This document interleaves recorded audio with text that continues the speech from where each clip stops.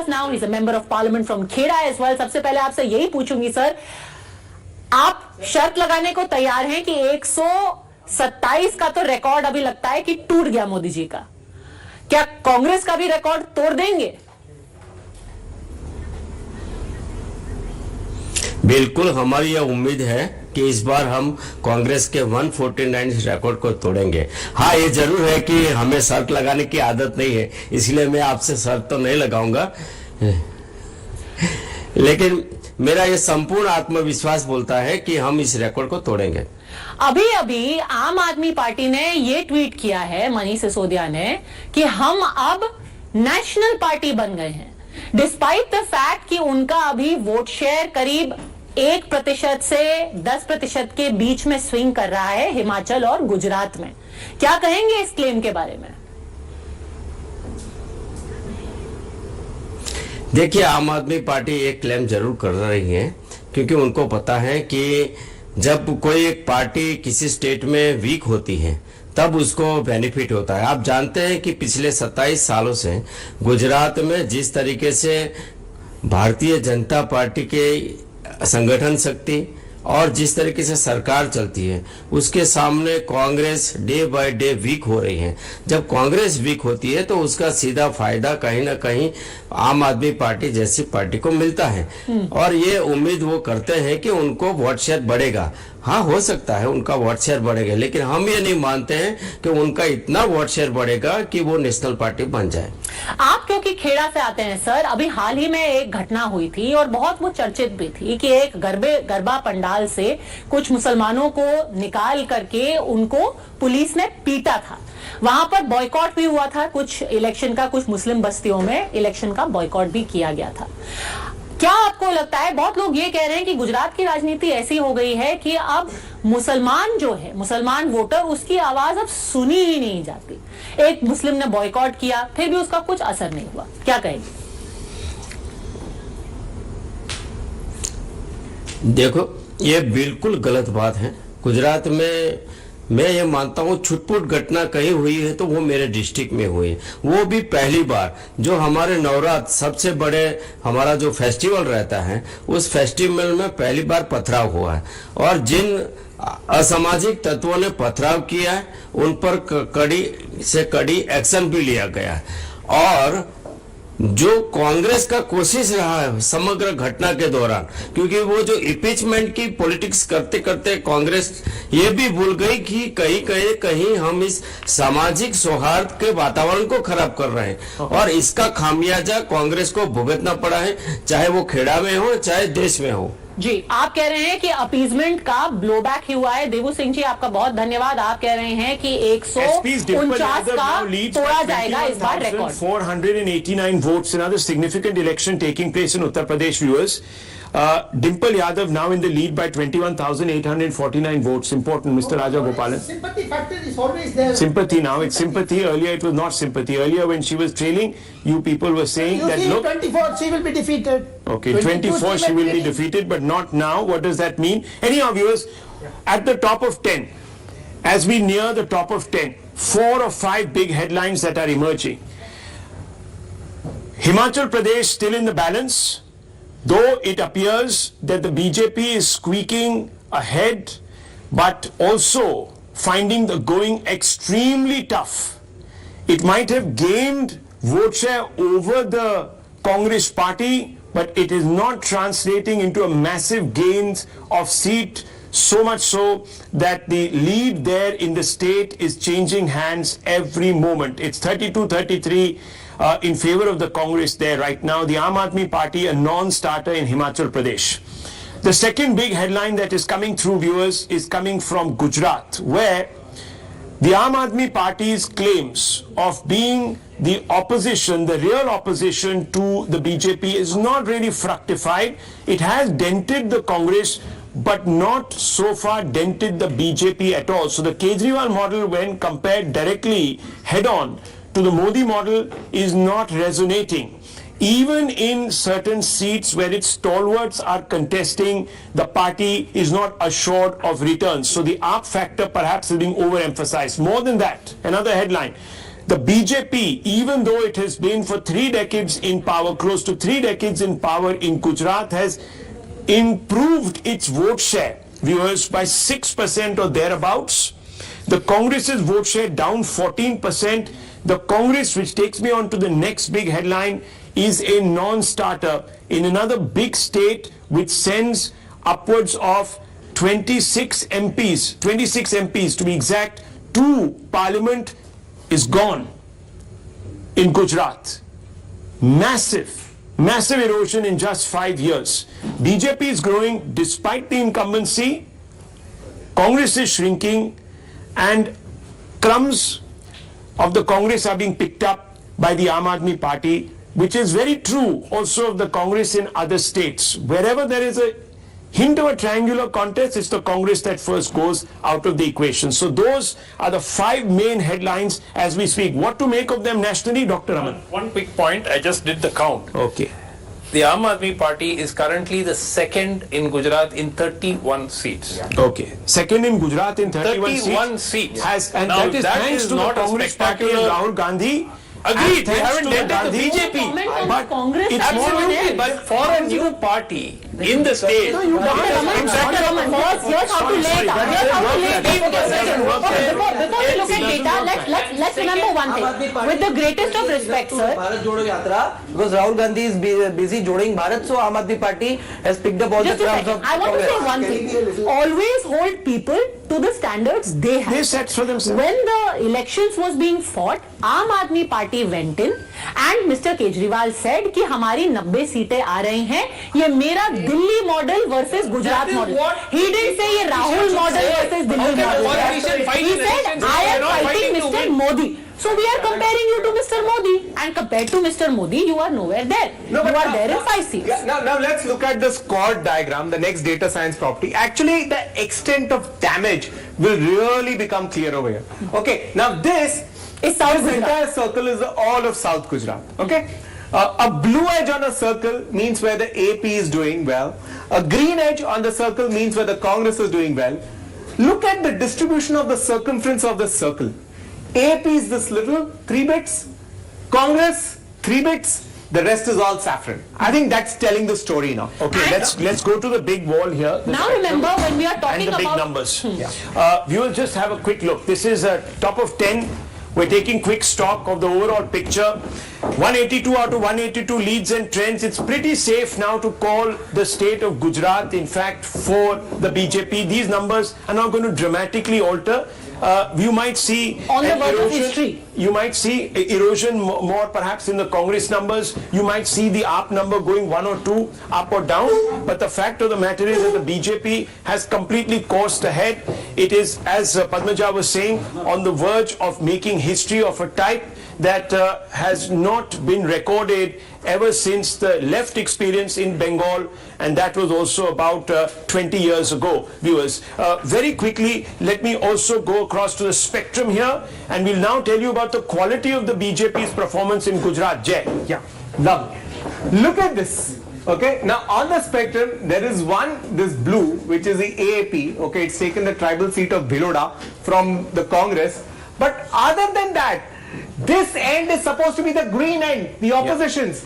Look at the swath of saffron in the green. this must be all Saurashtra Kutch. All of Saurashtra, Kutch, parts of north, central. I mean, we will load the chord immediately next. It's even lost in strongholds of Bharat Singh Solanki, tribal areas of central Gujarat. It's a complete disaster. And even the mild seats where the opposition had won by narrow margins, the BJP is just It's eaten up. completely, it's like an orange cake here. Like. So one would have expected, the AAP to have held back the Congress here a little bit, Yeah. and you can see some of the You AAP can gains are in see the the AAP opposition gains. mild seats. Mild They are seats. not in Yeah. any of the BJP strong seats, viewers. None This in is the a BJP strong. strong Look at seats. this. The BJP has retained its saffron Bastards. almost verbatim as it is saffron. Yes. In the mild, it's lost 2. Yeah, that is the tribal seat that Yeah, you're talking about, absolutely. This is a tribal which is really party agnostic. which Yeah. is party Yeah. agnostic. Yeah. So the AAP gaining this or losing this doesn't really make much of a difference. The Yeah. Congress getting one There's here. only one upset here And- in the yeah. spectrum. Yes. There's a tribal, and in between, if there is one blue switch, there was one upset. Rivaba was trading in Jamnagar North 2 minutes ago. Okay. So maybe that could be one upset. But we'll have to So- see. We'll have to see. And very quickly in the swing So seats. just a couple of quick updates on some Yeah. of the major seats. Yeah. Gujarat Chief Minister Bhupendra Patel, who is contesting from Ghatlodia, it's in Ahmedabad. He, by the way, last time won with the highest margin. This time he is leading by 23,713. But interestingly, somebody who may overtake him in terms of the margin of win is Harsh Sangvi, because he is leading with a margin of 20,000 votes right now from his seat of Majura, which of course falls in the Surat area. So that's the latest. Gopal Italia, like we said, from Katargam, he is trailing, Trailing. and Vinod Let me Bhai load the pod. Moradia, Yeah. I'll load the the pod over BJP is leading. I can tell you one thing. In Khambalia, I have personally seen, which is where Isudan Gadvi, the CM face of the Aam Aadmi Party, I'm going to stick my neck out and say that that is not going to be won by the Aam Aadmi Party. You because, don't think so? No. Even though because- he might be leading right now. No, they are not leading right They're now. not leading They are right not now. leading Okay. right now. So Khambalia is a seat from where he was fielded, but largely, even though he's a popular journalist, but people there perceive him as an outsider. And in all likelihood, this seat, which is currently represented by the Congress, may be taken over, is my hunch, by the BJP. And this Gopal- is purely Gopal based on my Italia, own. what is happening with Gopal There's a Italia? wonderful paradox here. What is happening with Gopal Italia? Gopal Italia also, I think, is trailing Trailing, right now, and the trailing. BJP is leading in that seat. Okay, so Yeah. very importantly, That's a viewers, Surat seat. so two Surat of area, the South heavyweights that the AAP was. The only one who is leading right now, remember, now let's, if we have that graphic already, in that letter there were 3 names which were written Yes. by Arvind Kejriwal saying मैं ये लिख करके आपको 3 नाम दे रहा हूँ, ये record margin से जीतेंगे. One was Alpesh Katheria, one was Gopal Italia, and the third was Ishudan Gadvi. Let me nuance it And to the- barring Wait. Alpesh Katheria, the other 2 are trailing. No, Padmaja, let me nuance it for the viewers. He added Alpesh's name after the We journalist just said prompted him. that. We just said that. That in all likelihood, if they just get another 2 seats going by these, they're already broken going by the leads. So I'm very glad that Ashutosh ji, you have come, because as I was saying in the morning, we have overanalyzed the AAP's influence in this election, and I was just putting out on record some basic statistics here. What do we know? We know that the BJP in Gujarat has increased its vote share by 6%. 6%. By 6%, doctor. After 27 years. 6%. After 27 years. It's amazing. record. Even the left did not demonstrate this kind of dominance in Bengal. The Aam Aadmi Party has 12.3% of the vote share, coming at the expense of the Congress, but the Congress has shown that it is weak against, in a triangular contest, against a third party. The BJP holding its own in every contest against the AAP except for one, I think, where there might be other factors at play. Rahul, one factor. Rahul, Yes, as you said. No, one second. Now, see, the important thing is, if you add Congress vote percentage and the AAP vote percentage, it is traditionally 38%, 38. which Congress has been getting since 1995. Yes. So that means BJP has not lost even a single vote Exactly. in the last 27 years. That's amazing. That's an amazing, and it's in fact gained the vote Yeah, shares. But it also makes the news that the new entrant, which is... Sir, which has- please which has do not go by 50%. that. Do not go by that, because the Congress is so weak that even if a person without a party had stood, he might have actually won a couple of percentage points of the vote. Please, that would be wrong. Look at Himachal. Himachal, you are nowhere. A percent vote. Himachal, How can you say? not aiming at No, as please well. ask Mr. Ashutosh. That was the first traditional experiment, lab experiment that the But it Aam Aadmi failed. Party constructed. I'm See, sorry, you see, can't one write off thing, one Rahul, state one and thing not the we other. have to agree. Again in Himachal. Look at Goa, look at Goa, that- look at Uttar Pradesh, look at Haryana. Rahul, again in Himachal Pradesh, Yes. the story is BJP is sustaining a very valiant fight. Sustaining a value. See, Okay, contradict that. Look at Congress contradict. already BJP in the state and at the center, and the Prime Minister himself campaigned in Himachal Pradesh, Yes. claiming that double engine ki sarkar. He said that the people of Himachal Pradesh are going to benefit if BJP comes back to power again, but still the people went with Congress. But Lokesh, So it's a big message. Lokesh, It's a big- I it's a agree with big you right failure now. I of agree BJP with you right now. right now to a point see, that look, Lokesh, While Congress is not winning Himachal decisively, that's the story. That's a story. That is So you lose Goa, you lose Uttarakhand, you lose Exactly. Punjab, Dr. Raman. Uttarakhand, Goa and Punjab, you could have won. Dr. Anand. कि आशुतोष सुबह सुबह शाखा attend करके आ रहे हैं अभी लग रहा है जैसे कि युवराज पोखरना होम मिनिस्टर बनने वाले the way he is grinning from ear to ear क्या हो गया भाई Yuvraj you look like you have won the election from The truth has to be told. Frankly, I don't think I have anything much to speak because Ashutosh ji जब से आ गए मुझे लग रहा है काम ये कर रहे हैं Doctor. आज सुबह सुबह उठ के वो शाखा से अटेंड करके आए I'll try and make draw it out for you. As I said a couple of days ago कि 11 states की सरकारें बीजेपी को हराने की कोशिश कर रही हैं, लेकिन गुजरात में बीजेपी को हराना मुश्किल ही नहीं, नामुमकिन.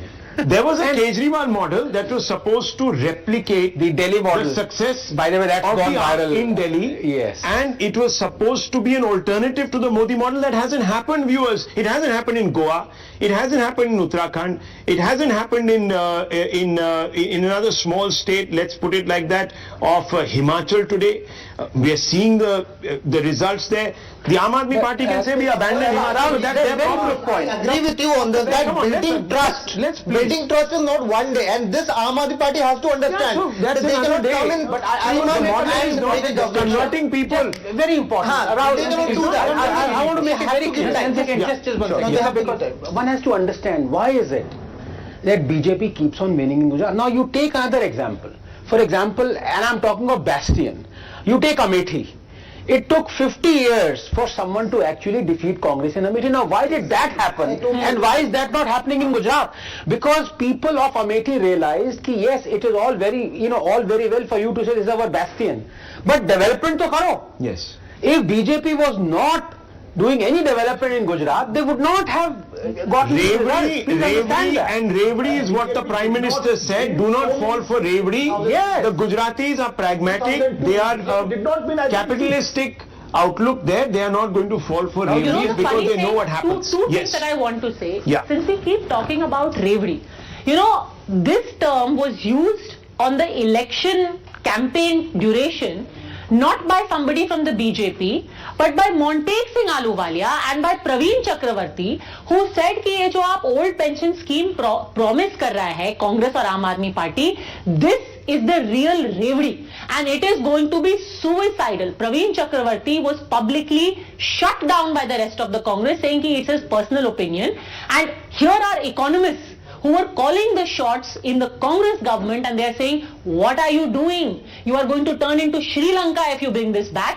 and yet people went ahead and made those promises. Now, before we go across to GVL Narasimha Rao, Member of Parliament, and ask him about this sweet sour emotions he must be experiencing right now, very quickly, We'll from explain Kutch this. Saurashtra, some interesting stories, where, first of all, let's see the big picture over here, Jay, where we have 20 seats. Remember, 54 total seats in Kutch Saurashtra. BJP has retained 20 I'll complete the story. and gained 22. So Correct. out of 54, So it had 20, here, wait, hang on. It had 23. just go back to that, please. Yeah, it had 23. Okay. Now, okay, now we can load the same thing here if you want that. No, let's see it here. Yeah. So now what's happened is, it had 23, it lost only 3. It retained 20, but gained a huge 22. Now look at this graphic, the chord diagram, it illustrates it so well. This is all the seats in Kutch and Saurashtra. The blue of AP is just so much, only 4 seats. The green of Congress is so much, it's just 8 seats. The rest is all saffron being plucked from all the other parties. You look at old Congress seats, Rapar, it's changing from Cong to BJP, Limdi, Cong to BJP. Huge. The entire patch that remains for green is so much, blue is so much. There was some story in the blue, something that Mr. Gopal Italia would regret. The Aam Aadmi Party is leading in his birthplace in Botad. He would have been better off to contest from here. And he has been taken away to a seat in Surat. Yeah, it's 154 BJP. Yeah. Yes. We are still talking And about Gopal Italia. if these trends hold out, this is, I know GVL Narasimha Rao, you are still not going to accept any congratulations for a possible breaking of a record in Gujarat, surpassing all previous records. The MOS home in Gujarat is saying, how's the Josh? So let me ask you, GVL, how's the Josh?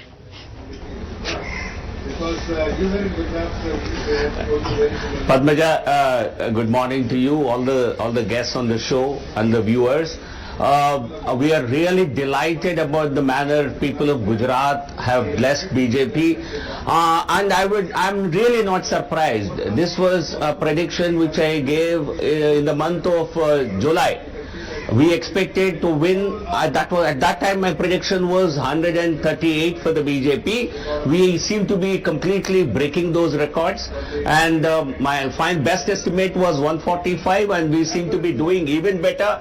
So I think, and with an improved vote share, you see, mind you, lot of people have not highlighted this factor. In 2017, when our tally went down to 99 seats, the lowest ever, we still polled 49% vote. And we polled 1% more than 2012. So when you analyze now, so I would like you to also please take a historical view. We polled 1% more, but our tally went down to 99. But today, if we are able to retain our vote share, we are actually improving according to the data currently available. But even if you are able to retain and get a spectacular win, I can call it only a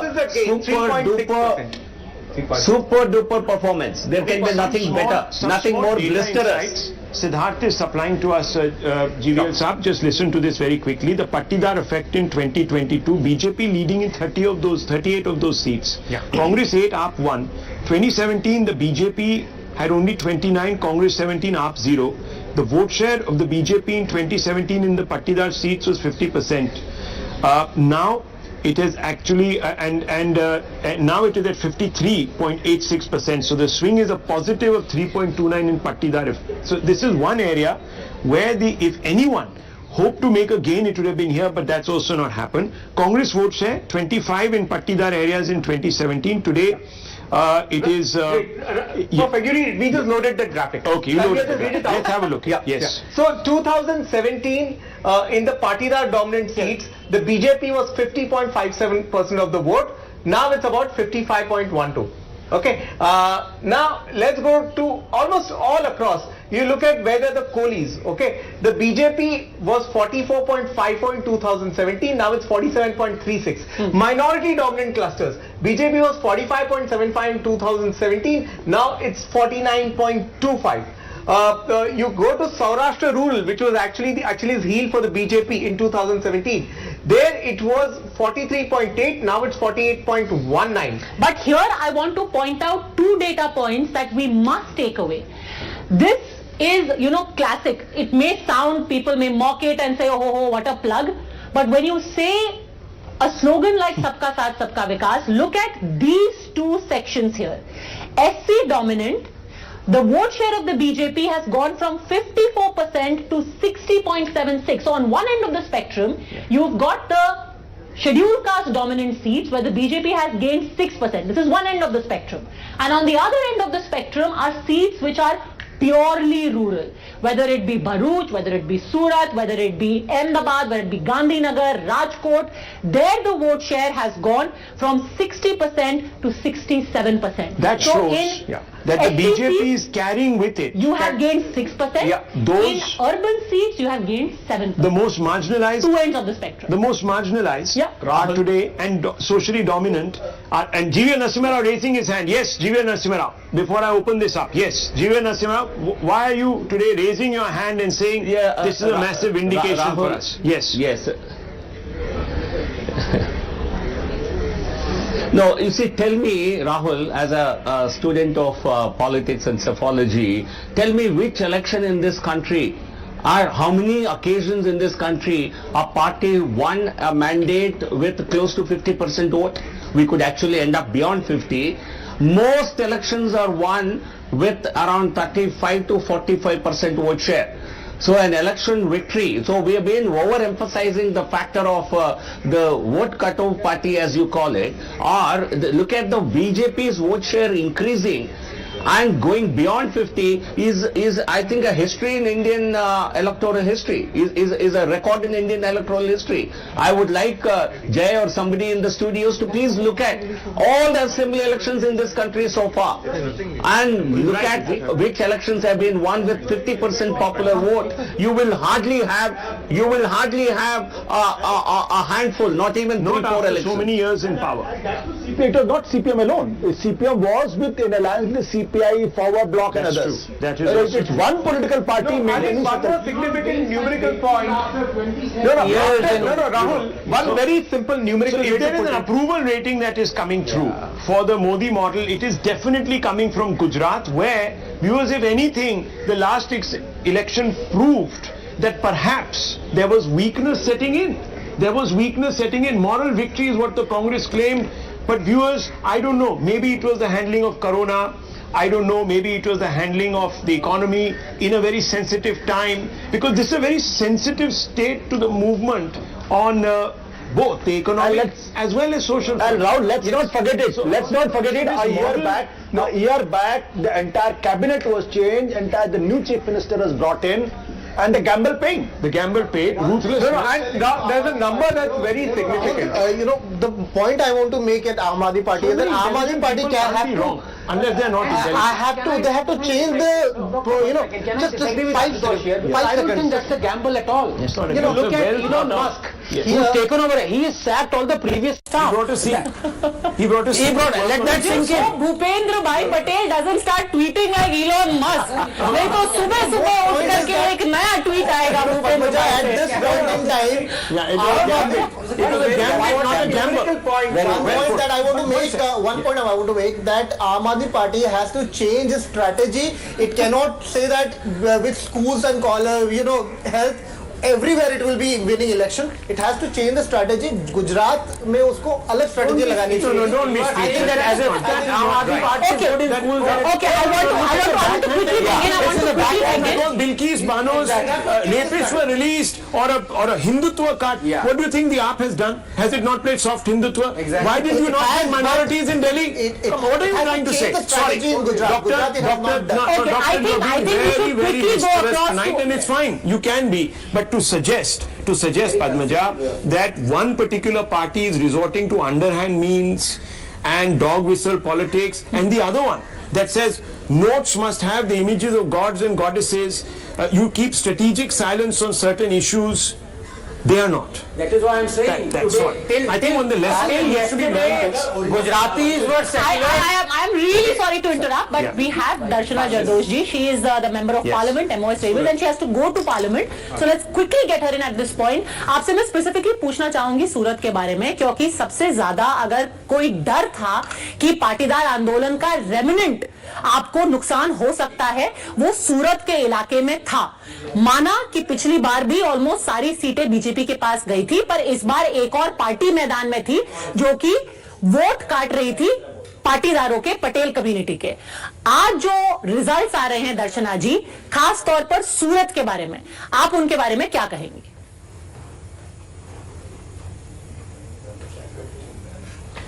सबसे पहले तो मैं सभी को नमस्कार करूंगी और बताऊंगी कि ये गुरुवार की सुबह हमारे लिए रिकॉर्ड तोड़ होने वाली है, और हम लोगों ने कभी भी ये बोला नहीं कि सूरत में एक भी सीट जाएगी.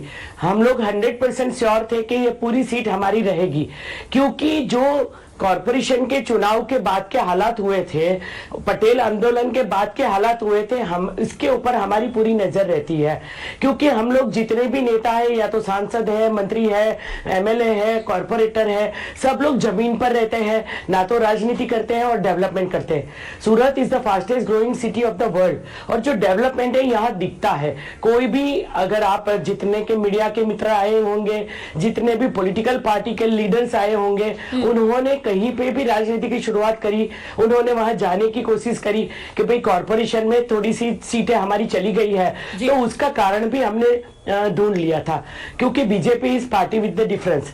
तो हम लोग हमेशा ये चर्चा करते रहते हैं कि ये क्यों हुआ, और इसके बाद में उसके सॉल्यूशन में लग जाते हैं. तो पूरे 2 साल हमें मिले हैं कॉर्पोरेशन के चुनाव के बाद. जी, 2 साल जो आपको मिले हैं उसमें आपने कई फेरबदल किए. एक चीज ये भी की गई थी, और ये 2017 में जो हुआ था, जी बोलिए।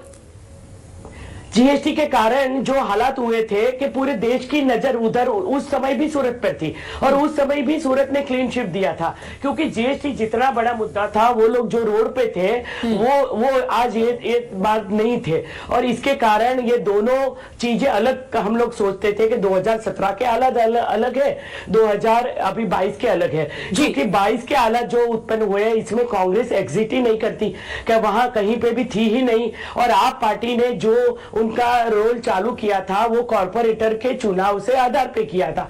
तो ये कॉर्पोरेशन, जहां हम लोग ट्रिपल इंजन की सरकार बोलते हैं, कि भाई कॉर्पोरेशन हमारा, एमएलए हमारे और संसद भी हमारी, तो ये उसको कैसे हम लोग पिरामिड की तरह सेट कर ले।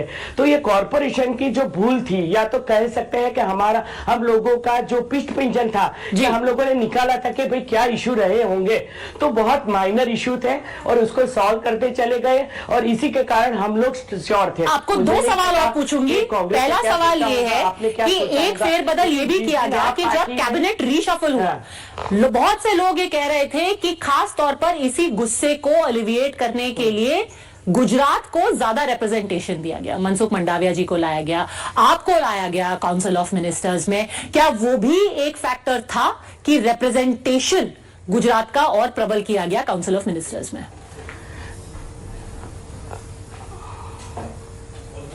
हाँ, वो हो सकता है नहीं हुआ भी है, क्योंकि कहीं न कहीं ऐसा होता है कि राज्यसभा में जो हम लोगों की मंत्री होते हैं और जो सांसद से चुने हुए मंत्री होते हैं, तो ये दोनों के साथ में मिलकर लोगों का मेलजोल जिस तरह से बढ़ता है, जो मिनिस्ट्री मिलती है, क्योंकि रूरल मिनिस्ट्री में भी और जो मिनिस्ट्री, जैसे साउथ गुजरात में मेरे से पहले जो मंत्री थे उसके पास टेक्सटाइल था।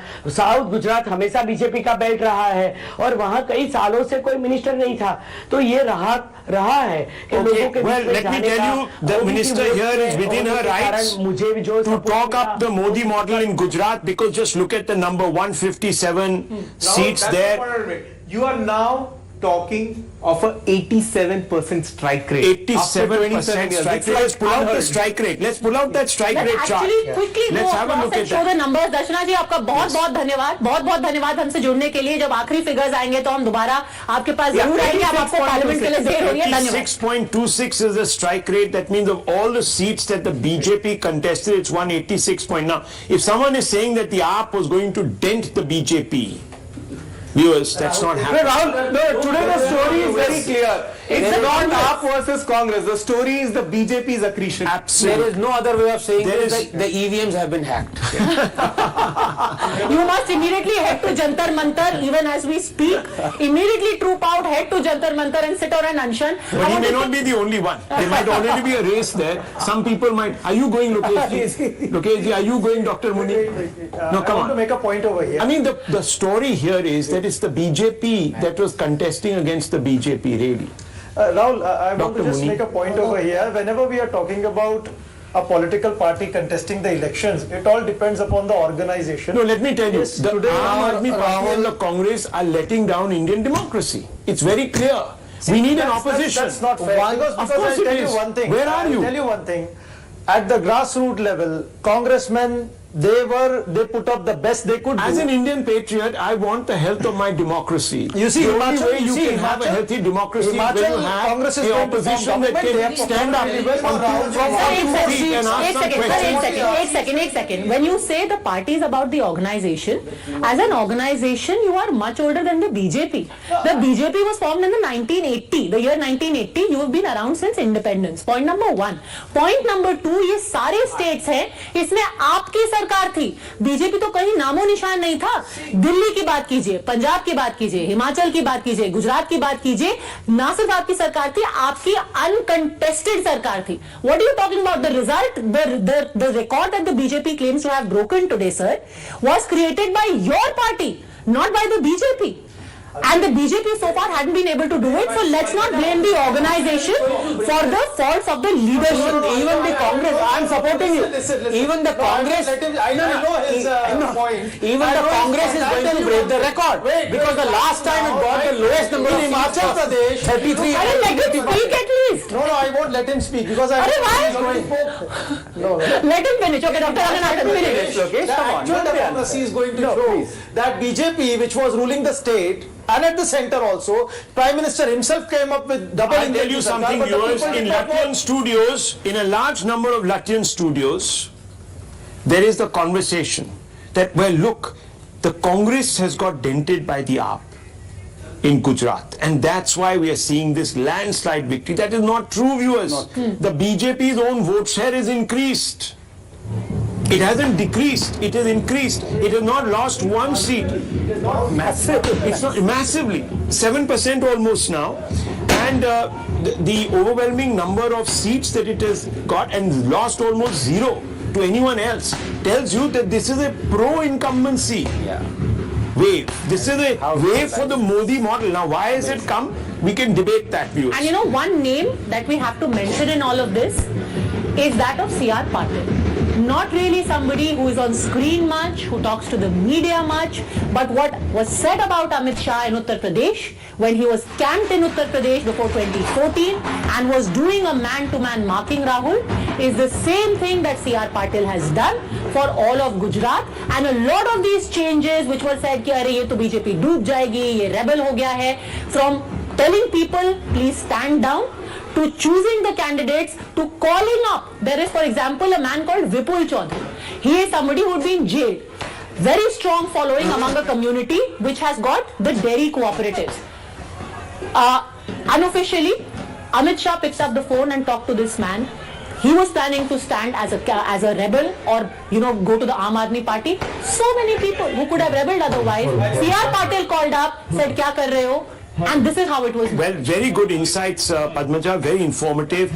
It's 10:30. 1 second. Give me 30 seconds. It's 10:30.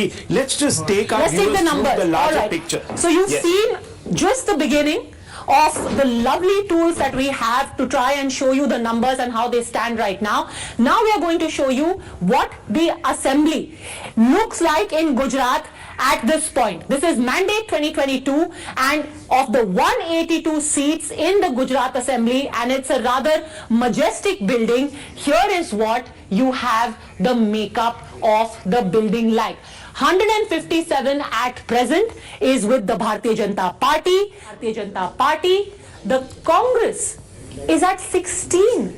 This really could be the kind of record that the Congress does not want to ever hold. The Aam Aadmi Party at 6. I'm just saying, is this a situation where there is going to be a race to the bottom between the Congress and the Aam Aadmi Party in Gujarat? Can you imagine a situation, and this is the Sheila Dikshit kind of situation in Delhi, where a party that was almost unchallenged for years altogether is now reduced to 16 seats out of 182.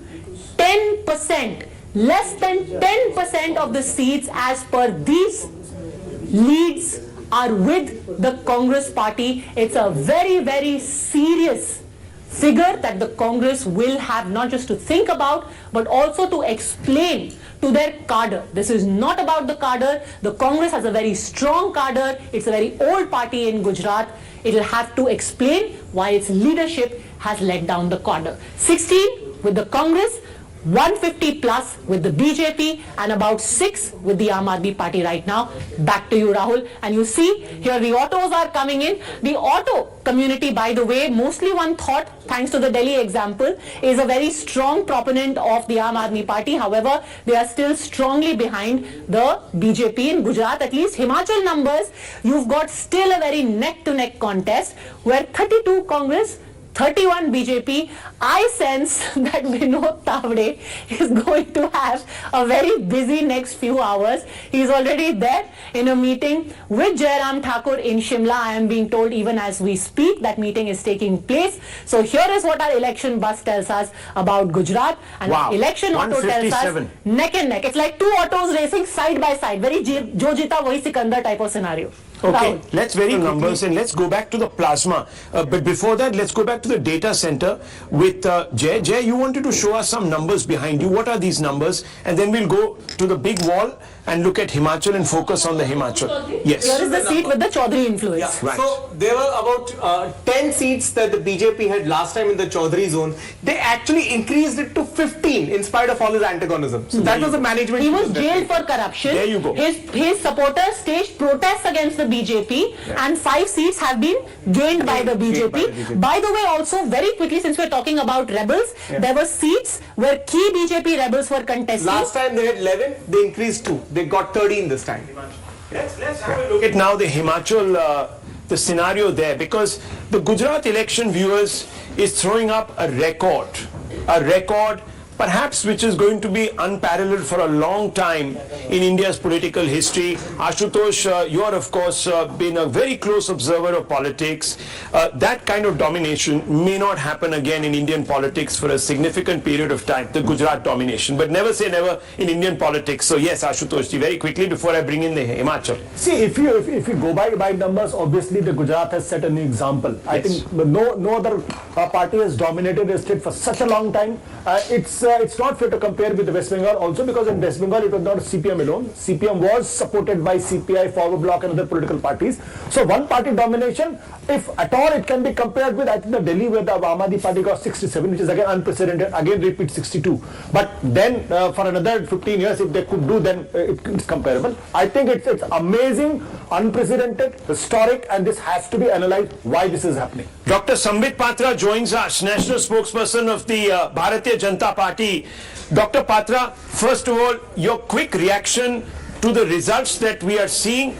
Results only in the sense that I think that in Gujarat it's not going to change much. So it's safe to say that these results will, or these trends will hold and they will crystallize into these results. But Himachal remaining tight, what's your overall take? What's your overall take? See, first, I would say these are trendsetters, as far as Indian politics is concerned, this is a trendsetter, because rightly, just before joining you were discussing as to how in the Indian polity, this is a case study. Despite being in power for 27 years in Gujarat, yet again repeating itself, and this kind of majority that we are seeing is something which is phenomenal, which is humongous, and this does not happen for no reason. This happens because of performance, and I always maintain that, remember, when we talk about the PM just does not mean Prime Minister. PM means pasina and mehnat. Just imagine, I was there in Gujarat and I was flabbergasted. I was observing the Prime Minister at this age, the kind of hard work that he has put in, the pasina and the mehnat that he has put in. It was almost akin to as if he was a booth level karyakarta. Despite the fact that there are other leaders and other political parties who claim themselves to be youth leader, we did not see youth leaders campaigning, but we saw our Prime Minister campaigning day in and day out. This is a trendsetter in Indian politics, that you have to perform, and despite the performance you have to campaign, you have to work hard, pasina bahana padega. This hard work in Indian politics is the new trendsetter. As far as Himachal is concerned, I would say it's not an easy task in Himachal to retain your government, because remember, Rivaj. In Uttarakhand and Himachal, the Rivaj is every 5 years the government has to change. That is the trend. But despite that, BJP doing so well, and I'm confident that by the time everything settles down in the evening, I firmly believe that we will form the government in Himachal as well. Let's wait, because the margins in Himachal are very less. There are seats in which we are sliding by 7 votes. There are certain seats in which Congress is ahead by only 100 votes. So I believe we have to let things settle there for a while, and then the outcome would be clear. Okay, so the big claim that, and look, a large number of journalists who are analyzing elections in some other studios, in Latyan's studios, etc., are saying that, look, the BJP should not become overly confident about what has happened in Gujarat. It's basically their B team, which is the AAP, that is working very hard to undermine the Congress. And a large number of Congress leaders are also saying this. We have lost to the AAP, we have not lost to the BJP. How do you respond to this, that you are working in tandem with X force or Y force? Someone will say the AIMM also was engaged, is that the other? How do you respond to those journalists? Because if you look at Gujarat, you've increased your vote share by 7%. You've increased your seat share. You haven't lost a seat to the so-called Kejriwal model, i.e. Aam Aadmi Party, except for maybe one seat where, for another bunch of factors which we'll get into later with Jai Mrug, there has been a loss there from the BJP's kitty to the AAP kitty. But apart from that, you haven't. So how do you respond to this charge that is being made constantly against the BJP, that it hunts with the AAP hound and runs with then obviously the hair of the AAP where it is required?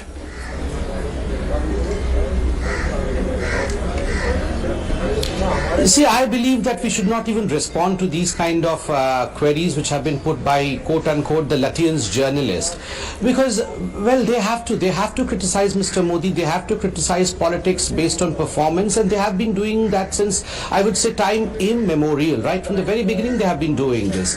And I don't understand, these very journalists who say that probably Aam Aadmi Party is the B team of BJP in Gujarat, but these very journalists stand firmly with the Aam Aadmi Party when it's a discussion about Delhi. So I don't think we have to respond to them. Remember one thing, it is about the time period over which BJP has shown its dominance in Indian politics by performance. A huge time period, 27 years plus adding 5 more years. So if the Aam Aadmi Party has to showcase itself, it's on the scale of the time. It cannot be on 1, 2 or 3 performances. It has to be on a scale of time, whether they would be able to retain their performance in Delhi, which they claim to be a kind of model in itself. And I should compliment Anand Ranganathan, who is present over here. He said that the only last model from Delhi was Neha Dupia and no one else. So I firmly believe this model of Aam Aadmi Party carries no wind with it, and over time we would be able to know whether really there is a model of Aam Aadmi Party or not. A team, B team, I don't have to respond to them, because let me bring in Dr. Arshdeep this Muni is some kind of game which always will continue. AIM is a... Rahul, you can say that the Delhi model failed in Gujarat and everything, but of course it failed. Of course it was unable to communicate this 9 paper leaks that happened in 7 years. Of course the education, it was unable to communicate the poor education quality of 700 schools having 1 teacher. Of course these things Aam Aadmi failed to communicate. But one thing I want to tell to Aam Aadmi Party, that they have to stay on ground, and of course in the next elections Aam Aadmi Party may come second or even form a government in Gujarat. As per the data we are seeing, the voting percentage is good, 14% to 24%. There is a very good margin for new entrant. Remember, Keshubhai Patel and the others failed to even get 3%. 14% is a very good margin. Till now, it may increase in coming times, of course. You were talking, Jay, about triangular contests and how they haven't really worked out in Gujarat. Can you just elaborate on that? And we'll also go over this data, which is the firewall data. Very important. Yes. So I think I was just checking the latest vote shares there at the data center. The BJP has, even at a conservative estimate, it's fluctuating, but even at a conservative estimate has gained 4% of vote. So it's currently at 53. Okay, the Congress is down to something like 26, and the Aam Aadmi Party is there between 12 and 13. I think the story is the very theory of triangular contest holds water if the leading party is at 35-40 and it's taking a benefit of the Westminster model. That's not happening now. First past the post model. Now at 53 or 54%, you're not dependent on the Westminster model to scale your seats. So clearly it's surprisingly that is being borne out. Look at these firewall breaches that have taken place. Just talk us through this. Yeah, this is Gujarat, it's Dani Imda. They should talk about the Congress firewall breaches, the Congress firewall grain. Now breached by BJP. Yes. So, look at it. 14,658 votes. Dani Limda is actually a Muslim and Dalit dominant seat in the heart of Ahmedabad. Now, over there, it was treated on par with other Muslim dominant seats like Daryapur and Kazipur. Another one coming up. Talala. Now this Talala is in Saurashtra. It is a heavily Patidar dominant seat. The Congress won it with a very handsome margin last time. Look at what's happening now. the BJP has taken it up. That means, on a theoretical level, when the BJP leaders claimed, Mr. Rupala himself claimed that the social discomfort of the Patidar agitation had actually calmed down. He was right. So very quickly, I want to quickly bring in again Dr. Muni and Dr. Patra. Dr. Muni, had this been an AAP-driven election, had the AAP done very well, then in these seats where there was a certain resentment amongst Patidars against the BJP, you would have done fantastically well. You would have taken the position of the Congress and perhaps breached and won those seats, but you haven't. And that's what you have to look at. And you can't keep saying that. Seats, but even in the South Gujarat, Aam Aadmi Party was really hopeful in the South Gujarat to get a huge margin there, but not able to getting it. It shows that the Aam Aadmi Party especially failed to communicate their actually model to the Gujaratis, and Gujaratis really did not acknowledge. Now you can say about Delhi model and Gujarat model. Yesterday, so communication failure, Dr. Patra. It's a communication failure. That's all. We'll get our communication right, says the Aam Aadmi Party, and this is a party that excels at communication. Here's a thought. Let's take a look at this map. Dr. Patra to finish his question. Sorry. Dr. Patra, quick response to what Dr. Akashdeep Muni has said. Yes. Yeah.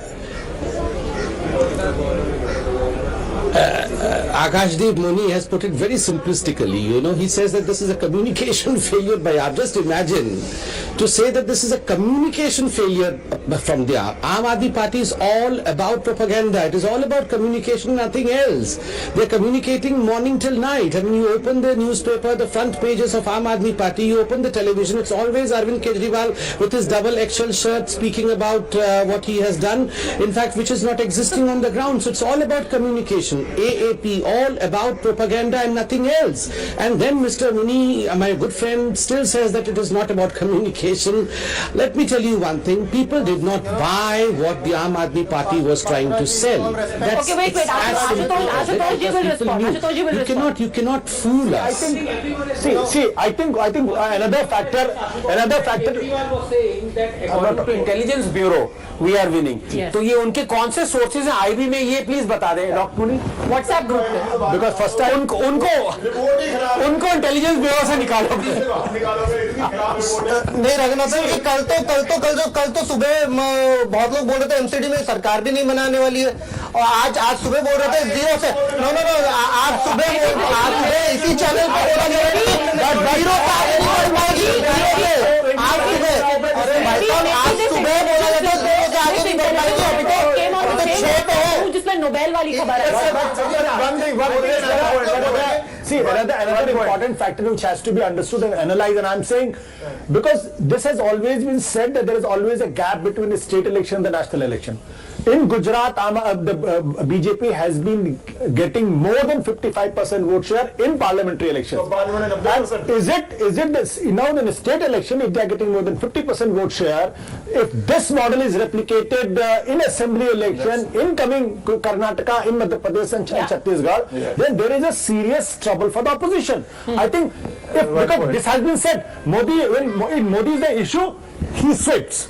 When the Modi is not an issue, then the Congress wins and opposition wins. Akashdeep Muni responds to this. Double XL shirt see Arvind ji की और double XL result आ गया BJP का. नहीं, आप shirt पे focus कर सकते हैं, मुझे कोई प्रॉब्लम नहीं. मैं नहीं कर सकता. पात्रा साहब शर्ट पे फोकस कर सकते हैं, पैंट पे फोकस करते हैं, मफलर पे फोकस करते हैं, पर आम आदमी पार्टी एजुकेशन पे फोकस करती है, हेल्थ पे फोकस करती है, रोड पे फोकस करती है. ये मेरा 700 स्कूल्स में एक टीचर है साहब गुजरात में. ये कम्युनिकेशन नहीं हो पाया, कोई बात नहीं, ठीक है, अगली बार होगा. Doctor Patra.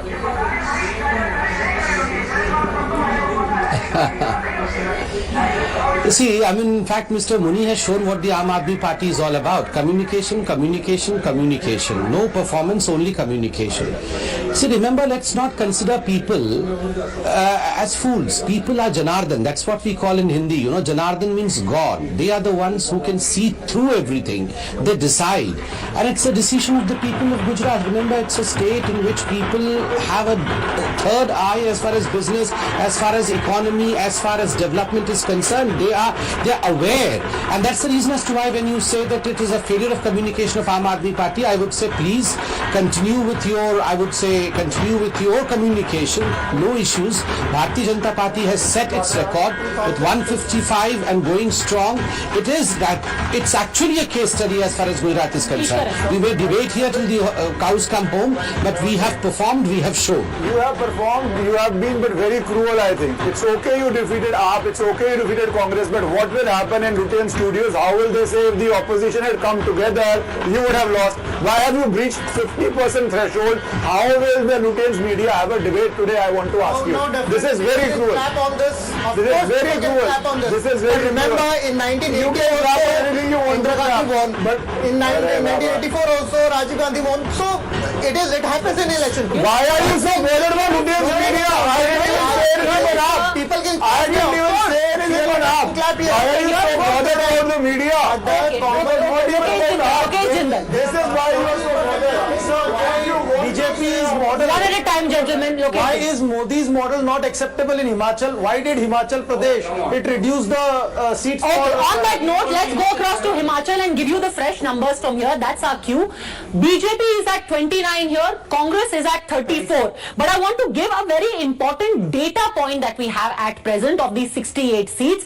While the Congress has 34 and the difference between the two is of 5 seats, there are at least 7 seats that we have identified where the lead of the Congress is extremely narrow. Let's name them and then let's first put out the names. Jay, let's first put out the names, then you can analyze it one by one. First seat, Lahore and Spiti, where the difference is 733 votes. 733. 733. Okay. Chaitanya Sharma from Gagrate, 809 votes. How many rounds do we know? We don't know that yet. I think by now the second round also should be over. Okay. Usually at around 10:30, that is what happens. Ajay Solanki, Nahan, leads by 628 votes. Then you have Rajesh Dharmani leading, wait for it, by 277 votes. Okay. Dhani Ram Shandil from Solan, 586 votes. Satpal Singh Raizada, 104 votes, and this is the cherry on top. Bhavani Pathania is leading by 11 votes right now. Malinder Rajan from Indora, 354 votes. So we have 1, 2, 3, 4, 5, 6, 7 seats where the margin is between 500 to 12. Okay, Vijay Rupani, former Chief Minister of Gujarat, is live. Mr. Rupani, thank you for speaking to Times Now. Very quickly, आपको अभी जो गुजरात से जो खबर निकल रही है, इस पे आपकी टिप्पणी क्या है?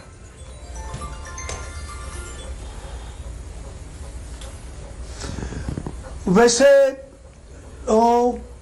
नरेंद्र मोदी जी के प्रति गुजरात के मतदाता और गुजरात की जनता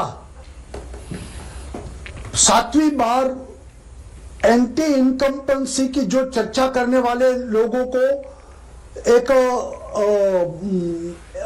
रिसर्च करना चाहिए कि गुजरात में क्यों इतनी नहीं, आपने इतिहास तो बनाया रूपानी जी, मगर कई लोग कहेंगे ये इसीलिए बनाया गया क्योंकि जो प्रभारी हैं वहां के, और अमित शाह जी हैं और नरेंद्र मोदी जी हैं जो भारत के प्रधानमंत्री और होम मिनिस्टर हैं, उन लोगों ने सोच लिया था कि जो करंट लीडरशिप है उसको रिप्लेस करना पड़ेगा, नहीं तो हमारा कुछ नहीं होगा. सो जीत तो मोदी मॉडल की है, देखिए, but unfortunately state level leaders ने बीजेपी को थोड़ा जी जरूर यस आप उसका जवाब दीजिए.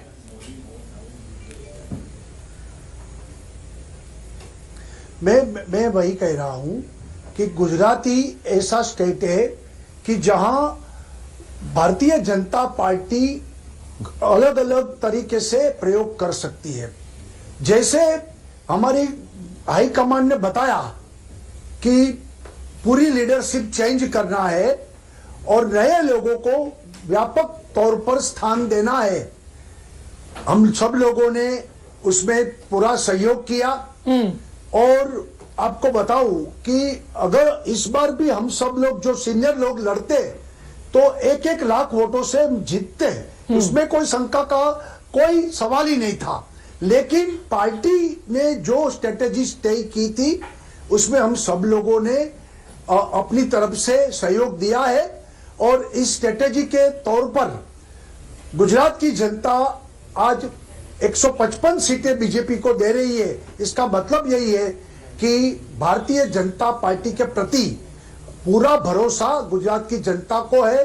नरेंद्र भाई मोदी के नेतृत्व में सब लोग आज भी प्रसन्न है और उनका व्यक्तित्व भी बरकरार है।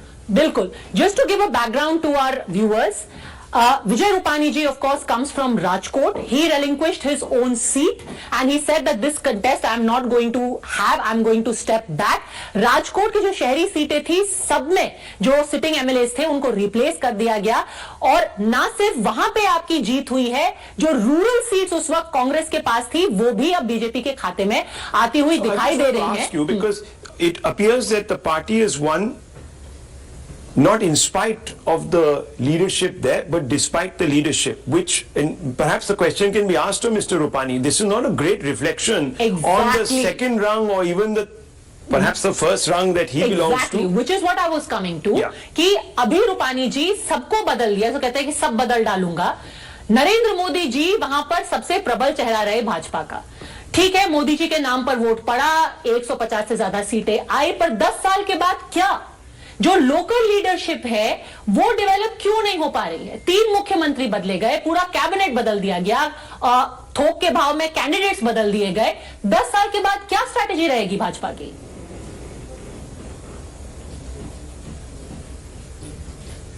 ये देखिए, कोई लीडर्स, अलग अलग लीडर और लीडर बन गए हमारे।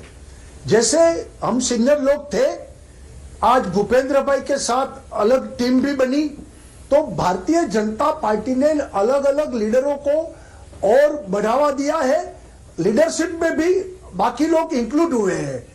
तो मैं मानता हूं कि उसमें लीडरशिप खत्म नहीं हुई है। श्योर नरेंद्र मोदी के नाम पर चुनाव लड़ा गया, नरेंद्र मोदी के नाम पर लोगों ने आज काफी सीटें भी दी है और विकास की राजनीति प्रस्तापित की है। पिछले 2 दशक में जो विकास हुआ है और पिछले 5 साल में भी हमारी सरकार ने जो But Mr. Rupani ji, would you accept that you have let down? No, will you accept, Rupani Saab, that you have let down the BJP in the state by actually still being dependent on brand Modi? No one has created a identity around themselves in the state of Gujarat, and this will become a problem going forward. That is why Kejriwal says, मैं 24 की लड़ाई नहीं लड़ रहा हूं, मैं 29 की लड़ाई लड़ रहा हूं। यहाँ डॉक्टर मुनि बैठे हैं, वो कह रहे हैं कि हम तो अब शुरुआत कर रहे हैं, अब हम जल्दी से परास्त कर देंगे बीजेपी को। वहां पर कोई नहीं है, ब्रांड मोदी है, बस वो ब्रांड मोदी अभी थोड़ा समय चलेगा, उसके बाद वो भी गया।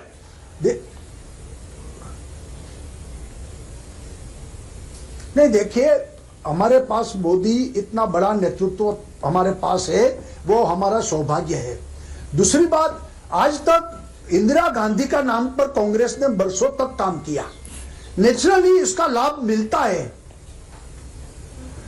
मगर वहां तो गांधी डायनेस्टी थी, यहाँ डायनेस्टी नहीं है। मतलब ये नहीं है कि लोकल लीडरशिप, यहाँ कोई मोदी डायनेस्टी नहीं है। आप लोगों को भी थोड़ा अपनी तरफ से, you will have to redeem your own pledge to the voter.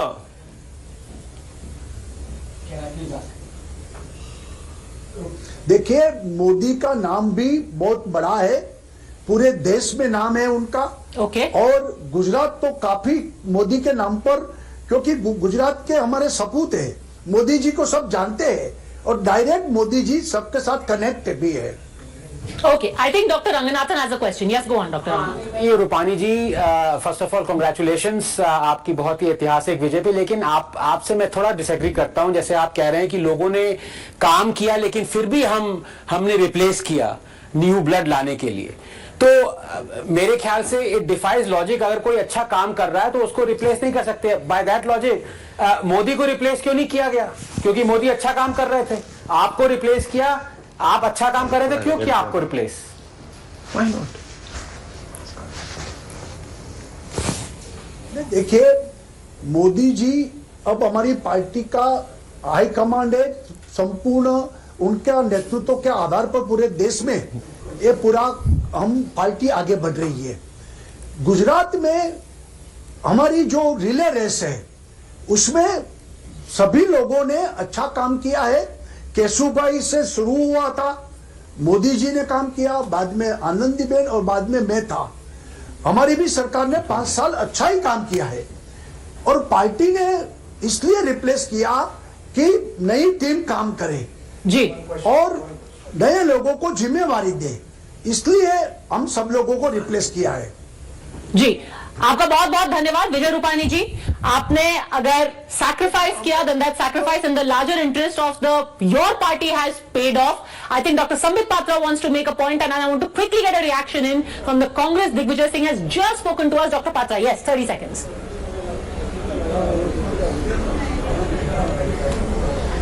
See, I have been listening to Vijay Rupani जी। मैं पहले तो विजय रूपानी जी को नमस्ते कहूंगा, और यहाँ चर्चा का विषय कौन रिप्लेस हुआ कौन रिप्लेस नहीं हुआ उससे बड़ा विषय है। यहाँ पर आप सोच के देखिए, यही परिवेश अगर कांग्रेस पार्टी में होता, आज आप अशोक गहलोत जी और सचिन पायलट जी की लड़ाई देख रहे हैं।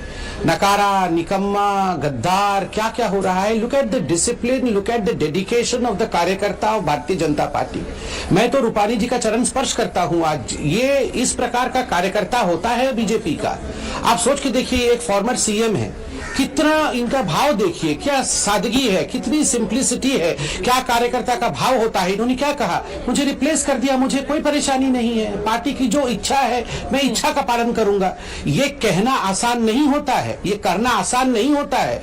लोग पीछे भीतरघात करते हैं, लोग पीठ पे छुरा चलाते हैं, लोग हराने के लग जाते हैं। मैं सल्यूट करता हूं भारतीय जनता पार्टी के ऐसे नेताओं को जिनके कारण भारतीय जनता पार्टी की जीत होती है और जिनके अंदर कार्यकर्ता का भाव होता है। मतभेद का नाम ही लोकतंत्र है। आप जिसे कह रहे हैं कि चुपचाप स्वीकार कर लेना और आदेश का परिपालन करना, इसे डिक्टेटरशिप, तानाशाही कहते हैं। अरे सर, मतभेद का मतलब अपने डेप्यूटी को गद्दार थोड़ी ना बुला दोगे। वो गाली गलौज होता है, वो मतभेद नहीं होता है। कारा बोलना होता है। मतभेद है तो मैं आपस में डेमोक्रेसी की भाषा में अरे उस बात का निवारण करते हैं।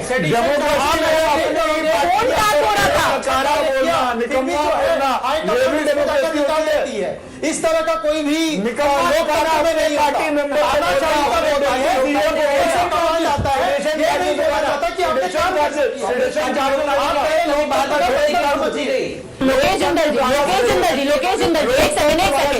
एक सेकेंड। लोकतंत्र ये नहीं होता कि अपने डेप्यूटी को कहो कि 1-1 करोड़ अमित शाह से लेकर के सब बैठे हो। ना ये होता है कि उनके फोन टैप हो रहे हैं, ना ये होता है कि उसको बोलो, ना ये होता है कि उसको बोलो कि निकम्मा और गद्दार है। लोगों ने सर ये होता है, चुनाई है, ये होता है गाली गलौज। दूसरी मतभेद नहीं होता है, मतभेद और गाली गलौज में बहुत फर्क होता है। Quick update, one second Lokesh ji, quick update. I hope घर में ऐसी भाषा के जेंटलमैन वन सेकंड नहीं होता। आई होप घर में निकम्मा नकारा नहीं बोलते। Quick update coming out of Gujarat is Isuddin Gadvi started to lead on his own seat by about 17,000 votes. That's what I'm just hearing, and it's being flashed on our screen also. Yes, Jay, you wanted to come in with a data point as we open up this conversation actually, further. Himachal is much more narrower than we are assuming. Okay, let's open Himachal. There are about 16 seats which are currently less than 1,000 votes. So, we are looking at, the situation completely changing in the next half an hour in Himachal. Interesting. For who? For the BJP? Yeah, it could be in favor of the BJP. Okay. Well, it could be anyway. Yeah. It could be anyway, as you were saying yourself, that there are about 8 seats where 7 it's a seats, wafer, very close, wafer less thin, than and 500. one there was about what, double 27. digits or something, double digits. So it'll be very interesting, viewers, to see that. And I would like to get Dr. Sambit Patra's response on Himachal. Dr. Patra, while we all agree with unanimity that BJP in Gujarat, powered by the Modi model, call it double engine, what have you, has caused ahead, why isn't the Modi model clicking with the voters of Himachal for a second time? You have obviously defeated that cycle in Uttarakhand, but here it seems to be a problem. Why? Dr. Patra, are you there? See, Rahul, as far as Himachal ahead. and Gujarat is concerned, Go ahead. Yeah, I'm there. Can you hear me? Yes. See, as far as Himachal and Gujarat are concerned, let's have a comparison between both of them. It's not that the Modi magic is not working in Himachal. The magic is working everywhere. The issue is Himachal is a small state. ये एक पहाड़ी इलाका है, पहाड़ी state है, तो it has its different semantics, compared to Gujarat. Here, the individuals also matter. These are small constituencies, small voter base. So, of course, every individual who has a personal connect with the voters, it does matter. So, if you have a dissident, I mean, number one, we have 16 seats over here which have a margin of 1,000 votes. So I think within 1 hour or half an hour, the picture would be more clear than what it is now, number one. Number two, because we had certain dissidents in certain seats, we were doing good. Expectations were more from Bharatiya Janata Party. We had more people expecting tickets. So there were certain dissidents in certain seats. I believe that has eaten into a chunk of our vote share, which is in fact reflecting in the result right now. But I still would be waiting for the final results to come. I firmly believe that by the time it all consolidates, Bharatiya Janata Party will do considerably well and we can form the government. That in the evening, the parliamentary board members will reach the BJP office, and at 6 p.m. the Prime Minister is also expected that they will be there at the BJP headquarters in Delhi. So 6 p.m. is the time. The entire parliamentary board will gather around and Mr. Modi will also be there. Well, Himachal is the story we are talking about. Yes, let's have a quick look at the big numbers on Himachal. 68 out of 68 trends coming in. Viewers, the scenario is for the BJP delicate, to say the least. Also for the Congress. While the Congress numerically is in the lead here, 35 seats there in obviously the first trends that are coming in.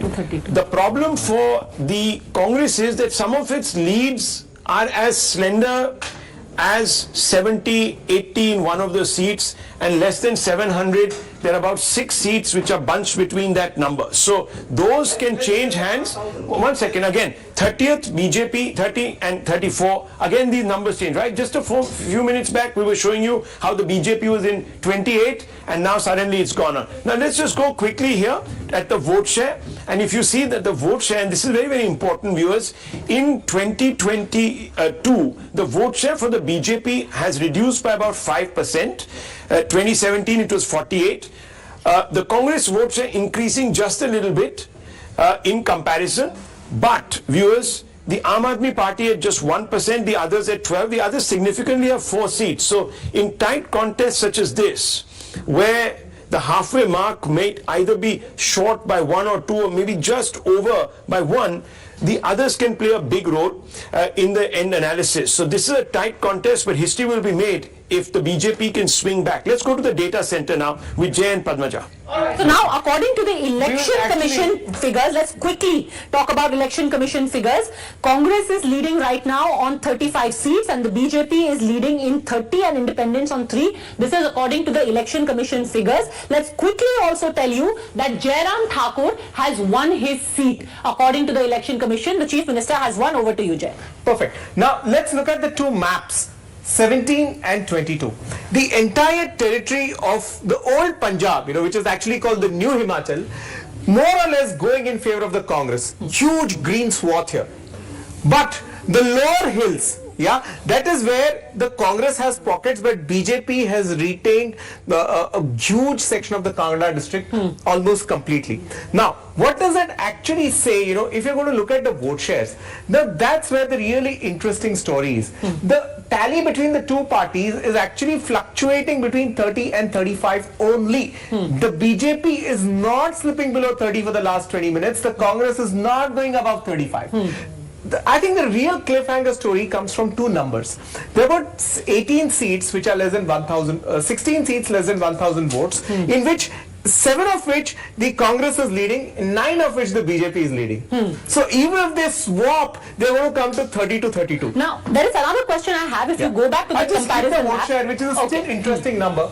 The vote share still says that the Congress is about half a percentage point behind the BJP. The BJP is at 43.37, the Congress is at 42.87.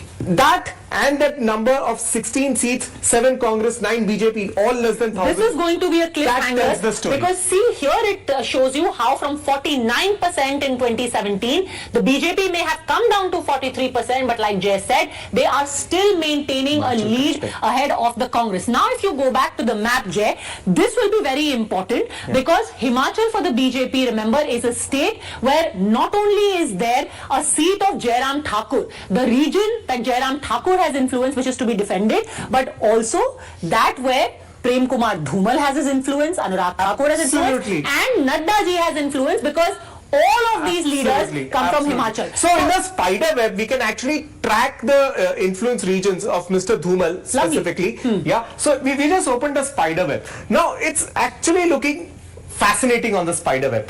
What happens in Mr. Dhumal's region is he does manage to save his skin. The saffron envelope is going beyond the green envelope. I mean, there is some, sort of consolation prize.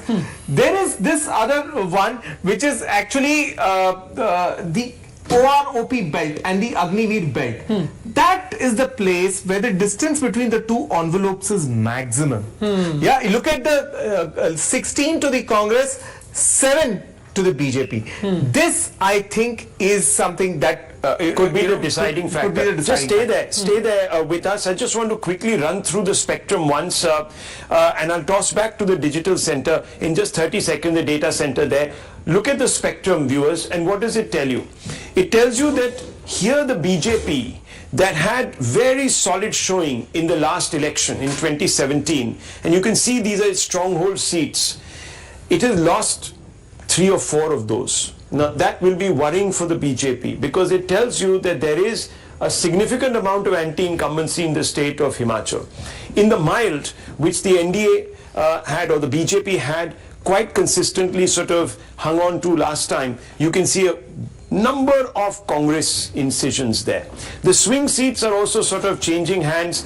The BJP coursing ahead in some of them, but as Padmaja was telling us that these swing seats are swinging actually quite wildly because the leads there are changing hands very, very often. The Congress, on the other hand, in its bastions has only really lost 1 seat to the BJP, which says that there is some sort of a deep-seated resentment against the BJP in this particular election, and therefore the Congress, while it hasn't lost some of its traditional strongholds, is in a better position, that's why, at this moment in the state, and therefore perhaps it's even improved on its vote share. Over back to the data center. Perfect. Alright, so here was the Agniveer factor that Jay was talking about, and this is the one factor which at least from the plotting of the seats seems to have done the maximum damage to the BJP. I mean, now let's look at the vote share in the Agniveer belt. Had that, sort of an issue not come up, then perhaps they would have done that. Now look, all across the state, the vote share difference, the average is just 0.5%. So very here close. when you see but the in the spider Agniveer belt, Armed Forces belt, we are talking of a 3.7% vote share lead for the Congress. So had it not been for this belt, in all the other belts, the BJP does take almost a good share of the votes. It does well in the Dhumal influence belt, it does well in the upper hills. This is the one where the difference is maximum. Now, if you go back to the map, if we, just put it in sharp relief for our viewers about which are the regions here in comparison, if you see which is Mr. Dhumal's area of influence, which is the region which is Nadda ji's region of influence, and the one which is for Jairam Thakur. So we can actually plot for the BJP which leader has managed to bring back a better report card. Jay. But this is certainly Mr. Dhumal's area of influence. Okay.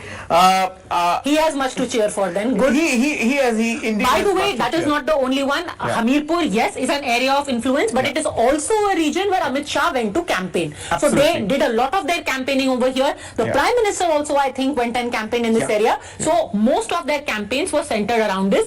This is the area that they have managed to hold on to. Now, if you see this area, because this is the other big pocket, what are the main issues here, Jay? And what is the nature? Is it an apple belt? Is it a rural belt? Is it that Fauji belt? Which one is it?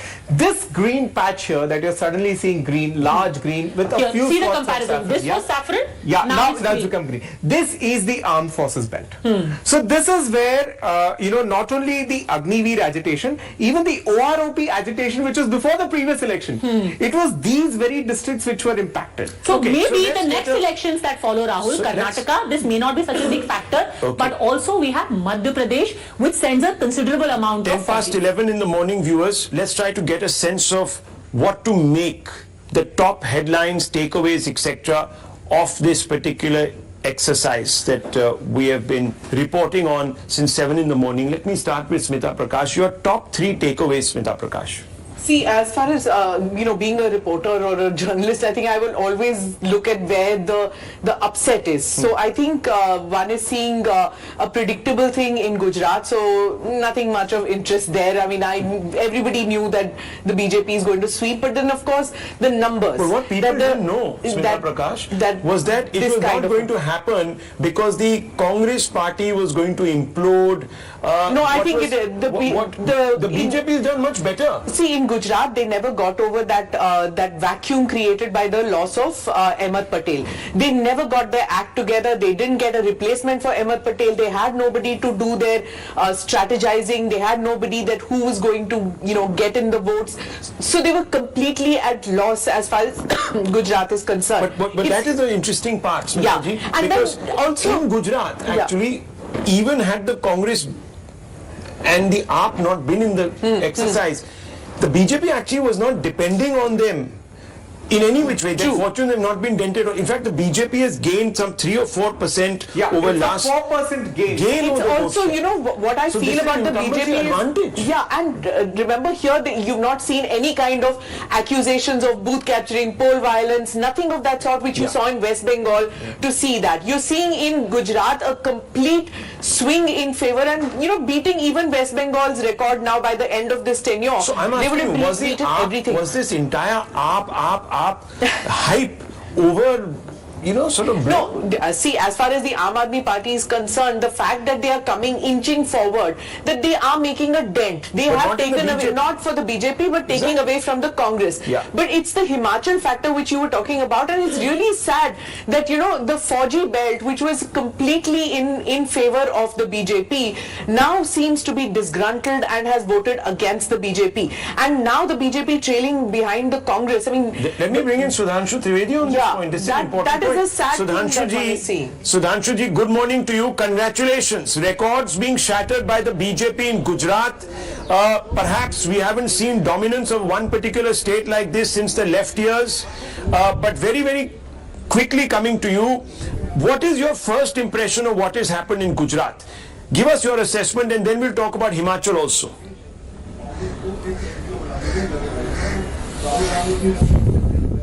Actually, if you look at Gujarat, since Sri Narendra Modi became Chief Minister in 2001, the level of development and the pace of development which Gujarat has achieved, it has having 3-pronged dimensions. Number 1, development. Number 2, requirement of the poorest of the poor. And number 3, Gujarati Asmita or the Gujarati pride and Gujarati Gaurav. All 3 were combined. And one more thing, after he became Prime Minister, 2017 Gujarat election was in, you can say, a little bit unnatural conditions because of the Patidar movement, the socio-political situation was different and the GST was implemented. This was the first election in which a normal, usual situation was there. So the support base for Modi ji was on its real representation. And second thing, this is also the home state of the Home Minister. Third thing, our Chief Minister was working and Modi ji has said कि नरेंद्र का record Bhupendra के नेतृत्व में टूटेगा. And the organization was working so meticulously that we were having 78 lakh workers on booth level, which were having the mobile verified 78 lakh some thousand workers. So it means if they are capable of converting just 2 or 3 votes more, then we were in a position of crossing 50%. And as Smita ji was saying, on the other hand, Congress was first time contesting without Ahmed Patel. और मैं तो ये कहना चाहूंगा कि Congress has got 23 और 24 seats whatever they are getting, it is an achievement because for the first time in the history of India a party is getting some seats without fighting the election. मतलब इस पे तो मुझे वो बात याद आती है कि एक आदमी ने बहुत अच्छी हाई रेपुटेड कंपनी की गाड़ी खरीदी और वो कुछ ही किलोमीटर चलने के बाद रुक गई, तो उसने कंपनी को फोन किया तो उन्होंने कहा साहब हमारी गाड़ी कैसे, हमारी कंपनी की गाड़ी कैसे रुक सकती, इतनी पुरानी कंपनी है। जब आके खोला तो उसने बोनट खोला तो उसने कहा साहब इंजन लगाना तो भूल ही गए थे। तो उसने कहा फिर ये चल कैसे गई, कहा इतना तो वो रेपुटेशन पे चल गई। तो मुझे लगता है वैसे ही हुआ, कांग्रेस ने तो इंजन लगाया ही नहीं था, तो डबल इंजन की बात कर रहे थे, वो मैदान छोड़ के खड़े थे। तो ये 22-23 सीटें जीतना ये मेरे विचार से एक पॉइंट होना चाहिए कि कैसे जिया। And one more thing, MIM has contested on 13 seats and all the intellectuals and the left-oriented political analysts have given an impression that this was the reason of defeat of the Congress party. Now Aam Aadmi party has made a severe dent in the vote base of Congress party, but I have not seen any of such interpreter or intellectual or analyst is saying that Aam Aadmi party has become a vote katwa for Congress or the reason of the damage or other things. But that's why I am saying there is a requirement of understanding the things in real perspective and the ground realities. And lastly, I would like to say Gujarat has given a message. This is the place from where Mahatma Gandhi came, who led the freedom movement. This is the place from where Sardar Vallabhbhai Patel came, who united India. And this is the place from which the most popular Prime Minister of the independent India, Shri Narendra Modi, came. And in the 21st century India, I think Narendra Modi is the Okay, let me bring in Rashid Alvi. Rashid Alvi ji, the Congress losing language used against them has also given and furthermore the Congress losing emotional thing in against Gujarat. the Congress, I think, which is being seen in the decimated performance of the Congress in the Okay, there you go. Rashid Alvi, respond to Dr. Sudhanshu Trivedi. Important points he has made. It's not looking good for you at all, the national level. Yeah, it is all. We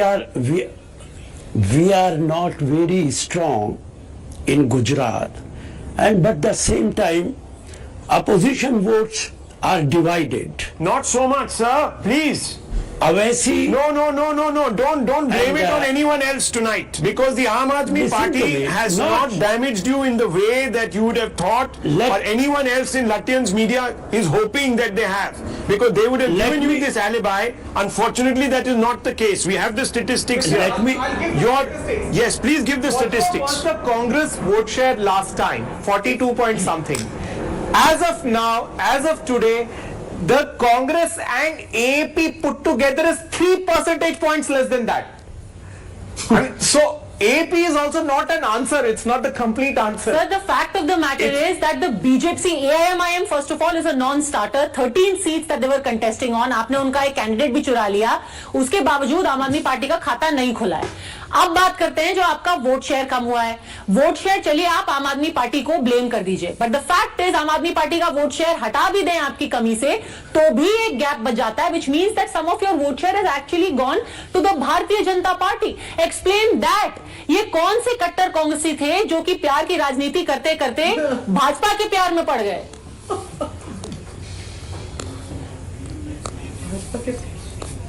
ये रिश्ता क्या कहलाता है? If you don't allow me to speak, how can I speak? Go on, sir. All of you are speaking. Let me answer properly. Have patience. Listen to me. Go on, sir. Aam Party and Awaisi, they have been put by Bharatiya Janata Party in Gujarat. It is beyond doubt, but I am not blaming them. My first sentence was that we are not strong in Gujarat, but the way Bharatiya Janata Party has played its role in Gujarat, it was very unfortunate. They have not contested this election on the basis of developments. Dr. Trivedi, would you like to respond? विकास पे आप नहीं लड़े, इसीलिए कांग्रेस हार गई. Listen to me. Let me complete. If Home Minister of the country, he has said हमने 2002 में सबक सिखाया था, बदला लिया था. Do you approve it? Whether how can you justify it? Bharatiya Janata Party, he is the Home Minister of the country. He is not Home Minister of Bharatiya Janata Party of or one community. Okay. As a citizen of this country, so parochial politics, scratching at the wound of Gujarat is the reason why BJP has won. Dr. Sudhanshu Trivedi is what Rashid Alvi Bhai is saying. Could you respond to him?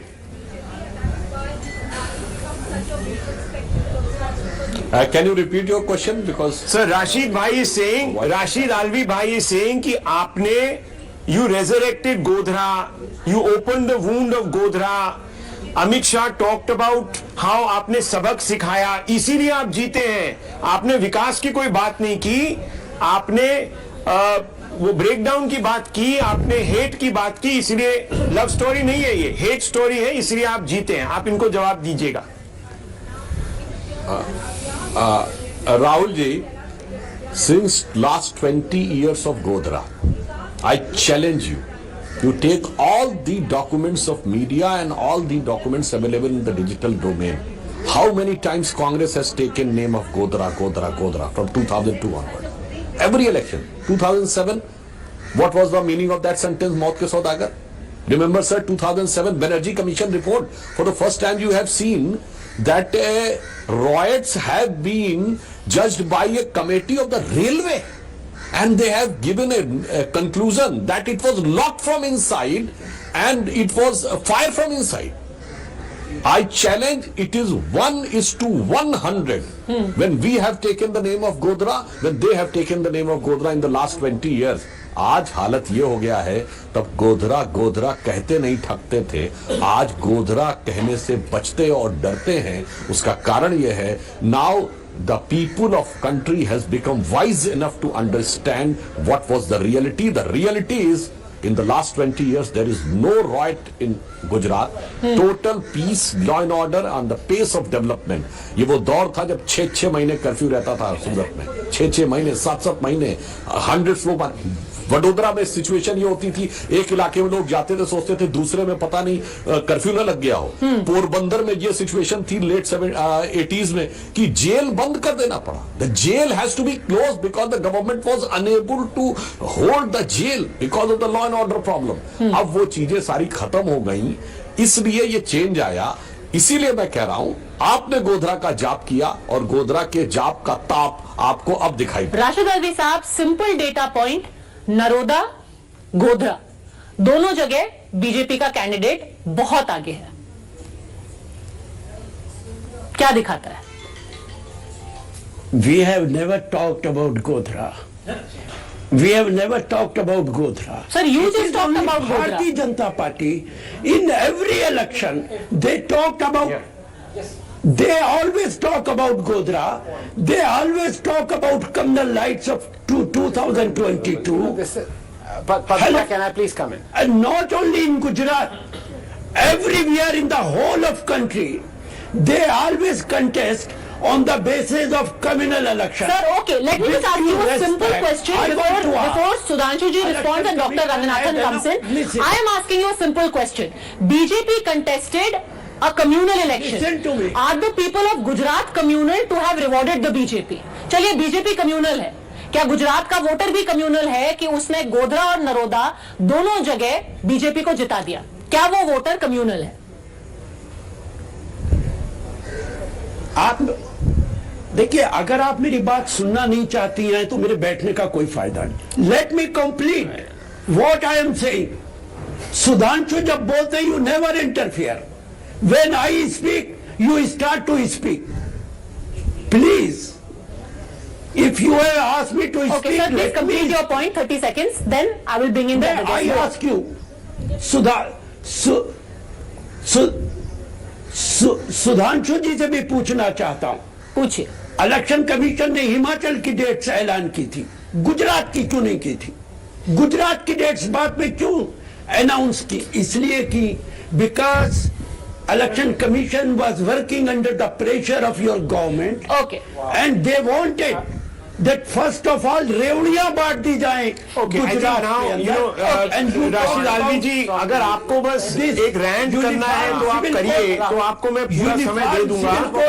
आप हमारे digital वहां पे चले जाइए, वहां पर जितना बोलिएगा. But let's be on relevant point. You see, in Himachal, the same election commission is obviously not playing a partisan role. Right now, the Congress has 38 there, the BJP has 27.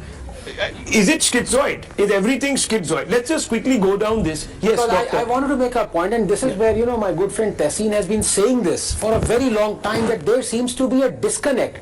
They are almost like what, you know, under George Bush he said, there's old Europe, new Europe. There is old Congress and there is new Congress. Now, you know, what Mr. Alvi is saying is actually, what he's doing is he's insulting the Gujarati voters. Yeah. I told 5 days ago as well, and I stick by that. They are the most unemotional, non-emotional people when it comes to voting. I am telling you, and I vouch for it, if the unemployment rate in Gujarat was 25% like it is in Rajasthan, and not 1.7% like it is in Gujarat, Modi and Gujarat and BJP would have lost this election. Rahul, can I add one more point? I think one factor, if the Congress ends up winning Himachal Pradesh, that we need to discuss at some point, is the rising importance of Priyanka Gandhi Vadra in the Congress leadership stakes. Because this is because of Priyanka Gandhi Vadra and not because of anyone else on the ground. Just hang on. Let me finish my point. So you're saying that he's winning because of Vadra, not Yatra. Hear me, Rahul. Uttarakhand was also a swing state that the Congress lost. And the odds were heavily stacked against the Congress in this particular election because, as we all know, the Bharat Jodo Yatra has diverted Priyanka Gandhi Vadra was the Prabhari of one part of Uttar Pradesh, the most electorally significant part of the next state. There's a difference in that. The difference in that is the Congress did not have resources or an organization in Uttar Pradesh yet she fought. The fact was that you have to make a complete disclosure to the viewer. You are a relation of the Vadras. You have to make that disclosure. I'm not. So let's be clear.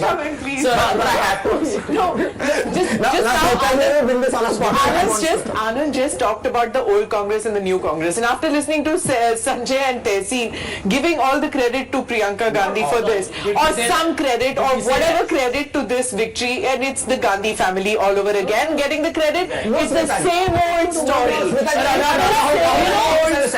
You know,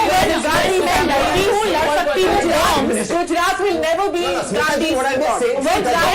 When मैं लड़की हूँ लड़ सकती हूँ bombs, then it is the लड़की's problem. The लड़की who contested. When Himachal does well, at Uttar Pradesh. No, I'm sorry. Hold on a second.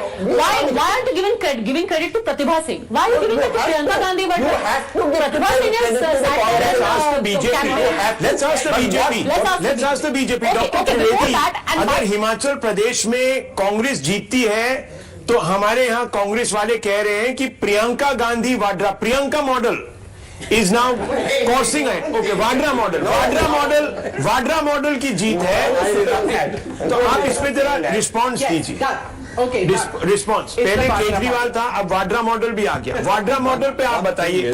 You are losing even to the Vadra model. That they are doing much better in Himachal, though we want to refrain to give a final conclusion till the final result comes, because around 12 to 13 seats are in a range of less than 500, but still it is very clear that the Congress is improving, and to their surprise they are getting more seats in Himachal than in Gujarat, which they might have not thought. But for this, what they want to give a credit to the presence of Priyanka Gandhi or the absence of Rahul Gandhi, or the consequence of this presence and absence. Now I think they have to decide that what is the reason for this, because up till now we have seen that whenever Congress was able to achieve any electoral victory or gain, they used to give credit to Rahul Gandhi and Sonia Gandhi, and you can say incidentally both of them were absent. So whom they will like to give a credit even if they do not form the government, at least they have improved their situation. Okay. I think this question to be asked from the Congress. Firstly, Smita, with due respects to you, I never said that Priyanka Gandhi will get a singular credit for the victory in Himachal Pradesh if it were to happen. So you misquoted me for the record. Point number 2, and this is important here, the Congress spent significant resources in Gujarat. Its leaders, its entire effort to try and win was more in Gujarat, and she was left by and large pretty much on her own to galvanize and make sure that the Congress crossed the line. So I think this is a significant vote towards the BJP rather than the Congress campaigning out there. It seems like they are more annoyed with the BJP over various things. Factor which added certain percentage. A certain amount of percentage. She got in a certain amount, whatever. She got in the talking about. Let's go across to Prem Singh Dhumal. Prem Kumar Dhumal ji is here with us. He's through with us. Dhumal ji, जो हम अभी आंकड़े देख रहे हैं, एक ये map अगर हम एक बार दिखा दें, 38 है कांग्रेस के पास, 27 है बीजेपी के पास. अब जो गैप है धीरे धीरे और बढ़ता जा रहा है. लेकिन कंसोलेशन प्राइस ये है कि अभी भी वोट शेयर के मामले में बीजेपी 0.25% आगे है. 0.25% आगे है. आपका जो इलाका है लगभग वहां पर बीजेपी ने अपनी सीटें बचा रखी हैं. जो बाकी 2 इलाके हैं उसमें नुकसान क्यों हुआ है आपको? क्योंकि सबसे ज्यादा जो आपको नुकसान हुआ है अपर हिमाचल के इलाके में हुआ है. क्यों? अभी तो चुनाव परिणाम पूरे आएंगे तभी एनालिसिस होगा, क्योंकि अभी तक तो ट्रेंड आ रहे हैं और आप देख रहे हैं कि हर कुछ मिनट के बाद ट्रेंड बदल रहा है, हर राउंड के बाद लीड बदल रही है. तो जब अंतिम परिणाम आएगा तभी कुछ कहा जा सकता है कि कारण क्या रहे होंगे. लेकिन कुल मिलाकर ये चुनाव जबरदस्त हुआ है. साधारणतः 5 वर्ष के बाद यहाँ सरकार बदल जाती थी. इस बार हम रिपीट करने जा रहे हैं, तो नया इतिहास रचेंगे. एक फैक्टर ये था कि बहुत दिग्गज नेता हैं जो कि हिमाचल से हैं. जब आपकी सीटों का बंटवारा हो रहा था, टिकट डिस्ट्रीब्यूशन डिसाइड किया जा रहा था, तो कई खबरें आई थी, लोग खुश नहीं थे, प्रोटेस्ट भी हुआ था, ओपन रिबेलियन भी हुआ था. क्या ये too many cook spoil the broth वाला सिचुएशन हुआ है भारतीय जनता पार्टी के साथ कि बहुत बड़े बड़े नेता टिकट डिस्ट्रीब्यूशन में थोड़ा सा झगड़े की वजह से सही तालमेल नहीं बैठ पाया? इन सब बातों पर चर्चा होगी जब सीट पर चर्चा करेंगे, पूरा परिणाम आने के बाद ही. धूमल जी, रूपानी साहब से हमारी थोड़ी पहले बात हुई थी और उन्होंने बोला था कि वहां पर जो सीनियर लीडरशिप है, they sacrificed everything for the party. उनको बोला गया कि आप लोग अपने जो पोस्ट हैं उनको आप छोड़ दीजिए, आपको हम टिकट नहीं देंगे. वहां पर सब बहुत डिसिप्लिन्ड पार्टी फर्स्ट मेंटालिटी लेके आगे गए. यहां पर जिससे भी हमने बात की है हिमाचल में, ऐसा लग रहा है कि बीजेपी खुद ही बीजेपी के साथ लड़ रही थी. इसीलिए आज की डेट में आप लोगों ने कांग्रेस को इतना बड़ा एक एडवांटेज दिया है. इस पे आपकी क्या टिप्पणी है स्पष्ट तरीके से? मैं तो निश्चित तौर पर मानता हूं कि हमें जब भी जो कहा पार्टी ने वो किया है. मैंने तो स्वयं इस बार चुनाव नहीं लड़ा, तो वहां अगर गुजरात में छोड़ा तो मैंने भी छोड़ा यहाँ पे. ओके, धूमल साहब आपका बहुत बहुत धन्यवाद. अभी भी कई सारी ऐसी सीटें हैं, करीब 15 ऐसी सीटें हैं जहां पर बहुत क्लोज कॉन्टेस्ट है. The familiar bugbear of any election is the much reviled EVM, and already the Bharat Jodo Yatra has united to declare war on the EVM. We've got a fresh reaction coming in from Digvijay Singh. Let's listen in to what the Congress has to say about the EVM.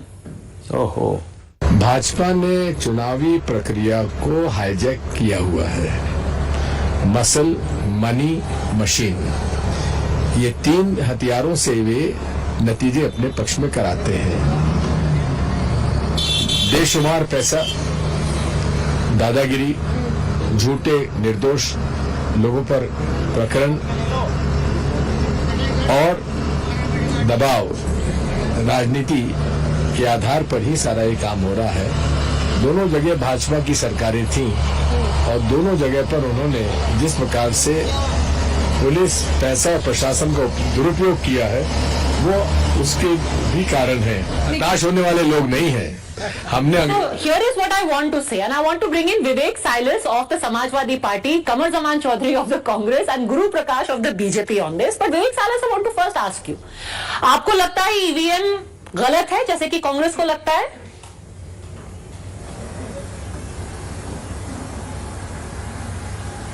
Ma'am, as far as the Samajwadi Party is concerned, very good morning to all the viewers and the panelists, and to you. Good morning. We have always opposed the EVMs. Okay. And even today we say that the Okay. Now just pause for a second, because this EVM has given the Samajwadi Party's Asim Raja a lead of 6,177 votes ahead of BJP's Akash Saxena in Rampur Sadar. The same EVM has given Dimple Ji a lead of 65,752 votes ahead of Mr. Shakir of the BJP in Mainpuri. अब ये EVM अगर गलत है तो आपको तो फौरन कहना चाहिए कि जो मैनपुरी का रिजल्ट है, रामपुर का रिजल्ट है, हम इसको खारिज करते हैं, भाजपा दोनों में जीतनी चाहिए, क्योंकि ईवीएम तो गलत ही दिखाती है। देखिए मैम, सबसे पहले तो गुरु प्रकाश जी को बधाई दूंगा गुजरात के लिए। अरे आपने क्वेश्चन को क्यों बोल कर दिया? अरे देखिए, या तो ईवीएम गलत है या फिर मैनपुरी का नतीजा गलत है। ऐसे नहीं है, अब आपको बधाइयां याद आ रही है। अभी तो ईवीएम को आप गाली दे रहे थे, अब आपको बधाइयां याद आ गई। ऐसा थोड़ी ना होता है। बताइए ना, ईवीएम गलत है या मैनपुरी का रिजल्ट गलत है? मुझे बोलने तो दीजिए ना। चलिए बोलिए।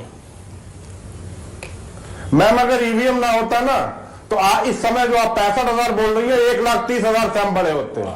और जो आप बता रही हैं रामपुर के लिए 6,000, वो हम 12,000 से आगे होते। That is the problem. BJP is not rigging the EVM to make you lose. The BJP is rigging the EVM to reduce your margin. मतलब ये कैसी रिगिंग है कि रिगिंग भी ढंग से ना कर पाए? In spite of all the Padmaja ji, in spite of all the atrocities that the Bharatiya Janata Party has done to the people of Uttar Pradesh, and they are rigging the election, in spite of that, the people of Uttar Pradesh stand strongly with the Samajwadi Party, and we are winning in all the 3 by-elections in Uttar Pradesh at the moment. And you are actually also winning a seat in Gujarat, by the way. आपको पता नहीं होगा, गुजरात की seat भी और non likelihood आपको जाएगी। गुरु प्रकाश, ये तो आपने बड़ी कोशिश की, एड़ी चोटी के आपने जोर लगाया, बट उत्तर प्रदेश की जनता है जिसने आपके ईवीएम रिगिंग के बावजूद जता दिया।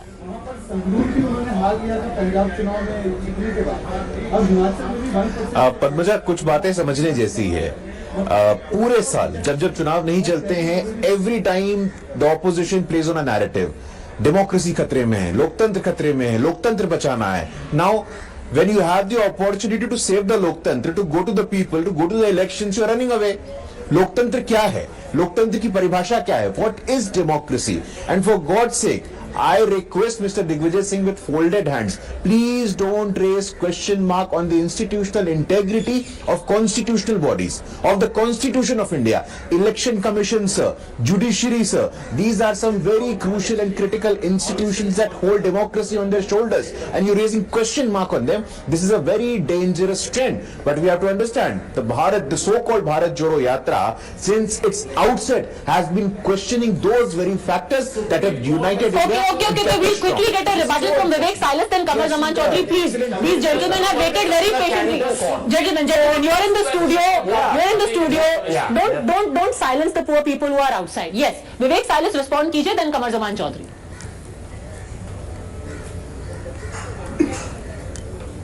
Yes, ma'am. It's a very, it's a very clear thing, and it's good for the democracy also. The Bharatiya Janata Party should know that neither they are invincible nor they are impregnable. They can be defeated. We have seen in the MCD polls yesterday, and today as your TV screen is showing, today in Himachal Pradesh, definitely the Congress has an edge at the moment. But Gujarat, definitely Bharatiya Janata Party holds strong, and bring in Mr. Guru Prakash. Mr. Guru Prakash, 3 by-elections in Uttar Pradesh, prestige battles.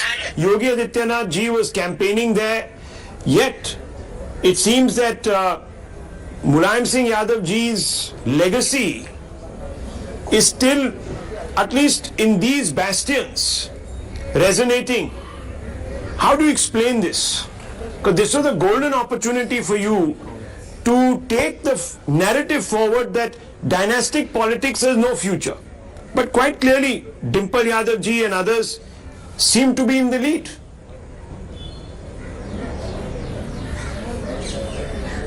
No, certainly, Rahulji, that is a very interesting observation, and I tend to agree with you that by-elections across have shown as a trend.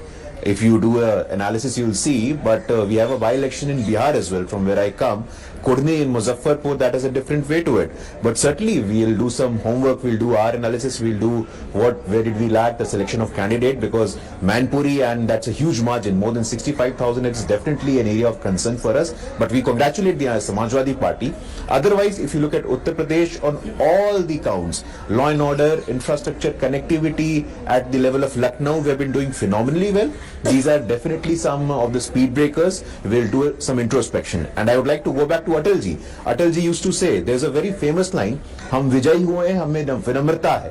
हम विजयी हुए हैं, हमें विनम्रता है, पराजय में तो आत्ममंथन होना चाहिए. तो जहां हम विजयी हुए हैं, हम विनम्रता के साथ स्वीकार करते हैं. जहां हम पराजित हुए, हम आत्ममंथन करेंगे. इसमें कोई दो राय नहीं, कोई बुराई नहीं. How do I square this? Just very quickly before I bring in Kamru Zaman ji, that is definitely a cause. I want to ask you this. Have a discussion. There have been a number of elections. In Delhi, you had, of course, the municipal election.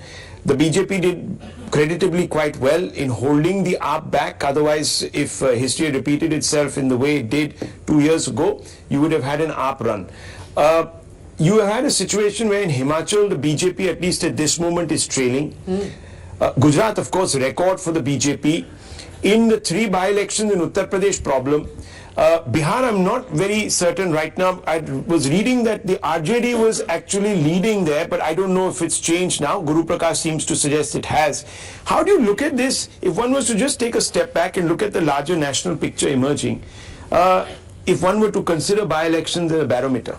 Like the BJP, like Guru Prakash just said, that it's time for Atma Chintan. This is what the BJP specializes in. They don't like losing one bit. If there's one party which hates losing, it's the BJP. So they are going to do a lot of introspection, and they're going to reassess where they've gone wrong. Because see what they've done in Gujarat. Literally every street, every map, every home has been mapped, and they have been in touch with every voter and seen what are the issues. They've done a rejigging. They got their entire leadership changed. They got more representation at the center. They keep there's a dynamism in that. Because Uttar Pradesh is electorally very significant. So they will do that in Uttar Pradesh too. They will see where they have gone wrong, and they will rejig, and they will see where and quick response is coming, and I want to bring in Kamruji. One short point. Yesterday, AAP decimated the BJP here in the Delhi. Decimated. No. Let it finish. I will. 1 minute. Okay, 1 second. I'll come to you. I'll give you examples of this. No, 1 minute. Let him finish his point. You can't. Guys, we can get into the semantics later. But hang on. It's been a 15-year in power, and they have not lost for a long time. It is a decimation of sorts. Number 2, you have a Congress probably wresting Himachal Pradesh away from the BJP, and don't forget Mr. Modi himself invested a lot of his political reputation while campaigning. Point number three is even these by-elections, you can't ignore them. So and I agree that Gujarat probably has once again gone the BJP way because the opposition is divided and the Congress did not really campaign the way it should have. The situation is politically extremely fluid. Okay. And I can tell you something, it's actually a fluid. tailwind. The situation is fluid, Guru Prakash. It's a tailwind for the opposition. There is a tailwind for the opposition. Guru Prakash. Even Doc Sumatraman is laughing. Come on. Look. There is a tailwind for the opposition. Things are a bit oriented. In Bihar. I think at some point everybody needs to wake up, particularly the opposition, and smell the coffee. Yes, but Himachal Pradesh. Coffee is decaffeinated. Yeah, I know, but Himachal Pradesh, yes, has been a good result so far for the Congress. Of course, it remains to be seen whether they will still form the government. No, why do you disagree with Sanjay? Why are you busting his balloon? No. My point is. It looks good at the moment. No. One moment. Sanjay, on a lighter note, I hope this tailwind is not going to take the opposition ship straight into a reef or something. So let's just hope that this tailwind is giving. I think we should quickly go to some data because we've been talking for a bit, some very interesting data. data is coming. One second, let me just make an important point. Okay, sorry. Disagreeing with Sanjay Jha, I want to understand why. Disagreeing in the sense that, look, what has happened in Gujarat is a debacle for the Congress. I mean, if they can't see, if they don't see that, I think it's going to be very difficult for them to come back in the near term. 24, forget it. 27 also is going to be difficult. The point I'm trying to make is the by-election result, which are being touted as some kind of a referendum, green shoots for an opposition revival. Where is it so? I mean, Congress is ruling Rajasthan, they are holding the seat in Rajasthan. They are ruling Chhattisgarh, they are holding a seat in Chhattisgarh. Except, 1 or 2 seats in UP. Again, Maipuri is a Samajwadi Party seat. It's a family bastion. It's more than a party seat. It's a family bastion. So I can't see this. What I do see, however, is that if you run a good campaign and in a sustained manner, at least the state level Congress did run it. Mr. Modi was not as involved or invested in Himachal as he was in Gujarat. I'm sorry. He said the rapist for me. He said the rapist for me. He said the rapist for me. I'm sorry.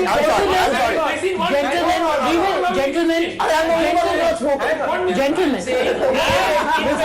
He was in Gujarat. I'm not saying he wasn't invested. I think it's important to return to data now, because when we are talking about decimation, let's take a closer look at Gujarat, region by region now, and let's see what the story is, starting with South Gujarat. Now here we actually personify decimation today. Of the 35 seats, Rahul, the Congress has won. It starts its regional tally with 1. It's just 1. Virtually the whole of, it's retained just 1 tribal seat. The whole of South Gujarat, 1 tribal seat for Congress, 1 for AP. The rest is all saffron. Let's go to the next. We go to the central Gujarat region. Here again, Congress is decimation personified. There's just 1 seat, Lunawada, a tribal seat. The rest of all, I mean, what should be indeed shocking, Tessin, for all the congressmen, strongholds of Mr. Solanki like Anand and Kheda, complete rout. Zilch. What happened to one of the biggest leaders, Jignesh Mevani? North Gujarat. Let's see North Gujarat. Region by region. Okay, now we are going to see North Gujarat. Where is it? There's some saving grace, yet single digits, only 9, not into double digits. The BJP 42. Look at this. So, Vadgam, others to BJP means even so Jignesh Mevani is losing. He is trained in Vadgam. Jignesh Mevani is losing Vadgam to the BJP, and here also the Aam Aadmi Party has... AAP is gaining 1 from the... See, it's actually a sorry story in North Gujarat. Vadgam, the star campaigner, Mevani losing to the BJP. What was a Congress hard stronghold, a firewall, Bhiloda, being lost to the Aam Aadmi Party? I mean, that's not a story to write home at all. It's true. And now finally let's take a look, because again, keep reminding our viewers that we had said at the beginning, if you want to get the story of Gujarat, look at Kutch Saurashtra. We've already shown you central, north and south, and here in Kutch Saurashtra, 19 retentions by the BJP, 24 gains. Last time, do you know how many seats did they have? 20. No, they had 23. 23. So they're actually gaining as much as they had. More than that. So they had 23, all 23 seats. Decimation. They have gained 24. Look at the Congress. They have retained 4. They have got 2, and they are 6. Where were they last time? So 30. can I ask you a question based on this 30 data? to 6. The Congress can't even blame the AAP or the MIM like Rashid Alvi has been. How much has the AAP gained over here? 4 seats. Just 4 seats. 4 seats they have gained. How much has the Congress lost? The Congress has lost more than the Aam Aadmi Party and what has would gained. this translate into vote share terms? Do we have that? In Saurashtra, I just saw it a while ago. In Saurashtra, the BJP's vote share is 50. The AAP is 16. And the Congress is at 26. That was in Saurashtra. So that doesn't even add up to 50. That doesn't add up to 50. It doesn't even add up to 50. It is how Congress, which has lost to the BJP, has lost because of AAP. That is the real point. See, that is the I don't know if you can say that exactly. Rahul's point is very simple. If you add 26 of Congress and 16 of AAP, you are 42, which is still way short of 50. That's his point. So how is the Congress was fighting a losing battle from word go. The AAP has only taken away what academically speaking a few of the votes, because it's no longer even an option against the BJP. What this also shows is that the Congress voter has not come out to vote but not shifted his allegiance to the BJP or the Aam Aadmi Party. With the 50% vote please listen percentage. to what Dr. I agree with what Dr. Singh. I completely Not the agree. sarcastic doctor, but the good doctor. The good doctor. Wake up and smell the coffee. Wake up and smell the coffee. He said it was decaffeinated. That's why you're not waking up. Okay, doctor. That's why I call him the sarcastic point. This one. And Rahul, just by the way, I'm not spoken on it. No, but it also shows how the Congress should fight its elections, especially with Himachal. I again go back to the point I've been making and you've been supporting me. In Gujarat, the campaign was led by left loonies, by people who came out with bringing about votes. Oh yeah, you were trying to shoot from my shoulder. No, I'm not shooting from your shoulders. And here, and Himachal was a nationalist campaign. You had issues, you had a policy. You can be against the old insurance policy or for it. You had something concrete. You can be for Agniveer, you can be against it. You had a policy. You told the people, should we come in power, this is what we do. And we are deferring to you now because it is the rule of the Vadra. Centrist. It needs to be centrist. Gandhi is over. Nehru was centrist. Yes. Patel was centrist. If I may. There is only one quick point. Please. Patel was right of center. But not center. I think Yuvraj has spoken in very long. Look, Yes. there is the biggest story of the Gujarat election is very simple. Dr. Raman, last time I said damn Yuvraj. No, just 1 second. One more point after. Sure. When did you check now? Look, 1 second. Few seconds ago. The biggest story for me on Gujarat is when a party after 27 years in power is able to increase its vote share.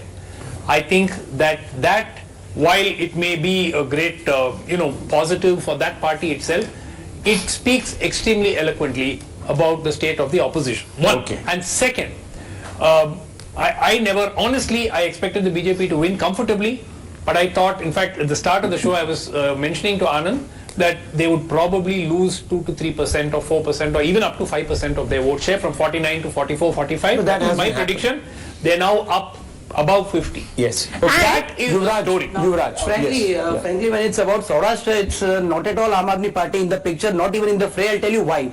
The defections that BJP managed, somewhere 20 to 21, out of which 14 to 15 defections were of Patidar leaders, and that too from Saurashtra region. So I predicted it a couple of months ago that this is going to be the best tally in Saurashtra that BJP is going to have this time. Okay. Doctor, very small point. पहले तो अपना नाम change करो because युवराज का आज band बजा हुआ है. Number 2, I want to make this very important point because Tehseen on your show, Rahul, 3 days ago, he said the voter turnout is 5 to 7% less in Gujarat, so BJP is going to lose.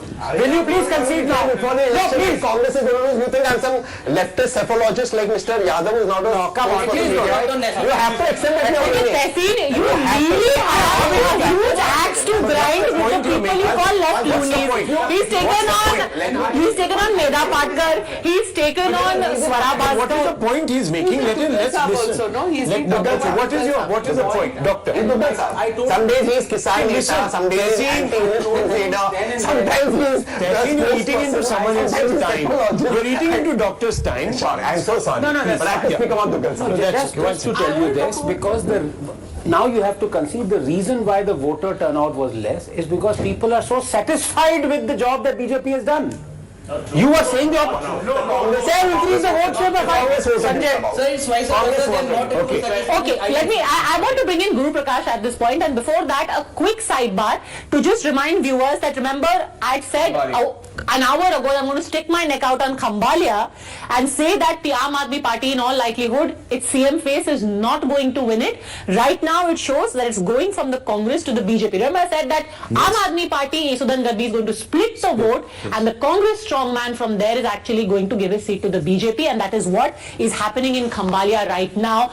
When we were talking about voter turnout, Guru Prakash, everyone argued कि BJP का voter घर पे बैठ रहा है because they are very upset with the BJP. How do you, in hindsight now, as a professor, analyze किसका voter disgust होके, disillusion होके घर पे बैठा?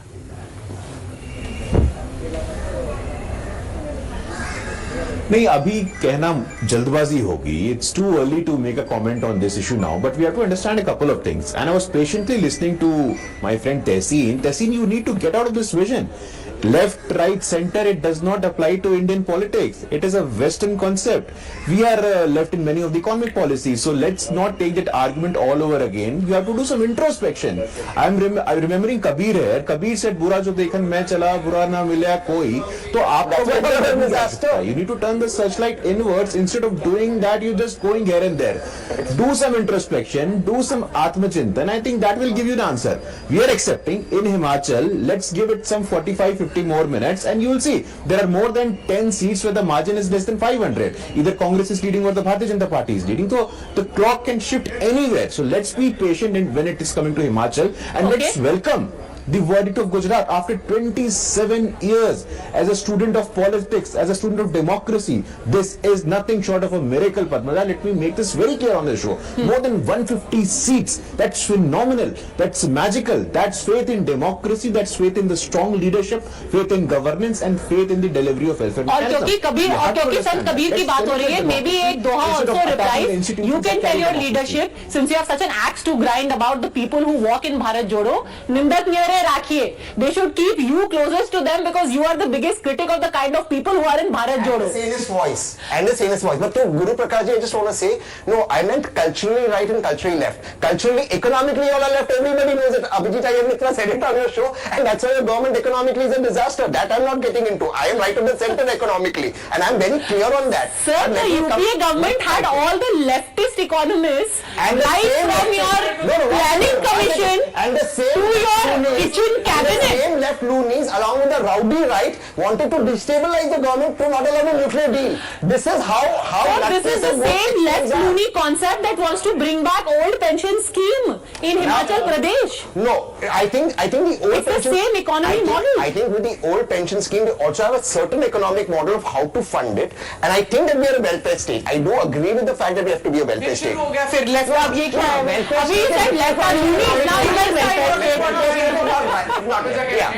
Thank you. Please. Okay, one more. We'll go for 1 minute. After you.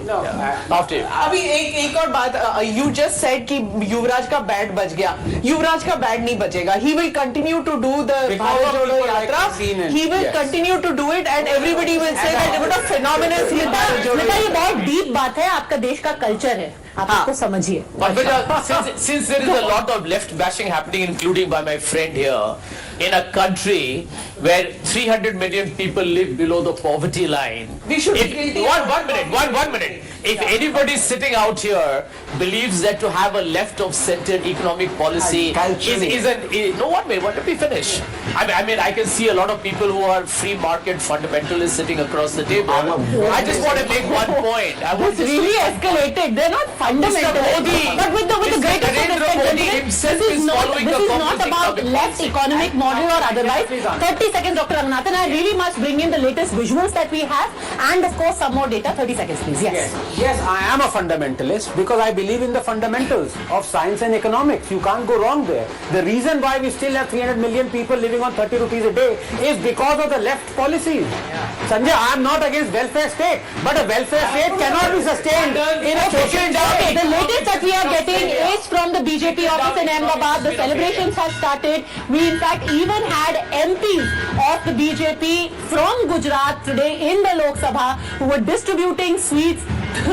The speaker said आज लोकसभा का माहौल बहुत अच्छा है. We spoke to them. We'll play that out in just a bit. But if we can go across to our colleagues who are there on the ground in the BJP office, this is the very latest visuals that we are getting from Ahmedabad to talk about the data point now. Since everyone is saying what exactly is happening in Himachal, what's the very latest in terms of vote share? It's very interesting. For the past 20 minutes, 37 to the Congress and 28 to the BJP, that tally has sort of stabilized. We still have about 9 to 10 seats which are below 1,000 votes, but this tally is stabilizing. In terms of vote share, finally the Congress has taken its moral lead over the BJP. It's got 0.26% votes more than the BJP now. Okay, so from 42% vote share earlier, the Congress has climbed up to 43.24%, and from 49, the BJP has gone to 42.98%. 0.26% lead, a sort of a moral lead over the BJP. All right, now quickly let's take a look at Himachal and the different regions, and just as a map, see what really is the story that we are getting out of Himachal Pradesh. The comparison that I want to show you is of last time and this time around, and the earlier trend that was emerging has pretty much held. The fact that new Himachal has, these are the areas here, the old Himachal areas. Punjab, the new Himachal. The new Himachal, right? Yeah, the new Himachal area is where the Congress has made maximum gains. So you see, even a seat like Lahaul Spiti has gone to Ravi Thakur of the Congress party. The major seats, Manali has gone to the Congress party, as has Baijnath. These are the larger seats, Keval Singh, Shahpur and Banjar. All of these seats, Kinnor, these are seats which have changed over from the BJP to the Congress, and that is why, Guru Prakash, this should also be something that should be studied by the BJP, and there need to be answers, Mr. Tom Vadakkan. What went wrong over here? It's not like Modi ji did not campaign here. It's not like Modi ji did not go here and say ki mujhe vote dalo. But was the bad performance of the past government and infighting something that the BJP or even the Prime Minister's charisma could not overcome? Well, there are certain things you have to admit. We'll have to go back to the drawing board and examine what went wrong. There are very many factors that you have mentioned may have been obstacles for us, but believe me, we will study it very closely and address these issues and bounce back in an organic manner. That is what I have to say at this juncture. Certain factors, already you've got a meeting that has gone on for at least 3 hours, Mr. Raj Gopalan. If you have such a spectacular history being made in Gujarat, then why is there a come down in Himachal? Something doesn't add up. You wait and watch, Himachal will go to BJP. You wait and watch, because others, rebels, Nota, Kota, sab kuch hai. Wait. Don't jump to any conclusion, Padmaja. It is neck to neck, and let us not. I meant actual results. मैं independence और NOTA की बात नहीं करी, मैं actual results की बात कर रही हूँ. Whatever the results, तो वो हो गया कि भाई आम आदमी पार्टी जीती, बट मेयर हमारा होगा. BJP. She meant trading, not horse trading. Take it. Okay, so how is the assembly looking right now? Let's take a look at a virtual assembly. First, let's start off with Gujarat. What is the Gujarat Assembly? Remember, today at 6 p.m. the Parliamentary Board is going to meet. The Prime Minister, in all likelihood, is going to be there. He's obviously going to be there, and there is going to be, of course, a celebration of the kind of performance that we have seen in Gujarat. Out of 182 here, a huge swath of saffron, 154 of the BJP, 19 from the 18 earlier, one leg up. 18 to the Congress, and you've got the Aam Aadmi Party at 6, much higher than many people were willing to give to them, but clever allocation of tickets, and of course at the cost of the Congress. 2 seats at least that we have tracked are coming from the BJP to the Aam Aadmi Party in Saurashtra, but the rest of them, most of them, are coming from the khata of the Congress.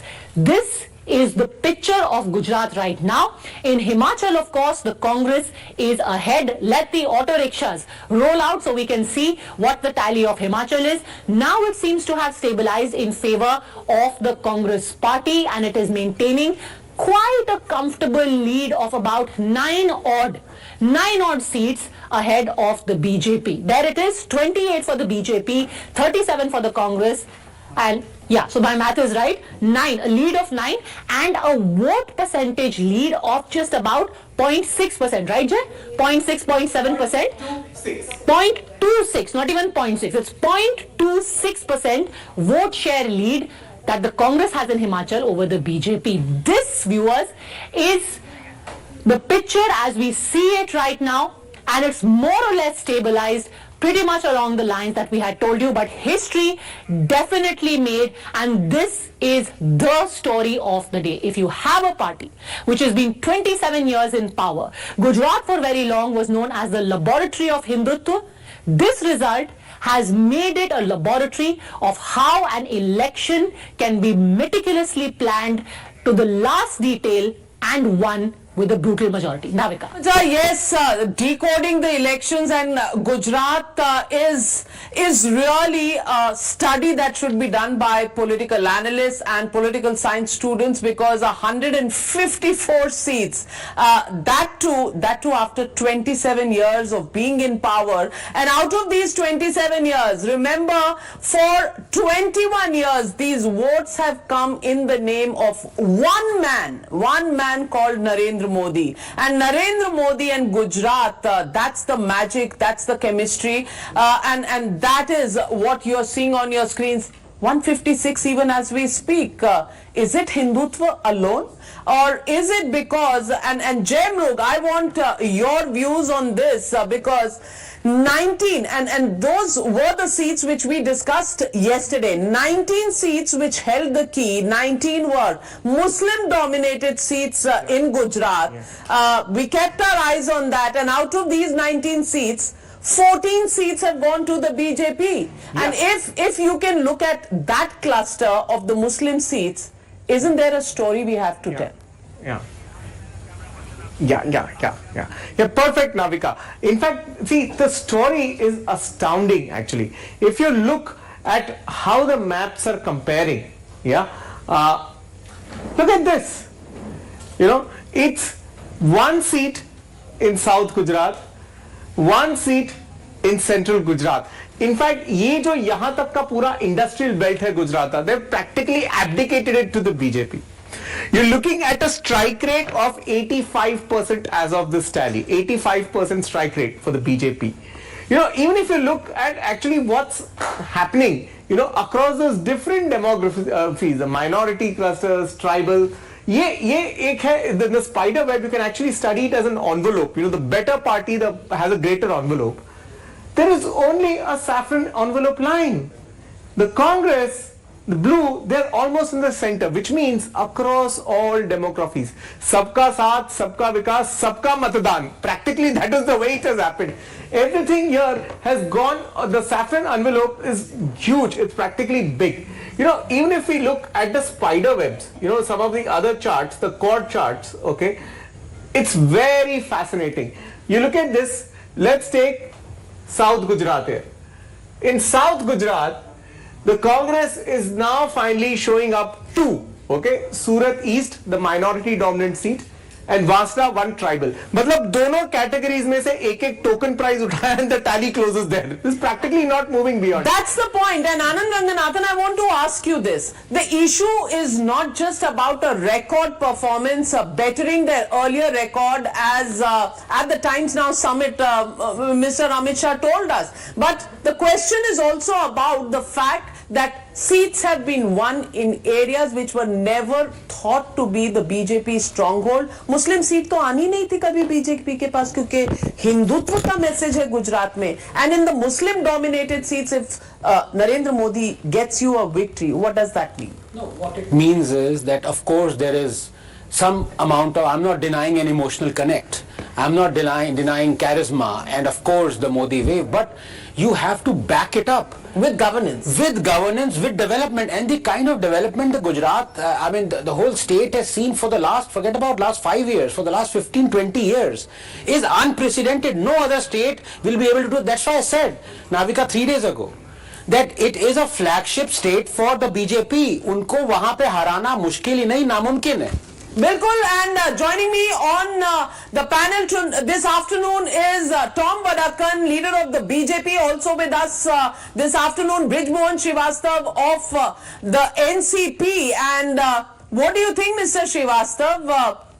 Is this a message of BJP all the way, and is there a lesson for the opposition parties that if the BJP can come to power with a thumping, record-breaking performance in Gujarat after 27 years of rule, then clearly the opposition has failed to understand Modi magic? Navika ji, one is very clear that the campaigner like Narendra Modi ji is not available with any party. It's very loud and clear. And what immense labor he has done in that in Gujarat, where he worked more than 27 years, but still he has not taken a second to rest. So it is no doubt it is a lesson to the all political parties. We have to identify peoples who can work just like a respected Narendra Modi ji, and it's magic of the Narendra Modi ji in Gujarat, because the Gujarati people feel that if he will defeat Modi ji in Gujarat, then it will be difficult for him to become the leader of BJP. And if we discuss regarding the विकास, तो आपकी advice क्या है Congress party को? क्योंकि Congress party Gujarat में they are below 20. What is your advice as an opposition friend of the Congress? What is your advice to them? Not we are. I told you ना, हमको इस पर फिर से विचार मंथन करना होगा। एक दूसरा, मैं ये नहीं मानता कि जो स्थिति गुजरात में आदरणीय नरेंद्र मोदी जी की है, वैसी स्थिति या वैसा गौरव, गुजराती गौरव की बात वो पूरे मुल्क में नहीं कर पाएंगे।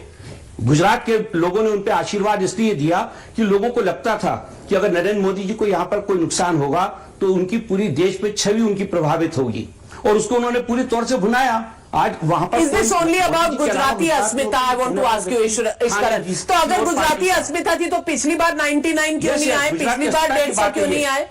It is not only because Modi ji is a tireless campaigner, which is what they seem to be saying. It is also because this campaign is backed by 5 years of governance, 5 years of development. Last from election to election. Yeah, 27 for that matter. 27. It's such a mind-boggling number. From 27 years, and to increase your vote share after 27 years is unprecedented anywhere in a democratic world.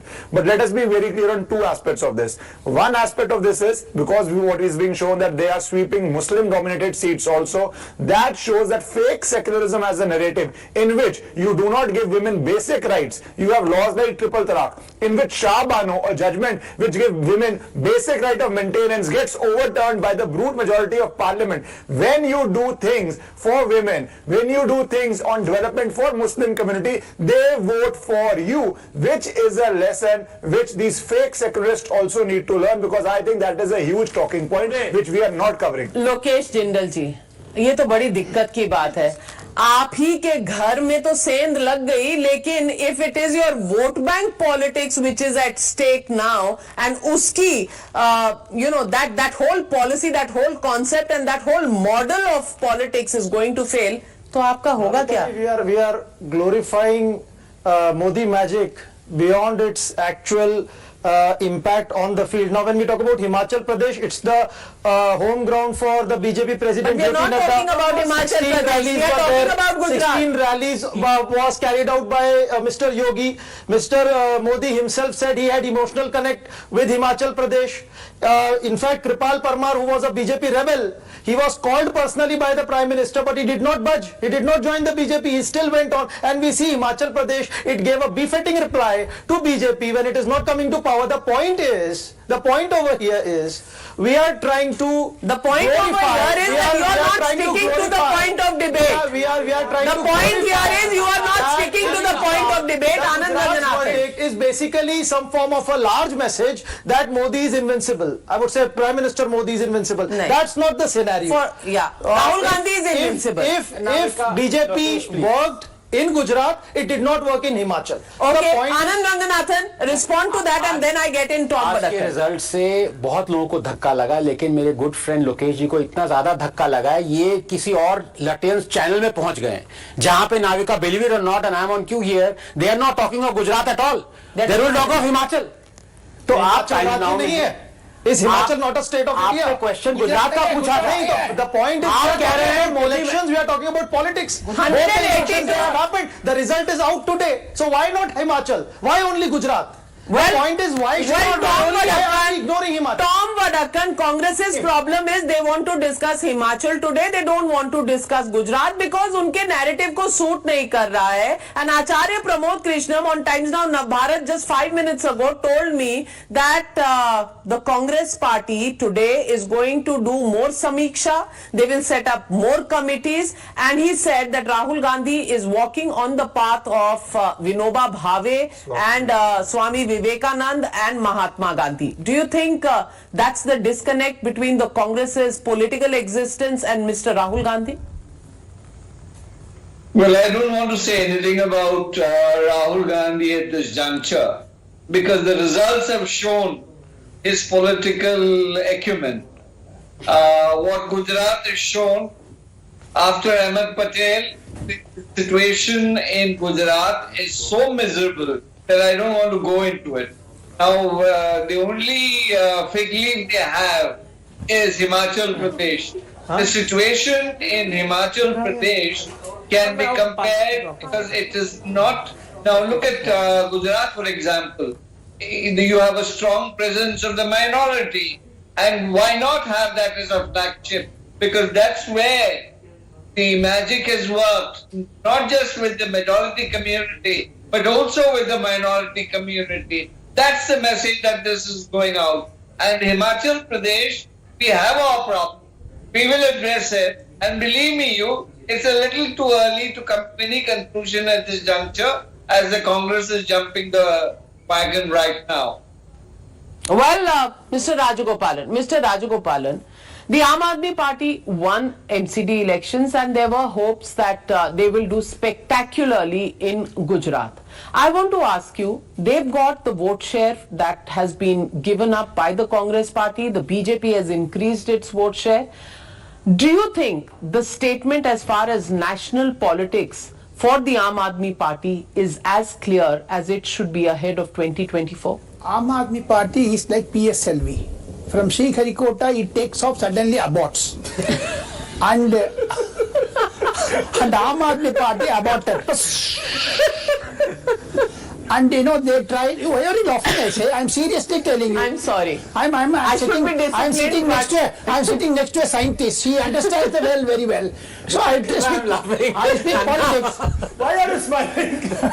He yourself is laughing. I asked him not to do that. But every rocket has three stages. Let me be serious. And every rocket has 3 stages. What were the 3 stages of AAP? Politics and science and rocket science. And the Aam Aadmi Party's trial balloon burst because of his double standard. Aam Aadmi Party speaks 4 tongues, not 2 tongues. Because Aam Aadmi Party is a political party. They started with anarchists. They went to Hare Ram, Sri Ram. They came to Inshallah, and now they go to Bharat Puja, Ganapati Puja, like that, Diwali Puja. Therefore, Aam Aadmi Party is a failure. Aam Aadmi Party cannot take off in Indian politics.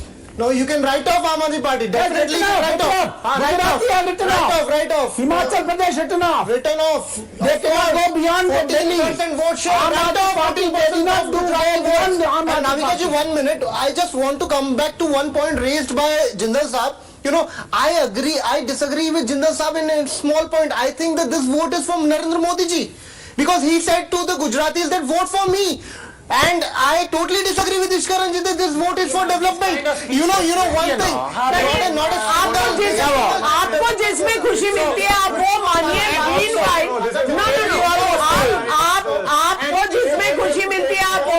After 27 years of party winning an election, you think is not a vote for development, then you don't understand the voter, don't you understand the sentiment of the voter, don't you think the voter has basic common sense to believe that the voter after 27 years don't be disrespectful of the voter, it has given you also 14%, please don't disrespect the voter.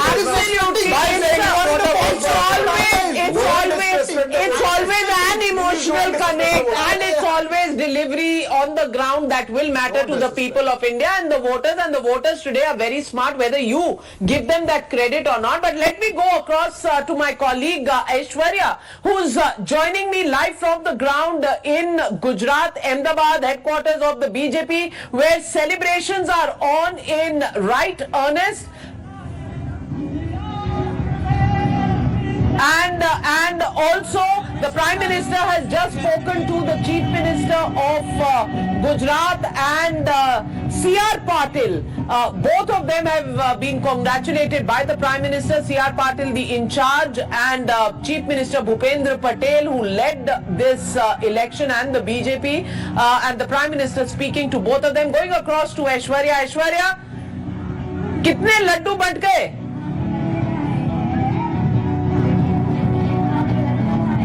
देखिए, लगातार यहाँ पर लड्डू बांटे जा रहे हैं BJP के द्वारा, क्योंकि आप देख सकते हैं the visuals over here at the BJP state headquarters here in Kamalam.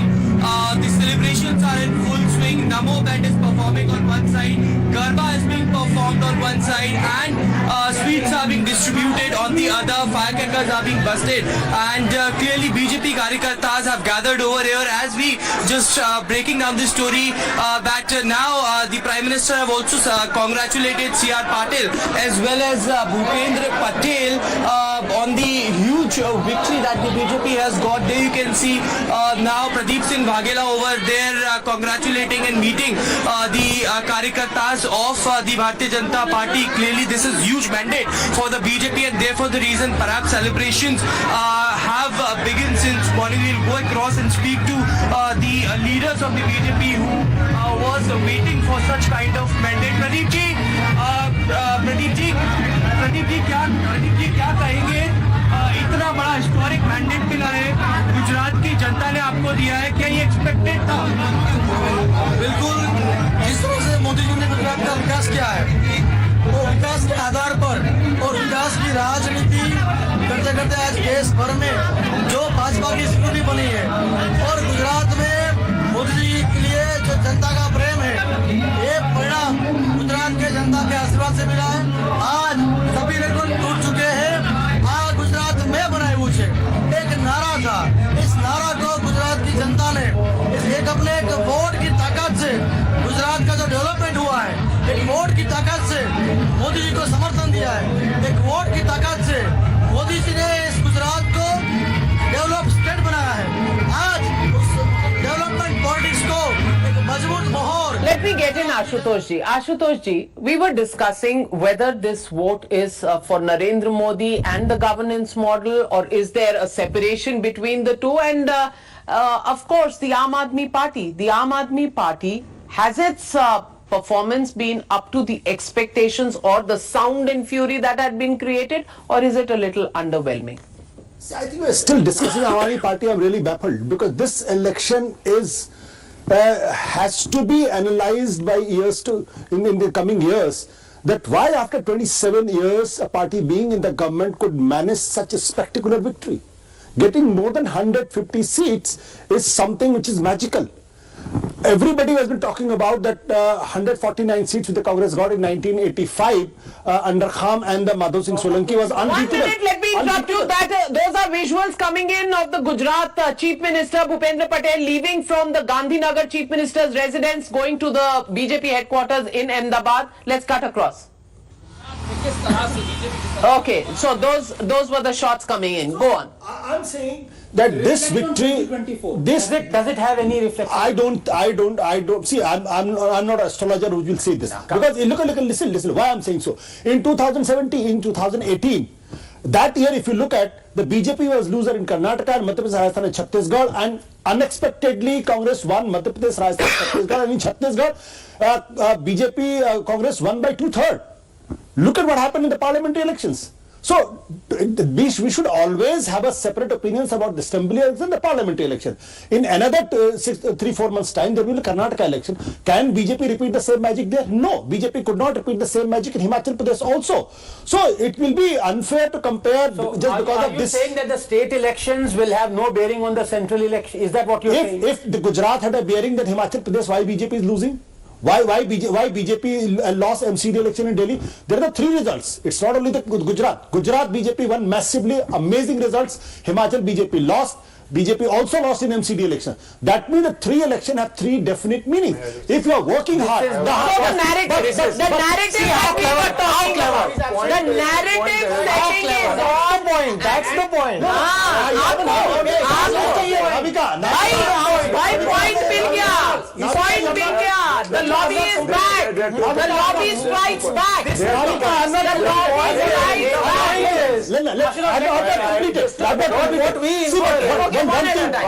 One thing with opposition should learn is simple. They lost MCD, but they did not lose miserably. They fought and they fought well. They should have lost Himachal Pradesh badly. But again, they fought and fought well. This is the point everybody should learn. The BJP gives everybody a run for their money even in their victory. And that is the point. Lobby se midway to aa gaye hain. Anand, you should congratulate. He is out of the lobby and he's come in the waiting room of the right lobby. मैंने कहा ना सुबह आशुतोष ऐसा लग रहा था शाखा attend करके आ रहे हैं, इनको कॉल आ गया बीच में, क्या कर रहे हो भाई, तो अब थोड़ा सा यू टर्न लिया है. That is the reason Navika. No, please. I have to interrupt all of you because I'm just going to go across to Union Minister for Water Resources Gajendra Singh Shekhawat, but in the meanwhile the lobbies are being dismantled. As I was saying, there is a reason why I asked this question specifically because Ashutosh, I am old enough to remember when you were heading a channel and were a journalist. Every time a state election BJP lost, you said this is going to have a massive repercussion for the central general election. Now you are saying it has no. अभी उनको याद नहीं आ रहा. Video निकालिए. Without evidence, you can't make us. Video निकालिए. आप video निकालिए. पुराने वीडियो आशुतोष के होंगे भी नहीं ना. No, to fellow journalists you cannot say this because video निकालना पड़ेगा, एविडेंस देना. उसको बोल देंगे मॉब कैसी है वैसे भेजो. उसको कौन सा मालूम. He wrote a book on RSS. I did not write a book on RSS. I wrote a book on Modi government's 5 years. Well, let me go across to Mr. Gajendra Shekhawat joining me this afternoon. And Mr. Shekhawat, unprecedented victory for the BJP in Gujarat after 27 years. Of course, a Herculean job, and the vote percentage also rising up. What do you think is the message, not just to the people of Gujarat, but to the entire country as far as the opposition parties are concerned, Congress and the Aam Aadmi Party?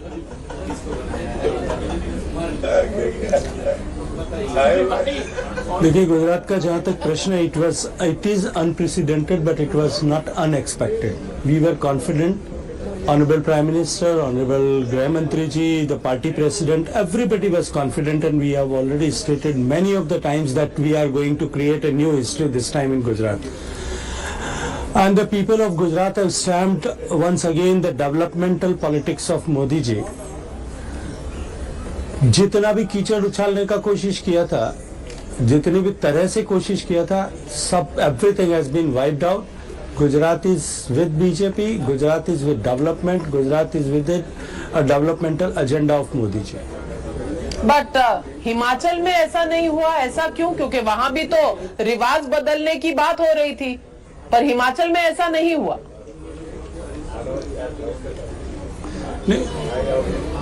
देखिए, हिमाचल का अभी पूरा परिणाम आ जाने दीजिए, थोड़ा सा इंतजार करिए, एक बार पूरे परिणाम आ जाते हैं उसके बाद में. और भारतीय जनता पार्टी हर तरह के परिणाम से, सकारात्मक परिणाम, नकारात्मक परिणाम, ऑल टाइप सॉर्ट ऑफ परिणाम से हम आगे समीक्षा करके उससे आगे बढ़ने के लिए काम करते हैं. फिर करें. लेकिन गजेंद्र शेखावत जी, लोग कहते हैं कि भारतीय जनता पार्टी के पास एक ऐसा फोन है जिसमें ऐसा स्पीड डायल लगा हुआ है विपक्षी दलों के विधायकों का कि आप हारी हुई बाजी भी जीत सकते हैं और बाजीगर बन सकते हैं. क्या ऐसा कोई अंदेशा है हिमाचल में? चलिए, मुझे लगता है कि इन सब विषयों पे अभी टिप्पणी करना बहुत जल्दबाजी होगी. Still let the results announce. अभी तो पूरे परिणाम आ जाने दीजिए, उसके बाद में इस विषय पर हम चर्चा करेंगे. आप भाग रहे हैं. सवाल सीधा है, सटीक है, और ऐसे सवाल अक्सर बीजेपी उठाती रहती है. लेकिन आज आप थोड़े से शर्मा रहे हैं, थोड़े से बच रहे हैं सवाल से, ऐसा क्यों?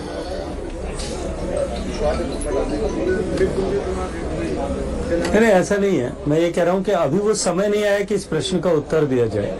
समय आने दीजिए, समय अपने आप से सब प्रश्नों का उत्तर अपने आप दे देगा। मैं आपसे पूछना चाहती हूँ कि क्या अगर हिमाचल के चुनावों के नतीजे गुजरात से इतने फर्क होंगे तो इसके लिए नेशनल नैरेटिव या 2024 पर क्या असर होगा, इस पर आप कुछ टिप्पणी दें? देखिए, मैं तो नाविका जी मैं तो नाविका जी, इस तरह से 2019 के चुनाव से पहले जो नतीजे आए थे, 2018 में राजस्थान, मध्य प्रदेश, छत्तीसगढ़ का जब नतीजा आया था, तब शायद इसी तरह के नैरेटिव बनाए गए थे, ढूंढने की कोशिश की गई थी। लेकिन परिणाम क्या हुआ था 2019 में, पूरे देश ने देखा है, आपने और हमने सबने देखा है। जहां तक हिमाचल का प्रश्न है, मैं तो इसको इस दृष्टिकोण से लेता हूँ, गुजरात से सटा, दिल्ली से सटा हुआ, पंजाब से सटा हुआ राज्य, जिसको लेकर के आम आदमी पार्टी ने इतने बड़े बड़े दावे किए थे, एक भी विधानसभा में अब तक जो परिस्थिति है उसके हिसाब से वो जमानत बचाने की स्थिति में भी नहीं है। गुजरात में जहां लिख करके दावा किया गया था कि अब की बार गुजरात में आम आदमी पार्टी सरकार बना रही है, वहां शायद जो है उंगलियों पर गिन सके इतने भी शायद नहीं जीत पाएंगे। इसलिए अभी जो वर्तमान परिणाम है उनको थोड़ा इंतजार करिए, देखते हैं आगे क्या होता है। इस बार 3 चुनाव हुए थे, एक म्यूनिसिपल कॉर्पोरेशन और 2 राज्य। म्यूनिसिपल कॉर्पोरेशन में आप हारे, हिमाचल में आप हारे, गुजरात में आप जीते और रिकॉर्ड ब्रेकिंग परफॉर्मेंस। आप जानते हैं कि चर्चा नैरेटिव की जरूर होगी। आपके हिसाब से इन चुनावों के नतीजों का मैसेज क्या है?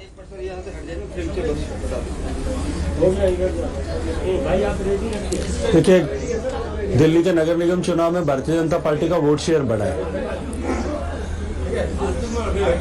हिमाचल प्रदेश के चुनाव में जिस तरह के वादे और बातें की जा रही थी, उससे बहुत अच्छी परिस्थिति अभी तक वर्तमान तक है, परिणाम आने अभी शेष है। गुजरात का मैसेज देश के सामने क्लियर है। मुझे लगता है कि अब इसके बाद में इन सब विषयों पर चर्चा की गुंजाइश ही समाप्त होगी। गजेंद्र शेखावत जी, आपका हमारे साथ जुड़ने के लिए तहे दिल से शुक्रिया, धन्यवाद। और उधर तस्वीरें आ रही हैं, those are the pictures coming from Ahmedabad, the BJP headquarters, where Chief Minister Bhupendra Patel has come and is meeting with BJP Karyakarta, C.R. Patil with him, and that is the defining picture of the moment, Mr. Rajagopalan. Of course, it's a picture. Even at 6 o'clock, if Mr. Narendra Modi goes to BJP headquarters, that picture will speak furthermore. By the time the Himachal Pradesh will also be settled. My understanding of the entire thing is, Navika, 2024, 2029, we are all talking about coming next year by December, the same time, Rajasthan, Chhattisgarh, Madhya Pradesh will all go for polls. What is going to be the Congress narrative for these 3? And will the Aam Aadmi Party give trial there also? So 24 को पहले 23 में problems है बहुत.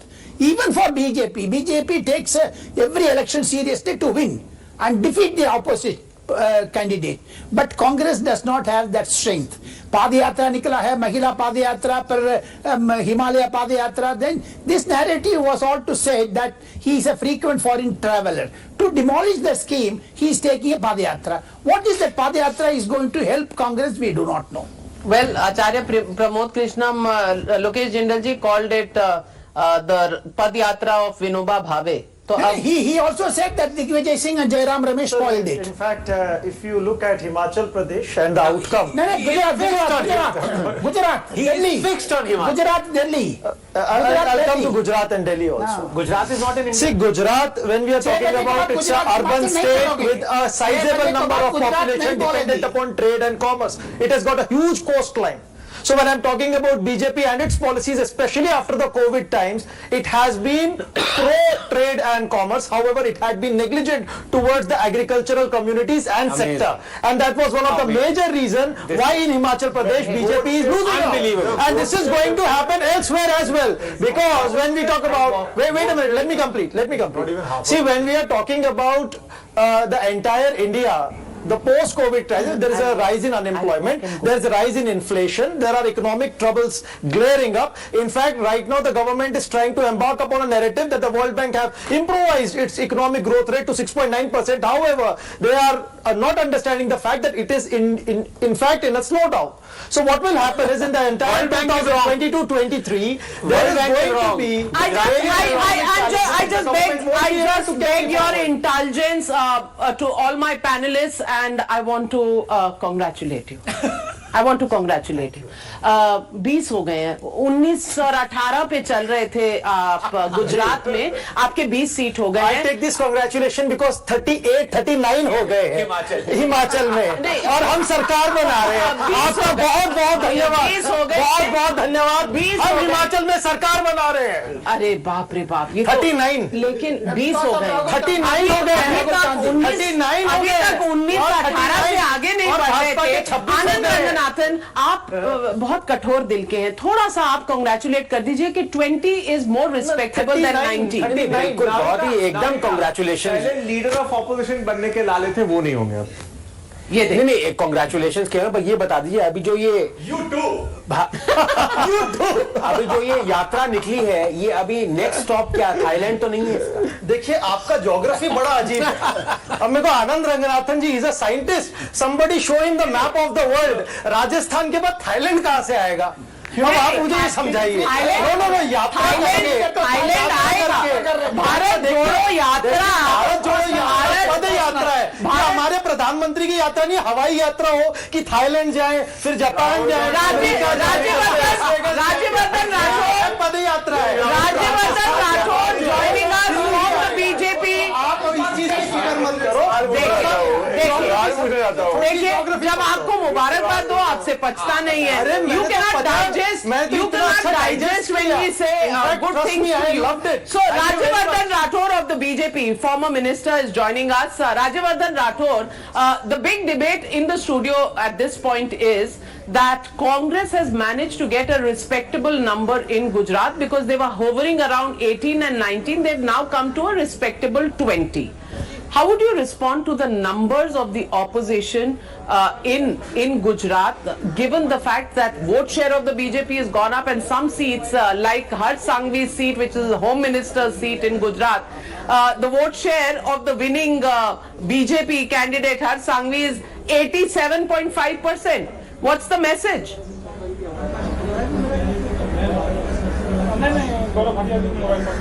See, as regards the vote share and the presence of certain seats of the Congress that are winning in Gujarat, see, the whole point is that, and understand this whole electoral process from the point of view of multiple parties.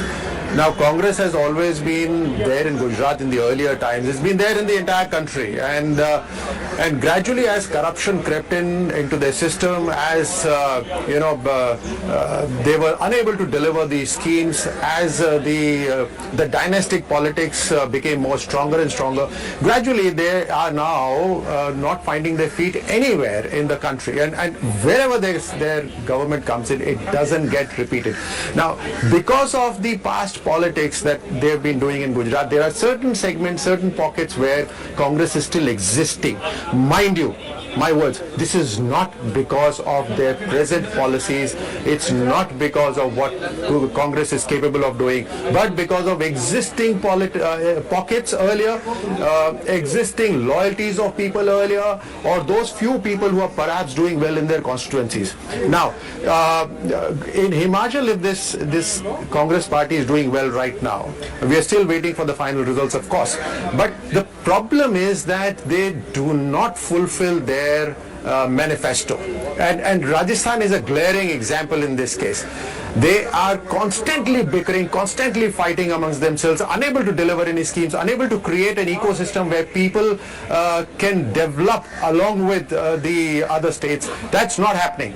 And if 18 states in the country have reposed their paper, Rajasthan is a demonstration of how you get power and still you fritter it away, because Ashok Gehlot and Sachin Pilot are at loggerheads from the day the victory was announced. It's laughable. It's laughable. Once again, because before that, the Himachal MLAs have to go to Rajasthan. Congress decided to send them to Chhattisgarh. They don't have confidence in Gujarat. No, sir, you are missing the larger point. In fact, he said that Congress does not fulfill its manifesto. Then why is it that in Himachal BJP didn't come to power? And when you're talking about our cadre rebelling, what about Kripal Parmar? He didn't even listen to your Prime Minister, who telephoned him not to go, not to rebel.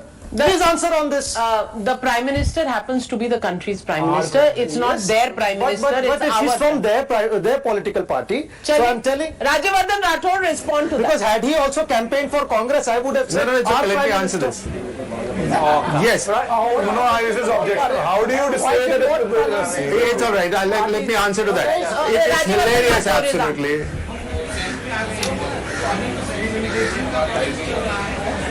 Yes, it's absolutely hilarious when they come up with these one odd example here. They really find it very difficult to pick up these examples, but they finally do come up with these examples. Now listen to me. You have two people who are supposedly your biggest leaders in Rajasthan. For the 4 years they have been fighting with each other. You cannot even compare any other state, any other example with this. And the entire state is suffering. You do not have a name in your entire Congress cadre who has a vision. There is nobody who has a vision. The entire Rajyavardhan Rathore, the question to you is, आपके जो बागी नेता थे, have they done you in Himachal Pradesh? Simple question. Respond to that. आप सोचिए एक तरफ 5 साल बाद एंटी इनकम्बेंसी की बात हो. So at this moment I cannot say this, but yes, that could be a factor. We're going to analyze everything later. It's certainly not because of the policies of Congress that Himachal they're doing well in Himachal right now. It's certainly not because of that. It's all because of their individual leaders where they're winning. Yes, collectively they win, perhaps. But what are they going to do after that? They have no vision at all. Question, and Lokesh Jindal, you may want to return. They cannot even stay together. They cannot even stick together. You may want to return the congratulations because you're back down to 19 now. In fact, we are 39 in Congress and we are going to in Himachal and we are going to cross 40 now. Now one question. So now the point. 1 minute. Himachal question coming. Yes, exactly. It mystifies me as to the state where that has most resource is actually Himachal. So why are you taking your MLAs to Chhattisgarh? No, why is BJP hell bent upon taking MLAs to Guwahati? So now answer this: why are MLAs in the Maharashtra taken to Guwahati? First, you answer this question. So you tell me. Is a good result. Your response to my question is a question. You are Because Gujarat is there. You are setting for example. Galloping will work for BJP. For BJP. No. Let me answer. In Rajasthan, Inception level. They can't. It's tourist season. The apartments are very expensive there. So that nobody will go to Rajasthan. BJP, after the COVID crisis, rather than increasing social security net such as MG Narega, increasing the food subsidy, coming up with some form of a relief measure, BJP, it reversed the entire policy. The outlay for MG Narega was reduced. In the national, we can't get 2022 budget I'm talking about. 2022 budget I'm talking about. Anand Ranganathan is fact checking you. Anand Ranganathan is fact checking you on facts. On facts, we will never compromise. No compromise on facts. Anand Ranganathan is objecting to the facts you have stated. Anand Ranganathan, what are your facts? I did not object to your saying whatever you were saying, your opinions and all, but please do not lie on a national channel. Manrega funds have been increased. Please apologize. No. And on the floor of the house will back you up. You really Nitin Patel, former Deputy Chief Minister of Gujarat.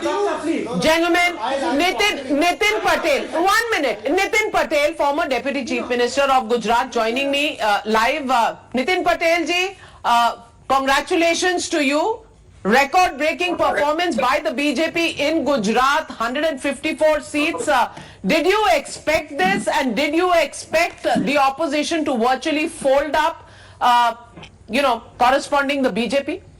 सबसे पहले तो आपका धन्यवाद कि आपकी channel के माध्यम से पूरी गुजरात की जनता का जो मैसेज है बीजेपी की जो ये भव्य जीत है वो आप पूरे देश को और दुनिया को पहुंचा रहे हो।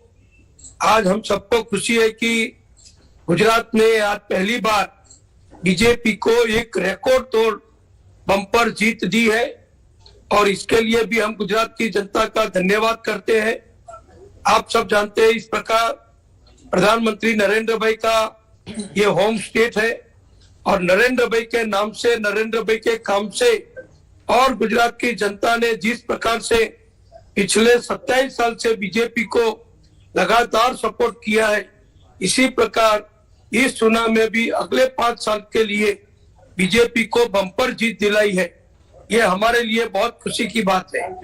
नितिन पटेल जी, ट्रायंगुलर कॉन्टेस्ट से आपको फायदा हुआ है, बीजेपी को फायदा हुआ है? आपकी कॉन्टेस्ट से मैं पूछ रही हूं कि ये जो आम आदमी पार्टी और कांग्रेस में वोट बटे हैं, इससे बीजेपी को कितना फायदा हुआ है? यानी कोई वोट बचे नहीं है, दोनों का वोट जो मिले हैं उसका साथ मिला लो तो भी वो हमारे करीब भी नहीं पहुंच सकते। तो किसी ने किसी का वोट नहीं काटा है, प्रजा ने सिर्फ हमको वोट दिया है। ऐसा नहीं है कि आम आदमी पार्टी का और कांग्रेस का वोट कहीं मिला लो तो हमारे बीजेपी का कैंडिडेट पीछे हो जाए, ऐसा एक भी सीट पर नहीं हुआ है। तो कोई जगह ऐसा नहीं हुआ है कि किसी के वोट काटने से ये हमारी जीत हुई है, ये हमारी क्लीन जीत है। आम आदमी पार्टी और कांग्रेस के लिए इस चुनाव में क्या मैसेज है?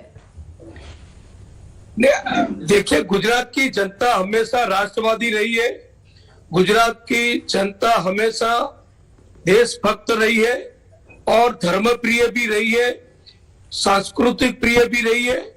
जहां धर्म है, कल्चर है, वहां बीजेपी रहती है, गुजरात की जनता रहती है। और बीजेपी को जिस प्रकार नरेंद्र भाई मोदी जी ने पूरी दुनिया में भारत को नामना दिलाई है, तो लाखों गुजराती एनआरआई वो फॉरेन भी रहते हैं, तो उनके लगातार मैसेज भी यहाँ हम सबको मिल रहे थे कि दुनिया में अगर भारत की शान बढ़ानी है, गुजरातियों की पहचान बढ़ानी है, तो बीजेपी की गवर्नमेंट जरूरी है। तो इस प्रकार गुजरात की जनता ने लोकली जो हमारा काम है वो देखा है। पिछले 27 साल से किसी भी प्रकार का काम हमने बाकी नहीं छोड़ा है और भारत सरकार बनने के बाद 8 साल में आदरणीय मोदी जी के नेतृत्व में भारत सरकार ने भी हमको बहुत गुजरात को सपोर्ट किया है। ये सब मिला के गुजरात की जनता ने बीजेपी को इतनी बड़ी जीत दिलाई है।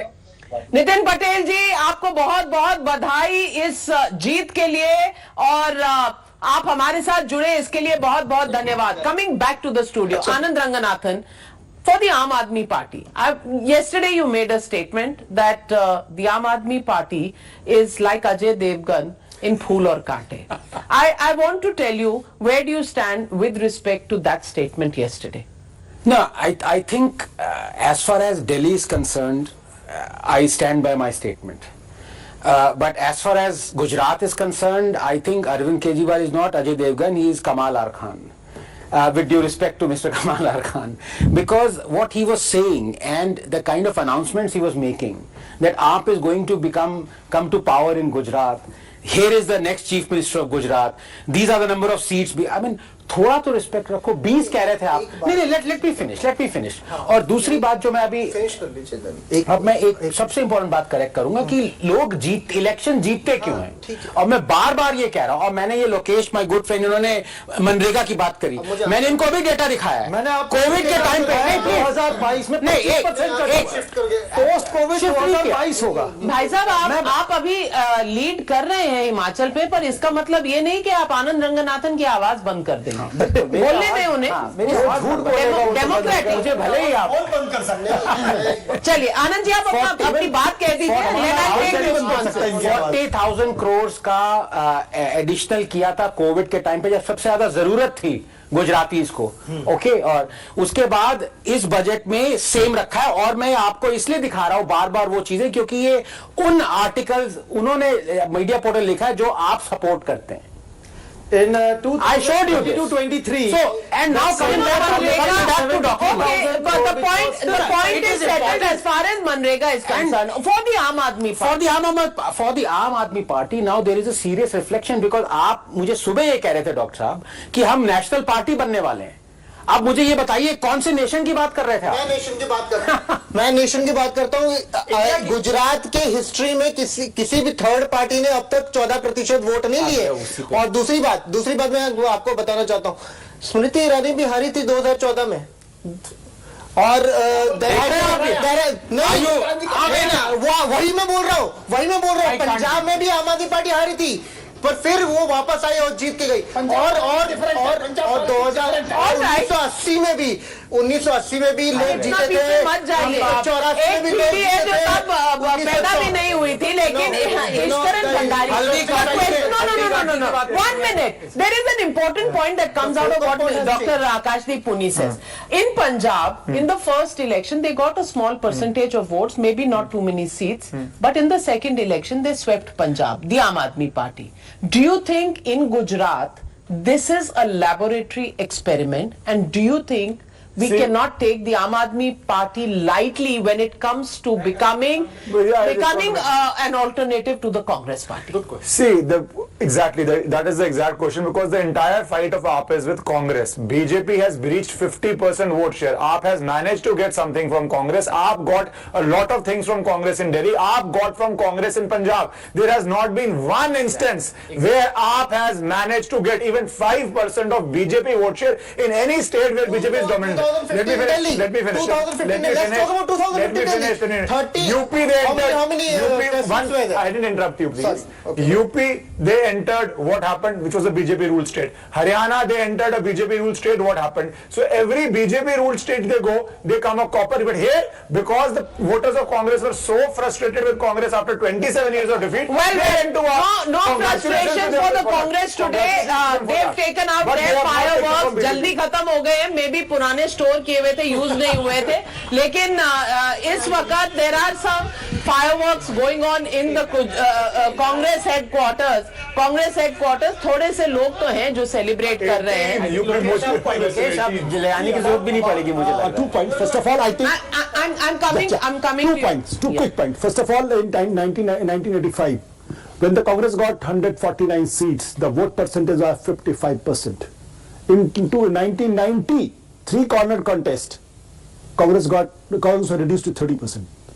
So just because the BJP has won this time, it will repeat the same. That's it. Second point, Aam Aadmi Party in the first strike is somewhere which doesn't look very dangerous. But in Delhi, in Punjab, in Delhi they got 29% votes, and next time they got 67 seats. So the data, blame room thinking is the data on that, and data always gives you the real picture. And what's the data saying? Yeah. See, the problem of Aam Aadmi Party is actually slightly different. जब वो पंजाब में 2022 में उन्होंने किया big, उनका जो debut vote share था 2017 में अराउंड 24%, रिस्पेक्टेबल था. Okay, in 2015 they took Delhi in a big way. In 2013 the debut vote share was respectable, about 29%. Here the problem is different. Gujarat में जो डेब्यू वोट शेयर है वो 12.7% है. Navika, we don't know if this can scale to 2024. तो debut vote share में problem है. Important point. कितने exit polls में आपने दिए थे नंबर? अरे ये exit polls will not determine your political strategy, Akash. The point that he is making is extremely important, and Ashutosh alluded to that point, that 12.7% is not 24%. Let me quickly BJP what I'm saying is Congress of Punjab. The BJP of Gujarat will not be the Congress of Punjab. Yes, I tell you, in Punjab will be not crossing 10% vote share. That's another 12%. आप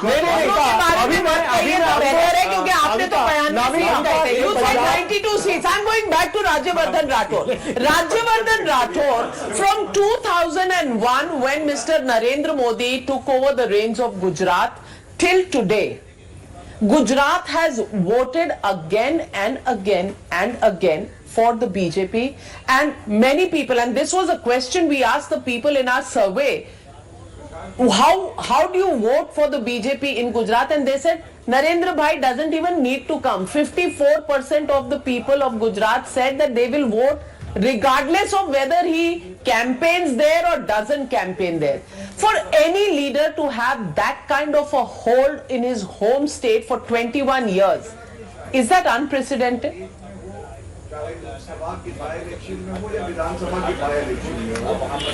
Absolutely, that is unprecedented, and I was listening to the whole debate that was going on. I'll make 2 points in Navika.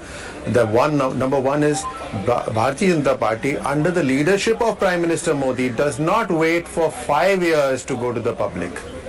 Every year it's giving account of its work. Number one. So infrastructurally, in terms of development, it is accounting for its work. It is accounting for each of the MLAs or members of parliament as to what work they've been doing. So therefore, they are creating a sense of confidence in terms of development. Number two, it's not about what other political party do we have to contest against. No, it's not. These other political parties, one of them has not even proven itself anywhere, and it's finding its feet very difficult in one of the states. The other political party is on the verge of extinction. Now, we do not compete with them. We are solely, completely focused on, are we doing our work to the best of our ability? We are our own competitors. That is why we are repeating ourselves in various places, and we are in maximum number of states. And lastly, it's not just development. It's just not a report card. There is an emotional connect with the people in terms of what does this country want? Really, it's not about just a railroad or just water reaching houses. What does this country need emotionally? We are even doing that.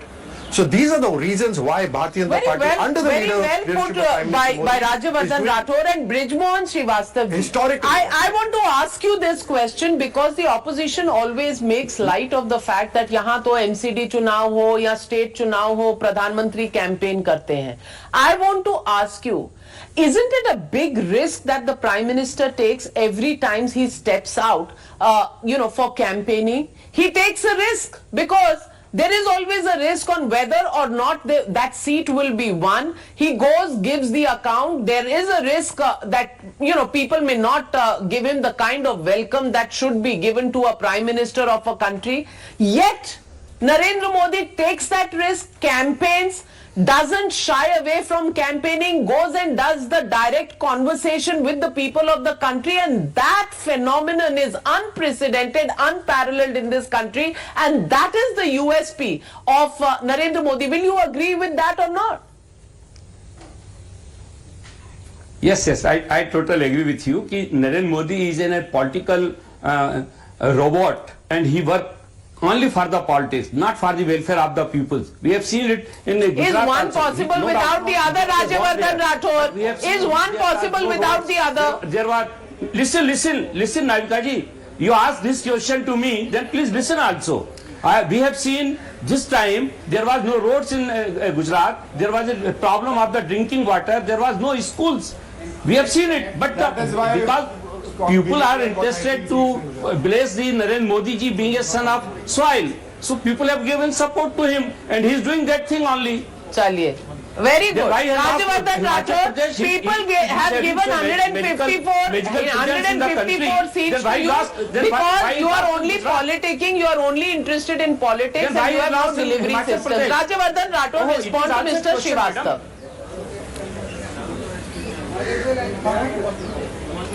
Politics को हिंदी में कहते हैं राजनीति, right? सो इस तरह की नीति बनाना ताकि जनता की सेवा हो सके, देश का विस्तार हो सके.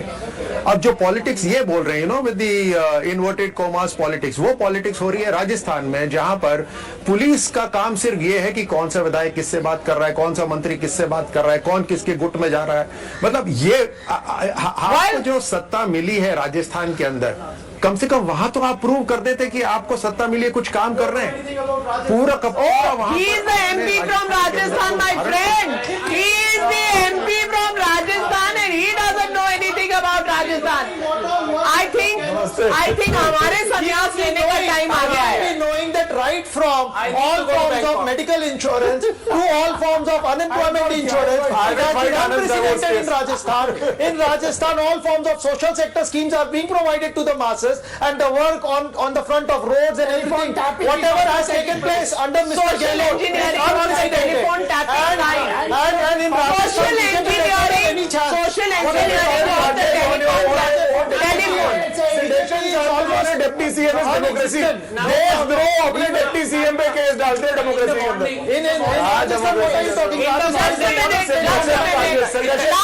Last point before Rahul Shankar walks in, Anand Ranganathan, I have to give you the final. In the morning, my good friend Lokesh here promised me that if I ask him a yes or no question, he'll actually answer yes or no. So did Mr. Gehlot file sedition charges on Sachin Pilot? Yes or no? Yes. See, when you're talking, You want the answer? You have to give me time to speak. How much time does yes or no take? Your time is limited to the assembly strength of Himachal Is an Pradesh. institution where there are disagreements, where there are fights. See, BJP is equally divided in Rajasthan. Of course, correct. Vasundhara Raje Scindia They are not in power right now. But they are not in power right now. If the Congress is divided, BJP is equally divided. अरे भाई, but they are not in power. No. Power में एक divided है. How can we say that?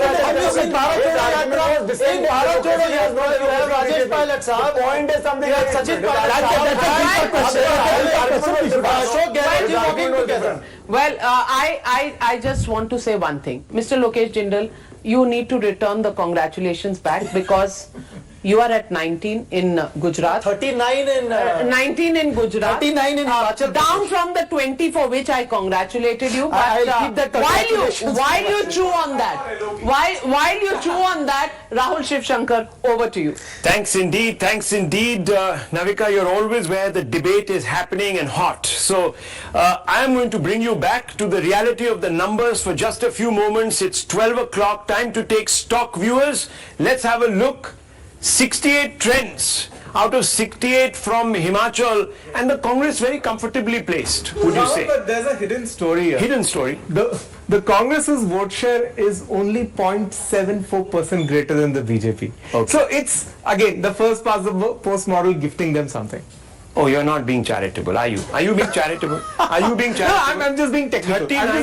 You're being technical. Okay, so this is a technical victory that the Congress is scoring, says Jai Mrug. Let's have a look here at Gujarat. 182 out of 182 trends. Some of them are crystallizing now into results. But look at this, 154.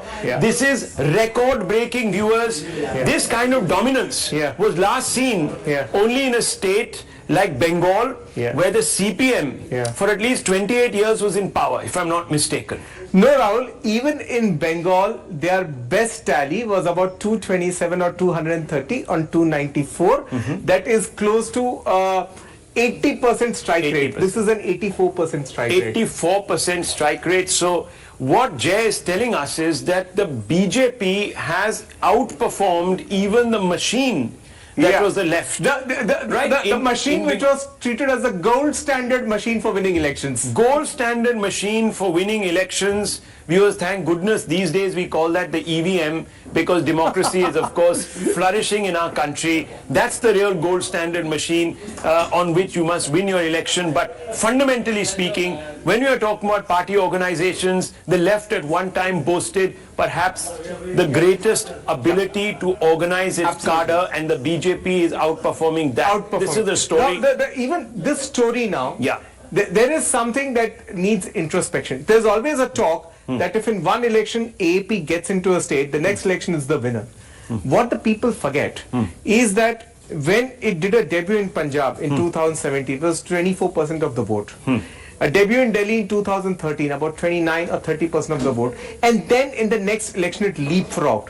Here we do not know if 12.7 is even a quantum threshold to be able to leapfrog to the next level. I'm so glad that you're saying that because, Jay, I've been hearing Congress spokesperson after spokesperson, Congress sympathizers, a large number of editors and journalists in Latvian studios. What are they saying?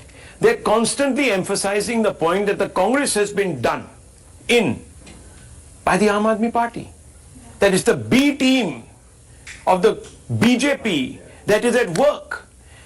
And you have a completely different psephological insight. I'm not talking about rhetoric. On times now, we do not base an argument without the hard fact. And I'm going to take you now across to our data center where Jay will test his hypothesis against the facts. So let's go and have a look. Let's have a look. You're saying that the AAP has hit a wall of sorts in this election. In Himachal, 1% of the vote. And in Gujarat, it is not the miracle debut that the AAP was thinking. In Delhi MCD, it lost about, what was it, 10, 12, 13% of its vote? Yeah, or maybe yet even in more. Delhi MCD, it's scaled up from 37 to 17 to 40. Yes. 40 odd. Yeah. But here... But it lost. If you compared its performance in 2020 in the Vidhan Sabha, it came down by about what, 15, 18%? Easily 15% of the Easily 15, 18% of the vote. Okay. So here in Gujarat, you're saying that it's the BJP that was actually outperforming the BJP. It's the BJP that has not just swept, but has actually taken a pro-incumbency advantage. Absolutely. It's an incumbency advantage. This is not in any way an election that it has not lost any vote shares. Absolutely. It has Now gained. look at this. Yes. The BJP's gain is 3.11%. Okay? That's the change. That's the change. So there's a vote after all these years of 3%. It's a for the pro-incumbency BJP. vote. Pro-incumbency. Now, this is commendable because even all the exit polls hinted at a minor anti-incumbency vote. There was a low turnout. Low turnout. People said this is a now sure sign. We that stuck people our are neck fed out up. saying that a cadre-based party would pull out more, but everybody said, low turnout means they're going to lose. That did not happen. Quite the opposite. Okay. Now, the issue here is, look at this 12.7. Yes. Yeah. This is a vote share at which even prospective future MLAs are not going to find your party attractive. I see. So this is the AAP's vote share. Yeah, 12.8. Capped at about, let's give them 12.8. Yeah. That's the change. Yeah. And this is a negation of the vote for the Congress by Absolutely. 15. So even if you add these two, it still doesn't make up that number. No, it which is doesn't make up 53. If you add them also, you are still looking at something like 40. You are 13 percentage points behind the BJP, both of you put together. Both of you put together. That's why, viewers, that's why we are constantly telling you that let us not, and I've been saying it since the morning, I'm not being uncharitable. I am by no means taking away from the performance of the AAP, which today has very much the right to feel that it is the only party that's growing beyond its traditional two bases of Delhi as well as now There is another Punjab. problem that the AAP faces. See, in Delhi, AAP was born out of the India Against Corruption movement. So it already had an organic momentum. cadre. An organic cadre. Yeah. In Punjab, also the fact that they were growing post 2014 Lok Sabha, they were growing. People were joining, the cadre was growing. So when they hit that threshold election in 2017, they had an organic cadre. The problem here is twofold for AAP in Gujarat. One, it's not hit that threshold vote share of 2024 to look reasonably, a challenger. Yeah. The second problem is, here even the cadre is not organic. What we've been saying repeatedly, or what I've been jokingly saying, it's a BCD cadre, Bhajapa, Congress, Dharamshala. They're going to go back. So neither the vote share nor the cadre, it might just face an existential crisis after having pumped in so many resources. And let's just flip that. Yes, Dr. Ranganathan. Dr. Ranganathan. Very briefly, you're absolutely right about the credit where it's due and to give it or not to give it to us. But let me tell you, can you name any other opposition party other than the Congress and the AAP that are ruling more than one state in India? There aren't, if I'm not mistaken. Yeah. So there is credit due to AAP, there is no denying that fact. And they were trying desperately to emulate Congress, but it's just almost impossible because, I'm sorry, they chose the wrong state. Is it really the wrong state? I mean, don't forget, there is another opportunity. If you were really looking to dislodge the Congress, you would have been looking very hard at Himachal, which is where, by all accounts, we were told easier to make a cadre in Himachal than it was to make it in Gujarat. That's the strategic But they mistake. should, That's the strategic That's mistake. and we had Ashutosh who told us, 30 seconds, we had Ashutosh who told us that actually the initial investment of the Aam Aadmi Party began with Himachal. Why over the last 10, 12, 15 years they haven't been able to build is a question that must be answered. Rahul, there is, sometimes you make a mistake by assuming that a small state is a much easier capture. But look at Aam Aadmi Party, it struggled in Goa for a long time, right? So there is no guarantee that just because you have in urban areas, it was looking as the breakout party. So I think Aam Aadmi Party was playing for big stakes in Gujarat. Remember, they have got massive headlines. That is the state from where the Prime Minister comes. The Congress has been struggling. And I think Aam Aadmi Party's move was strategic. It's a smart move. It may not have worked. It might work in the future. Please remember that 6 times in a row, Congress has lost to the BJP in Gujarat. And each time the BJP's vote share has been around 47 to 48%. Also, so they saw an opportunity. While credit to AAP for getting in a 10-year journey, it's a good credit. But the problem they face is they get votes from Congress. Delhi was a Congress government, they swept it. Punjab was a Congress government, they swept it. Gujarat was a BJP government, they are 13%. The problem that AAP faces, it gets Congress vote. In Gujarat, it got the vote because the voters were fed up with Congress, those who don't like BJP. That 27 years Congress cannot displace. Last time was the entire effort. 3 big caste andolans were going on. They gave their all. Still, it was 9% below BJP. So probably the voter fed up with Congress. Can I play devil's advocate? Not that I'm wanting to take away anything, Dr. Raman. Not that I'm wanting to take away anything from the Aam Aadmi Party. Neither am I trying to be, in any way uncharitable. I just want to ask you a question. Apart from Delhi, where the BJP is a factor, where has the AAP outperformed the BJP? In which other state? Punjab, the BJP was never really a factor. It was a B team of a incumbent called the Akalis. It was always a junior partner. And they didn't have the confidence to project. Neither did they have leadership, neither have they had the confidence to go it alone in some ways. And when they did, you've seen the response. So can you explain this to me? Because Dr. Ranganathan is right. Obviously, on paper, the party looks to be growing, but let's analyze the quality of the growth. Let's look at the normal strategy that any political party that wants to grow would adopt. Yes. You look for the low-hanging fruit. You look at places where you can make inroads. Now, for the Aam Aadmi Party, as they have said many times, both the BJP and the Congress are their political rivals. They have not differentiated between the two. If they feel that they can grow faster by taking the Congress vote rather than, and then saving or building up a kind of an army to take on the BJP later, you can't blame them. But in Gujarat, that might be failing for the reason that Jay is pointing out. He says, had the threshold vote share been as much as the vote share that accrued to the Aam Aadmi Party when it began in Delhi, in the first failed experiment, when it couldn't make the government, or it did. No, I'll tell you. Or in Punjab, the reason for that is very that simple. there was. The reason for that is very simple, and Jay knows it too. Look, in a smaller state, with a smaller amount of resources, and with a smaller organizational structure, you can make a bigger impact. He's contradicting you. There are seats where Aam Aadmi Party candidates are getting 2,000 and 3,000 seats votes. No. Your problem is similar to that of Goa, actually. Exactly. Before the election, you pull in a lot of people. You try to create, a sort of a steroidal cadre. You just pumped in some injection. Moment you don't perform to the threshold, the cadre pushes off, which is what happened in Goa. No, that is the risk you have in Gujarat. In Gujarat, in Goa also did the same thing. The TMC tried to build a cadre, they moved away.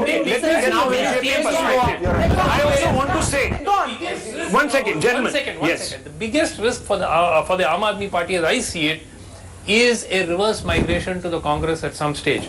We saw it in Delhi yesterday. It's already happening in Delhi. That's exactly what I'm talking about. Can I make one point? Yes, I want to bring in Amit Malviya. Just one point very quickly. Yes.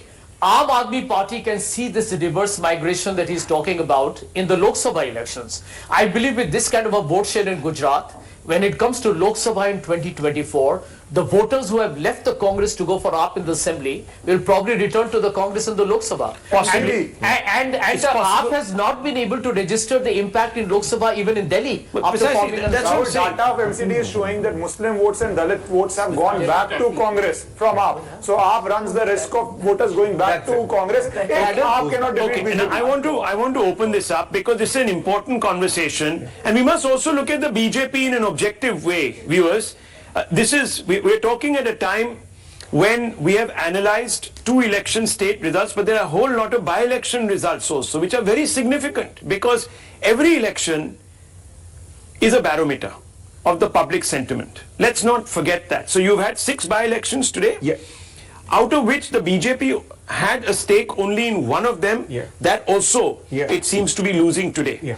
The others, two seats in Uttar Pradesh, which it could have gained out of the Samajwadi Party, it's not. So in all the 3 Uttar Pradesh seats, no gains for the BJP.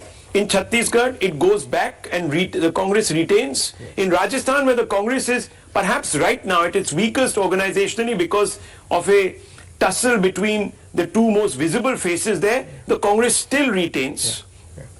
While Gujarat has been a resounding record-breaking success in Himachal, the BJP hasn't done well. And if you look at the MCD election, problem there also. This points to, I just need 2 minutes of an intervention. I think this is also pointing to a deeper problem with Mr. Gandhi's style of management. Let's look at the chronology. Where is the Wait. Let's look at the chronology. Let's look at the chronology. Hardik Patel brought in. But aren't we talking about the BJP right now? I'm just talking about the BJP. The bandobast of the And yatra you're talking about. Let's just focus on the BJP. I want to bring in Amit Malviya. Mr. Malviya, very good afternoon to you. Lovely to see you. Congratulations about Gujarat. No doubt about it. The BJP outperforming itself, its own expectations. And it shows that you're obviously doing something right, that even in a low turnout, more voters have voted for you than any time in the past. And you are sitting today at an obviously enviable record.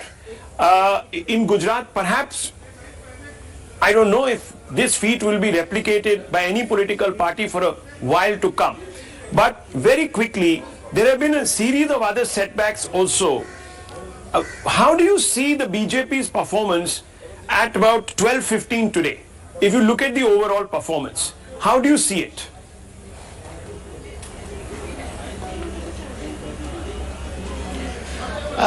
First of all, Rahul, I think if you go beyond the numbers in Gujarat, the vote share, the size of the mandate, I think it's about the trust of the people of Gujarat in Prime Minister Modi's leadership and the work the BJP has done in the state for last 27 years.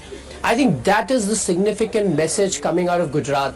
And if Gujarat's lesson were to be imbibed by India, and you were to take Gujarat election as a referendum on Mr. Modi's leadership, as a lot of commentators and opposition parties had tried to make it out, clearly the path for 2024 seems to be a smooth one, where the opposition will have to perhaps do a lot of thinking and come up with a credible challenge, or perhaps a challenger, because this election was also about looking for a challenger, and it seems that they have found none.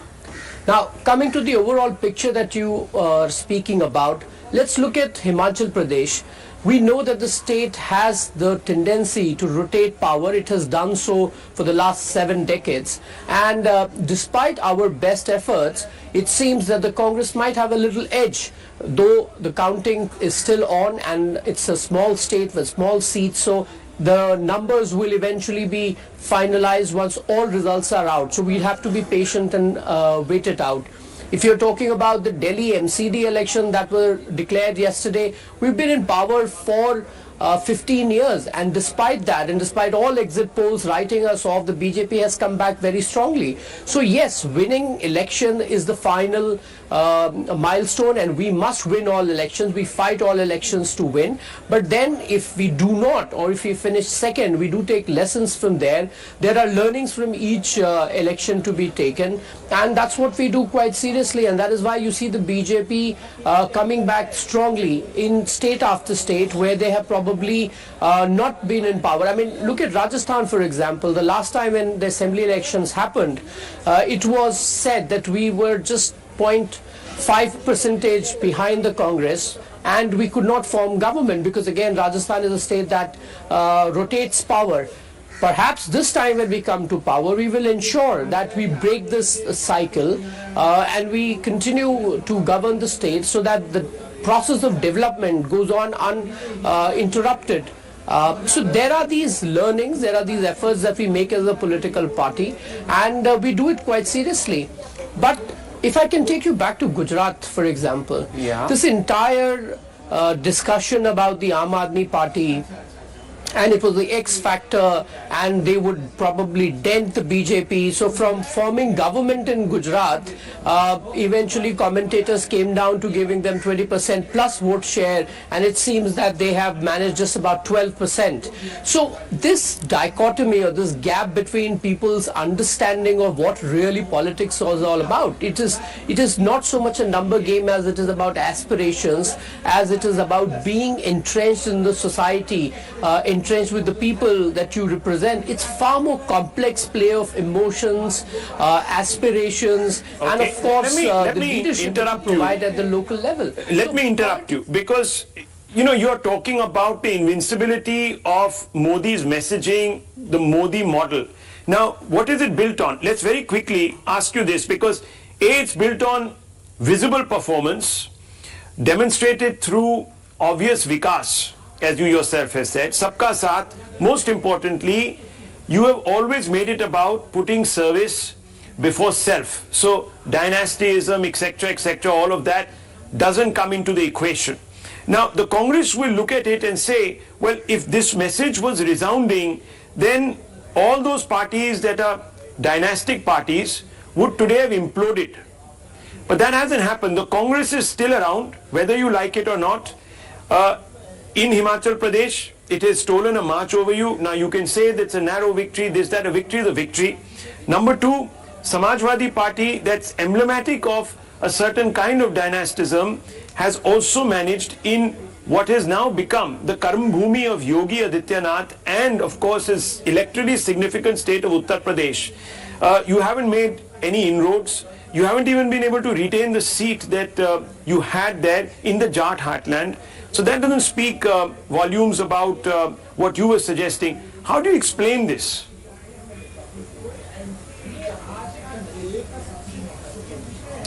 Well, first of all, political parties do not disappear overnight. So you're right that the Congress is still around despite 4 generations of the Nehru-Gandhi family presiding over it, but it is a much weaker force today. You speak about the Samajwadi Party, but it's not even a patch on what it was under Mulayam Singh Yadav. You look at other dynastic parties, whether it is the Telangana Rashtra Samiti, beyond the KCR family, there is just no leadership. And clearly at some point in time, and the phenomena that I call as gene pool deterioration, it kicks in. The Gandhi family is seeing that. Let me get Mr. Moily into this conversation. Generally, world over, 3 generations. Let me get him. Okay, so you're saying that there is intrinsic strength in certain parties, and from time to time they will leverage that strength. Mr. Moily, how do you view the results today? The Congress party decimated in Gujarat, and you can't blame, if you just look at the statistics, you can't blame the B team, so-called B team of the BJP, which is the Aam Aadmi Party, because it's not been a factor, to be very honest. You've done fairly decently in Himachal. You probably had wanted many more seats, but nonetheless, it looks like it's going to be a victory for you there. How do you see, 18 months before the general elections, the Congress party, how is it placed right now?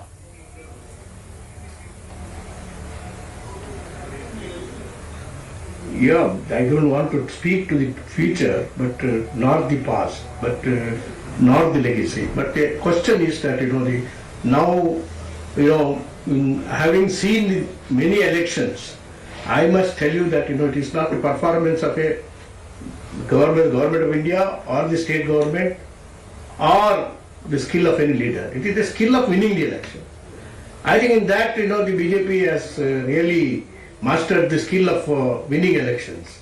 And this is what the counter that we need to build in the Congress party. And every seat will have to be fought, every vote we have to gain after fight. And nothing comes on a platter for any political party through speaking on legacy or anything. But the question is that we have large number of cadre, and people are large number of voter base for the Congress party. That is not just enough. I think we need to work on the skill of how to win elections, how to fight elections, and put appropriate managers to manage it. The grand old party of Indian politics is saying that it doesn't have the skill. That's a very important point that Mr. Moily is making. Let me quickly bring you in, and then yes. Yeah, I think what Mr. Moily is saying is quite a pointer to say that the cadre is not enthused enough to win an election, doesn't have a plan in process in management to win, and to call it a skill that the BJP has to win an election. The point is, it's not a skill.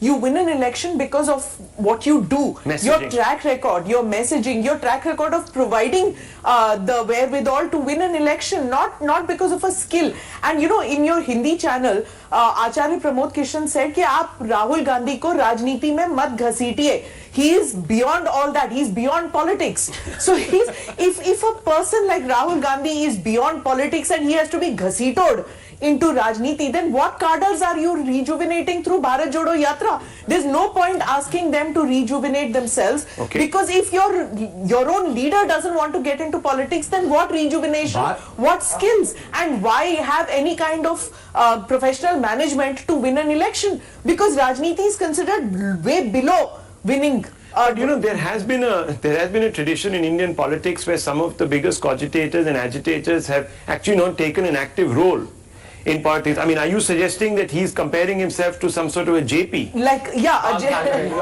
Okay. Mahatma Gandhi. That's Mahatma Gandhi. Okay.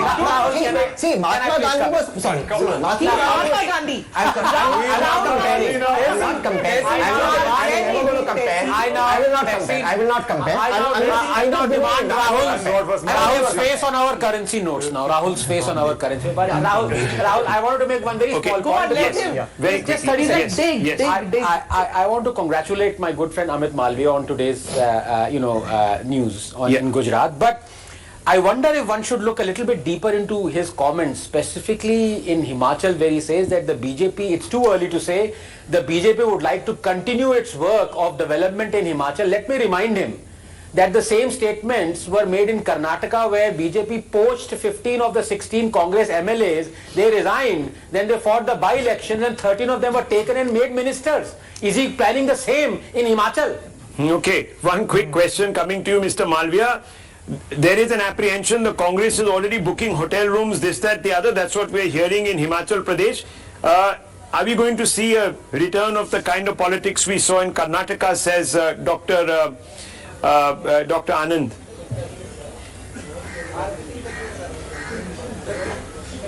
Well, I feel bad for the Congress party that they don't trust their legislators, and what is worse is that they have nothing to keep them glued on to the party. But as far as we are concerned, we respect the people of the mandate of the people of Himachal, and being out of power does not mean that you cannot contribute to the development. Unfortunately, the opposition that we have at the center is the petulant one, which is nothing but destructive and obstructionist. I believe that opposition parties have a very important role to play, and we will play that role if the mandate of Himachal suggests so. Okay. Before Tehseen comes in, I think in the Congress performance in Gujarat, 2-3 points to note. You, way before the Aam Aadmi Party even steps into Gujarat, you engage Hardik Patel, you empanel him, but then you don't engage him meaningfully. I think that's something for which responsibility should be fixed within the Congress. Second point, You have senior leaders like Bharat Singh Solanki, everybody around. You engage Jagdish Thakur, who's actually more like a North Gujarat leader. And again, or even if they're of the same caliber, there is great dissonance. There is no effort by the Congress leadership to manage the dissonance. So, empanel useful people, no resource utilization, no dissonance management, and in the end, you walk away with a Bharat Jodo. I mean, does that even look symptomatic of a party which wanted to be a challenger? Forget the contender. I mean, Okay, Mr. I would agree with Jay completely. Okay, Tehseen Kunal. Yeah. You spoke about Alpesh Thakur. Specifically, you took that name. No, I referred to Jagdish Thakur, who is the state president. I referred to Jagdish Thakur. Okay, but let me come to Alpesh Thakur, because these are the youngsters on who the agitation was so-called being. Alpesh Thakur used the most abusive language against the Honorable Prime Minister. Most abusive language. He made the most nasty personal comments about the Prime Minister. Look, I am referring to the Congress's management. Alpesh was not even my point of reference. I agree, but if I may, today is in the BJP, respectable member of the BJP, just like who? Naresh Agarwal, who said the most derogatory things about gods. No, you're not getting his point. You're saying it's about resource utilization. You have some good resource. If the BJP does it, it's Chanakya Niti. And it comes back to where does it, it's not Gandhi. Smita Prakash was making that point. Smita Prakash is talking about an erosion of skill, and we took that point out from where? From what Mr. Moily was saying.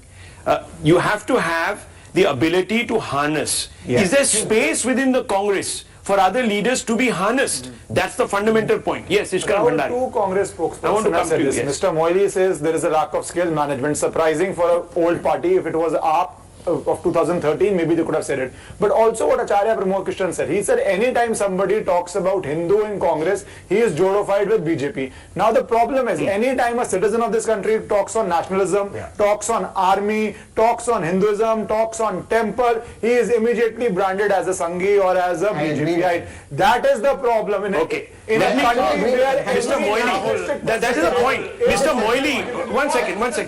Yes. Because the leader, the supreme leader of Congress believes in all this, believes in a very leftist viewpoint, you are condemning Congress to oblivion. Now, let me tell you, Mr. Moily has spoken the fundamental truths that all congressmen must accept, which is that you got talent, you got an organization, you got a base, but you don't leverage it at all. Exactly what Jay was pointing out. Okay, so and I believe Rahul, for a party that created a headline despite not winning the election in 2017, to allow itself to capitulate to this level, it is absolutely unforgivable. Okay, so let me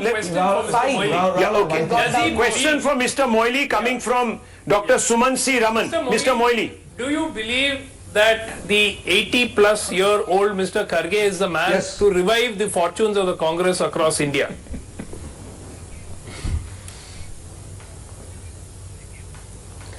It's quite possible, he is quite resourceful leader, and he knows the skill and everything. Now question is that not one leader or two leaders or a group of leaders can deliver goods.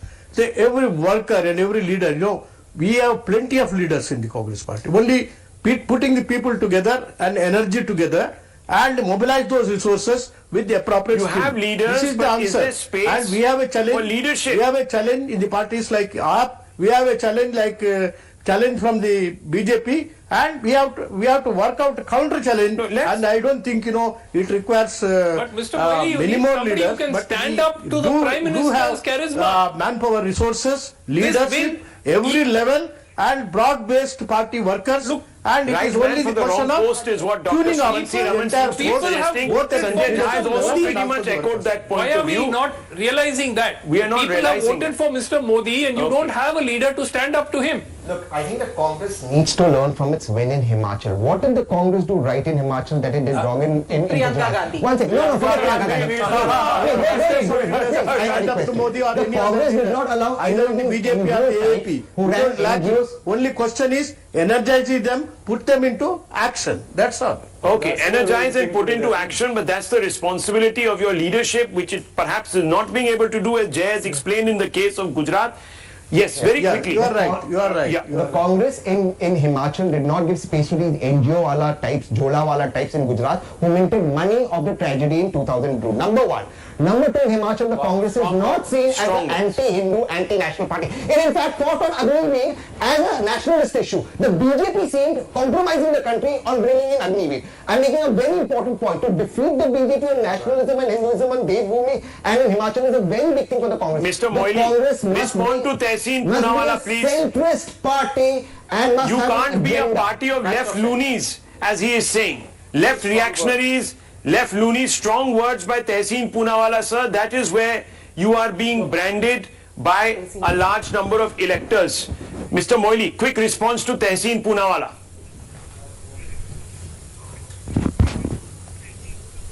What is that? I did not catch his point. He's saying that the I did not Congress- catch his point. He's saying that the Congress Poonawala's party point. has today got associated with the left lunatic fringe. And that is the reason why the party has become almost marginal.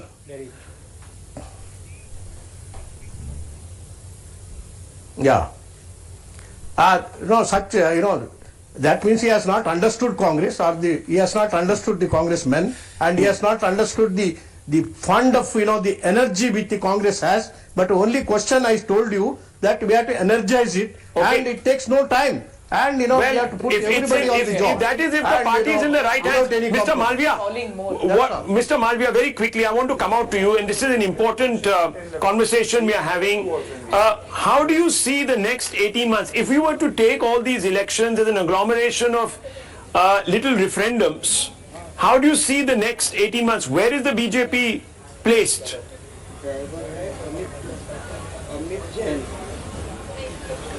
Look, Rahul, we are very clear. We fight every election to win that election because at the end of the day, we want to be in power. We want to serve the people of the country. There's a lot of things that are happening at every stage, from the central government to the state to the local body elections. And if the BJP is present in every governance structure, it makes our job that much more easier. That is why if you see states like Gujarat, Madhya Pradesh, now Assam, and some others where the BJP has a dominant presence are doing extremely well as far as governance and development perhaps you is didn't concerned. understand my question. You look I'm at, asking you, Delhi as a city, is last there a 8 national years, message? Nothing much has happened because we've had the Aam Aadmi Party government. No, perhaps you're not understanding Well, my of course question. there I'm is only a asking you, national what is the message, and like national I said, message is that the what BJP is Gujarat's taking away? mandate today is like. Yeah, go ahead. Well, the national message for the BJP very clearly is that if Gujarat can vote the way it has voted after 27 years of BJP being in power, there's no reason why India can't do that for several decades to come ahead. And we are going to work to ensure that the credibility of the party, the charisma of the leadership, the local leadership is so well entrenched with every state, The BJP with feels every that it has a constituent tailwind of that state, coming out that of this round. BJP becomes the natural power, Natural party of governance. Sorry, Natural party of governance. The BJP becomes the natural party of governance. That's what he's saying. And that He's is saying- what we are aiming to. And this particular election result has actually cemented that impression. That is what he's saying. Is the IB director resigning today? One second, Dr. Raman. I think, Mr. Malviya, first of all, congratulations, because this is a stupendous win. There's no doubt about it. I think. Are you congratulating him for Himachal as well? No, I'm not congratulating. I'm saying, as far as Gujarat is concerned, it is. Himachal, they've lost, and one hopes that they would sort of accept that the verdict is against them, and they will sit in the opposition at least in the near term. Now that is something that we'll have to wait and see. At least we'll have to wait till evening or tomorrow to know if that will be the case. But the point really is that more and more and more the BJP is becoming a single leader party. Today this win, I don't think any of us, I don't think even Mr. Malviya will argue and say that this is the win for the Prime Minister's appeal to the people of Gujarat, the confidence that they have in him and the faith they have reposed in him. And this is the case across different states where they can't literally get him to campaign extensively. The BJP does face setbacks. And while for the moment it's great it's very good, the point is long term. The BJP started as Nobody is bigger than the party.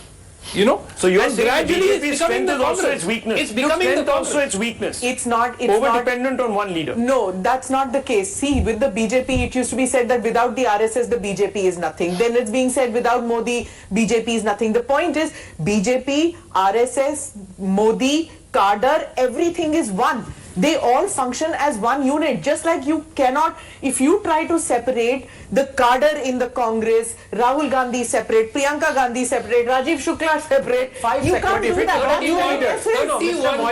Mr. Moily talked about energizing to get new leaders. You know who is right now one of the best young leaders in the BJP? Is actually a congressman, Himanta Biswa Sarma. Yeah. So he is not in Congress right now. He possibly is a potential prime minister. Same with Yogi. So it is wrong, Dr. Raman, when you say that Modi is all alone out there. He's discovering a lot of The BJP will be delighting. Rahul, One second, the BJP will be delighting. One second, viewers. 5 years ago, let me tell you, the are not in the picture BJP. now. One second, I'll come back to you. The BJP will be delighting in the fact that today the conversation is once again back on Mr. Modi, and that for it, as a party aspiring to win the next general elections, is perhaps the best outcome. Would you agree? Would you agree? Because at the end of the day, it's about personalities. There is Mr. Modi, and the question will always be asked, who else? Now, data has also proved that 2014, 2019, every time it's a Lok Sabha election with Prime Minister Modi on the ticket, the vote share in every state goes up. As a national party, they have an advantage, and then Prime Minister as a national party, they have an advantage. So even Himachal, they have lost is only 0.5%. Let's be very clear. 0.74%. Very quickly. So you see what will happen to Then we are going to Let dissect the numbers. me tell you, Mr. Modi has subsumed the BJP, which in a great number of ways will have a damaging repercussion on the BJP over the coming But his 75-year ceiling, 75-year ceiling is going to come soon. No, it's My not for second everyone. point. It wasn't for Yediyurappa. No. It wasn't for Yediyurappa. Please, let's not even kid ourselves. And I think Rahul, the second point was very critical. That end of day, this is a party that we all agree here on the panel, and you know it as well, invests humongously in fighting an election. And what the results of today show is that the BJP can be defeated. It is a myth that the BJP is so unassailable that it will win elections at will. It's not true. It can be defeated, and I think it's for the opposition to really take charge. Where is the opposition? That's the fundamental question. You look at Gujarat, it seems to have shrunk. Just have a look at this. We'll go to that. Just look at the maps. Let's focus on this screen right now. This is the data center viewers, and we've been showing you these numbers all through the morning. What do we see? Here is the map, and let's color this map. 2017 on one side. Green. And here is 2022. Can we put on the overhead camera, Director Saab? Let's fire it. That's it. Wonderful. There we are. Here you can see this swath of green. And remember, this morning, we were saying that these two areas, these were the battlegrounds. Were the battlegrounds. And the BJP has swept those battlegrounds, isn't it? This is 2022. 2022. You were saying. Yeah. Now, to just understand the actual areas of strength. This is 2017. 2017. 2022, few pockets of AP in Saurashtra, right? This is a Patidar dominant seat, Visavadar. This is... but he's getting it from the Congress. He's getting it from the AAP Congress. is getting it again from except for Botard. Two from the BJP, two from the Congress. The interesting point in this map is, whatever remains of the Congress only remains here in North Gujarat. That's it. Central, South and Saurashtra, they've completely conceded space. Now let's look at the details. This is South Gujarat. Okay. So this is the lowest ever tally other than a zero. The lowest non-zero tally you can have, that's one seat. And that's what the Congress is having. So it's retained one tribal seat, that is Vansda. The AP has made a debut with one tribal seat, that's Dediapada. The rest of the entire region is almost with the BJP. Just look at it. In fact, these green, half green patches are seats that were formerly held by the Congress. Dangs, so Congress to BJP. Nijar, you go to the next one, that's again Congress to BJP. If you just go back to BJP here, right? Nijar is Congress to BJP. So it's fascinating. Almost reduced both of them to the lowest non-zero tally, and the BJP has like BJP ने झाड़ू मारा है. And let's have a look at the one second, give me 30 seconds. We're analyzing this victory for the BJP. Let's also look at the various denominations that have voted for the BJP to actually talk a little bit about just who is the BJP's voter this election in Gujarat. So let's open that. Here it is. Here are the clusters, viewers. We are talking about those that the BJP dropped, the sitting MLAs it dropped. And you know, this was a big risk. They dropped 48 on 113, which is 42%. And 46 have won. 46 have won. The new replacements won. 46 have won. So strategic as well as a very risky decision, but they took it. And these two are castes, important castes. These are important castes and economic groupings. So Charotar is the Patidar caste of central Gujarat that is rich in cash crops, tobacco, dairy, moneyed people. There again, overwhelmingly BJP. Overwhelmingly BJP. 12 out of 40. 12 out of 40. Koli caste, 19 out of 21. Key BJP rebels. There were 19 rebels that they were handling. And all lost. All lost. Barring 4. Barring 4, in 15, the BJP has pulled through. So BJP is full. So even rebels didn't hurt the BJP. Didn't hurt the BJP. You're looking at minorities in minority seats. Of 19, 14 the BJP. And it's a 75% strike rate within the minority dominant seats. Okay, Patidar effect collapses against completely. the BJP. 47 such, the BJP walks with 43. So all those people who are agitating against the BJP are back with the BJP in a sense of speaking, in a manner of back speaking, with the 5 years BJP. later. Hardik was in fact the last one to come. So if you were to talk about the message that the Prime Minister wove about Sabka Saath, Sabka Vikas, this epitomizes that. It's everywhere. It's and that everywhere. of course is the spider which tells you web. the dominance. You just look, the green is the color of the Congress, blue. The biggest envelope belongs to the BJP. Yes. So the spider web, like one view and it tells you the biggest envelope is BJP. And if one were to look at, for 2 seconds, the AAP numbers here, what do these tell you? The AAP numbers tell you that it's done very, very marginally better in Koli dominant seats. That's the K. Okay, and in some of the rural areas. Okay. So little bit of. So let me go to Huda Zariwala of the Aam Aadmi Party. Huda Zariwala, the AAP was supposed to be a factor. Mr. Kejriwal was talking about sweeping the BJP out of Gujarat. Jharu maar ke bhaga denge was basically what he said. That's not happening. In fact, there is a very real possibility that these green shoots, as Jay was telling us, might in fact dissipate over the next few, maybe even the next year, because it hasn't really pulled the traction, given anyone a stake.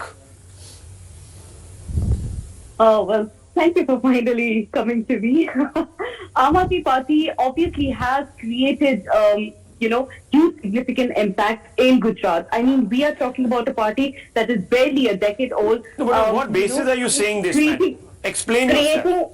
Okay, Aam Aadmi Party has created inroads in a BJP bastion, the gur of the likes of Modi ji and Amit Shah ji. So let's not reduce them to a party that cannot rattle both the BJP and the Congress. I mean, now we are a national party, right? And the huge MCD win after 15 years of the BJP in the MCD. Okay, you're a national party, you say. You're a national party. Okay, just hold your thoughts. Let's take this one at a time. Let's go across. Yes, doctor. National party says barely a decade-old party. Barely a decade-old. A decade-old national party. I do agree with Huda ji. AAP is a national party. Just that the nation has to be decided. कौन सा nation है? ये पता चल जाए उसके बाद मैं भी कह दूंगा कि नेशनल पार्टी है. Number 2, for Ms. Huda to say that we have made deep inroads, you just look at the statistics in front of you. AAP probably might not even get 5 seats. And even as far as vote shares are concerned, it's less 12.6. Right. Okay, and that is dissipated across all 182 seats. And yet it managed to rattle both the BJP and the Congress. That's certainly accounts for something. Okay, Tehsil Poonawalla, it is the only party you're no that fan of talks the about AAP. issues. Sometimes you become a fan of the AAP. You're never a fan of the AAP. Okay, so national party, Congress can take a walk, can keep going and joroing, but at the end of the day, the AAP is the next national party. Dr. Ranganathan So said, I will take over the role of a shire today. दिल को खुश रखने के लिए हुड्डा जी एक ख्याल अच्छा है. So they can say that they're a national party, they're a national alternative. But the AAP is a party that is reduced to 1.5 states, Punjab and Delhi. Now that's not saying that their performance is not good in 10 years, but this is where it is. They won an NCD election and they thought that they're replacing the BJP. so it's hit a wall, you're saying? You're saying, okay. At the short term, it has hit a wall. See the Kejriwal. No. Miss Huda is saying something. Let's talk about your performance in Gujarat. Let's talk about the lack of leadership from Congress. They just won Himachal. Himachal jeeta. You got zero in Himachal. Yeah. I mean, They won Himachal, they won a by-election or Yeah. three. Three by-elections. In fact, Three today. by-elections. So, yes, Dr. Suman Siraman. AAP has not rattled the BJP in Gujarat. No, They've is rattled the AAP Congress the in national Gujarat. alternative I think is the we'll- question. No, national alternative. First of all, the AAP doesn't exist in southern states. So, for the start, that itself means that you can't. They But can he's become saying it's a at national best alternative. a Why are you Hindi being belt. churlish? No, I'm talking the reality right now. Okay. They could look at taking, rattling the Congress further in some more Hindi belt states going forward in the near term. But beyond that, I mean, the ball is basically in the Congress. You're almost saying this is a reality. I know what he's trying to do. No, I know what he's trying to do. You are actually in a very perverse way, very clever way, trying to reunite the opposition against BJP. Yes. It's a difficult day. One second, gentlemen. Ishkaran Bhandari speaking, yes. It's a difficult day for AAP today. Let us be clear. Yes, for a 10-year-old party, they are doing reasonably well, but they are doing reasonably well to be in opposition space. Even there, Congress having managed to win Himachal Pradesh and they being less than 20% is not a very good day for them. Of course, they have a long journey ahead, but today they have hit a wall. Hit a wall. Okay. Yeah, Rahul, I don't think a political party's aim should be to rattle other parties. Yeah. They have to, if the aim was to become a national party, maybe they have achieved that. But the point is that in 2023, there isn't much time. So Chhattisgarh, Rajasthan, Karnataka, they don't have enough time to build a cadre or to provide any kind of an alternative to the Congress in 2023 or in 2024. And they got no momentum of that. Rahul, in my opinion, the Congress will, in a deep Rip Van Winkle sleep, will wake up after this Gujarat knockout blow because of AAP, in my opinion, has been instrumental in the Congress's decimation. And if the Congress wakes up, then I think AAP has hit a plateau. Well, there is. But they'll be an irritant. Well, the AAP will continue to be an irritant for the AAP will Congress. continue to be an irritant. Now, viewers, let us very quickly move across. It's 1 o'clock. We're going to be focusing a little bit on the Himachal picture. We're going to take a quick break, isn't it? We're going to take a quick break and we're going to be right back. Himachal and what next? Viewers, from Uttar Pradesh and the other by-elections. We're going to put it in a national perspective for you. Stay with us. Don't go away.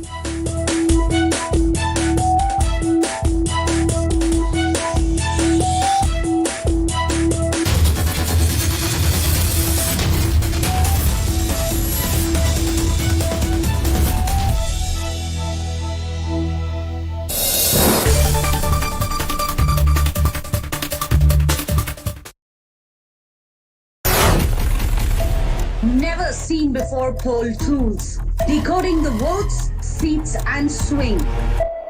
Groundbreaking TV coverage. Value for every minute spent. Result day live only on Times Now. Election News Headquarters. Savarkar पर जिसे Veer Savarkar BJP मानती है, उस पर राहुल गांधी, माफ करना, BJP नहीं पूरा देश सावरकर जी को वीर सावरकर मानता है। बिल्कुल वीर सावरकर जो हम सब के लिए हैं, उन्हें राहुल गांधी जी कहते हैं कि वो घुटने टेक कर चिट्ठी लिखा करते थे ब्रिटिश सरकार को, योर ओबीडियंट सर्वेंट। और इसके ऊपर बीजेपी ने गांधी जी की भी एक चिट्ठी निकाली। मैं पूछना चाहती हूं कि हमारे इतिहास का जो इस तरह से रोज डिबेट होता है पॉलिटिकल पार्टीज के बीच में, इसको एक ही बार सेटल नहीं करना चाहिए? सेटल करने की कोई जरूरत नहीं है, सेटल ही है। ये वीर और अकेले सावरकर और वीर सावरकर का जो अंतर है ना, वो अगर समझ ले तो सेटल है। ये कोई पद्मश्री, पद्म विभूषण, इवन भारत रत्न नहीं है जो देश की सरकार ने दिया है। 130 करोड़ लोगों ने सावरकर जी की देशभक्ति को वीर नाम से सम्मानित कर आजीवन एटर्नल तरीके से उसके नाम के साथ जुड़ा है, तब कोई वीर सावरकर बनता है। और ये जो लोग आज टिप्पणियां कर रहे हैं, 10 दिन सावरकर जी जहां 10 साल रहे वो जेल की कोठरी में रहकर बताएं। और समंदर के अंदर 600 किलोमीटर दूर से एक जहाज के अंदर से कूदकर आजादी के लिए जान दे देने का, आजादी के लिए जिंदा रहने का जो जज्बा था, इसके 10% भी किसी में हो तो सावरकर जी पर टिप्पणी करे। और देश में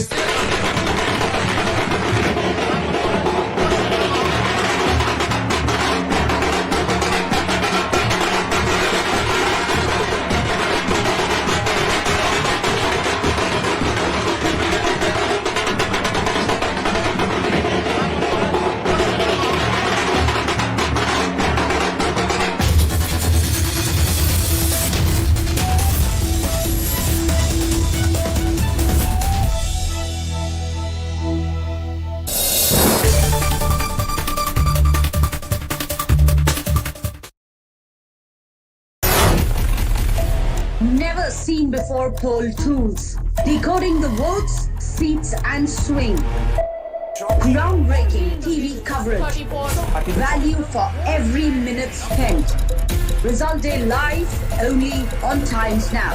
Election News Headquarters. As someone who comes from the south, the southern meal starts with the sweet. So let me start with a point of agreement with Mr. Verma. On the aspect of colonization and on the impact of colonization, I don't think I have anything to disagree with at all. That it has much more pernicious and far more, let's say, far-reaching effects than the use of the sword. I completely agree with on that. And I think we are still reeling from the impact of it, which is very clear. I don't think we are wearing the Mughal clothes, we are wearing the clothes of the British man for all practical purposes, at least some of us. So therefore, I understand that particular issue.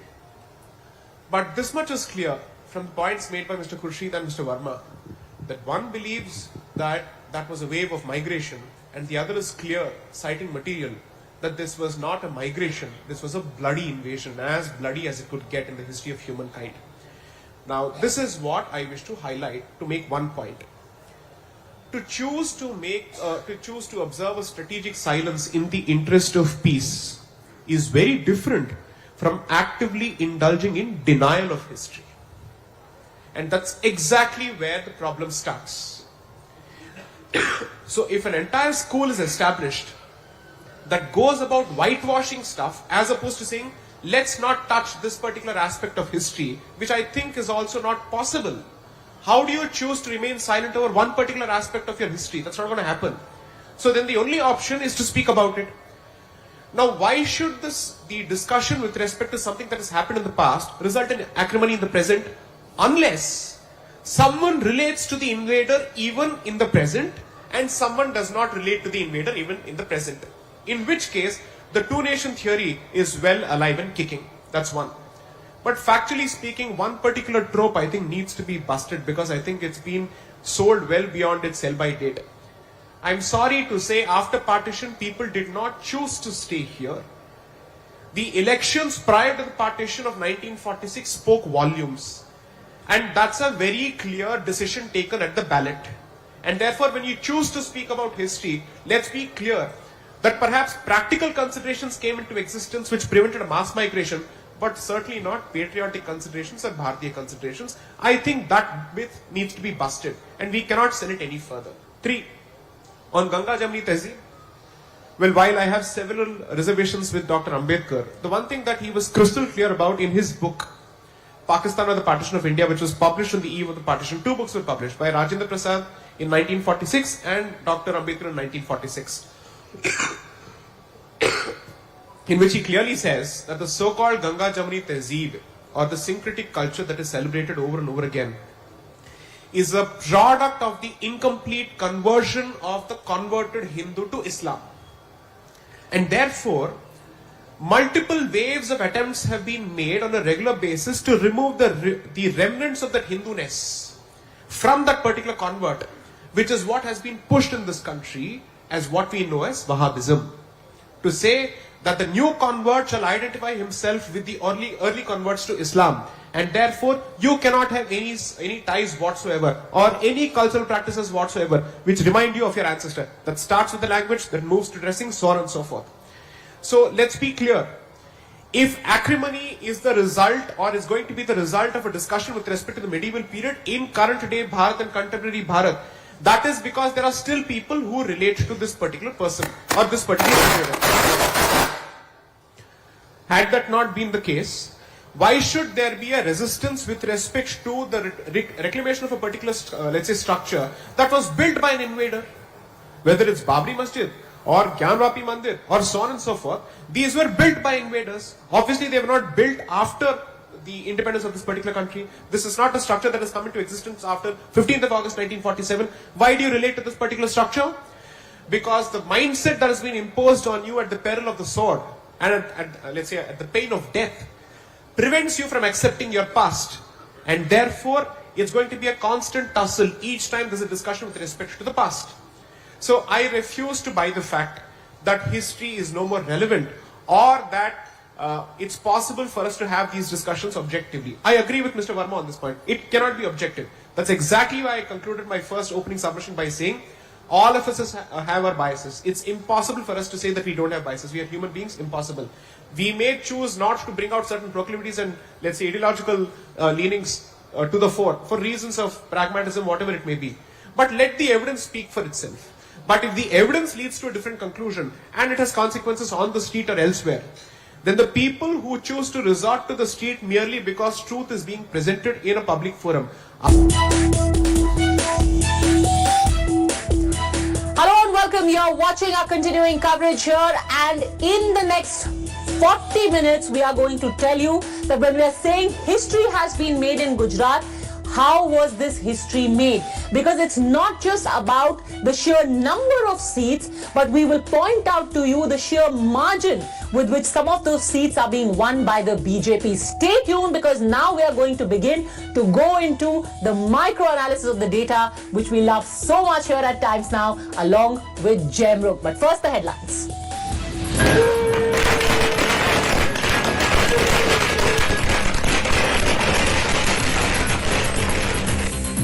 Gujarat responds to Prime Minister's "I have made Gujarat" slogan with a historic win for the BJP. All past records are broken. The BJP will now be in power for 32 years, the highest ever in India.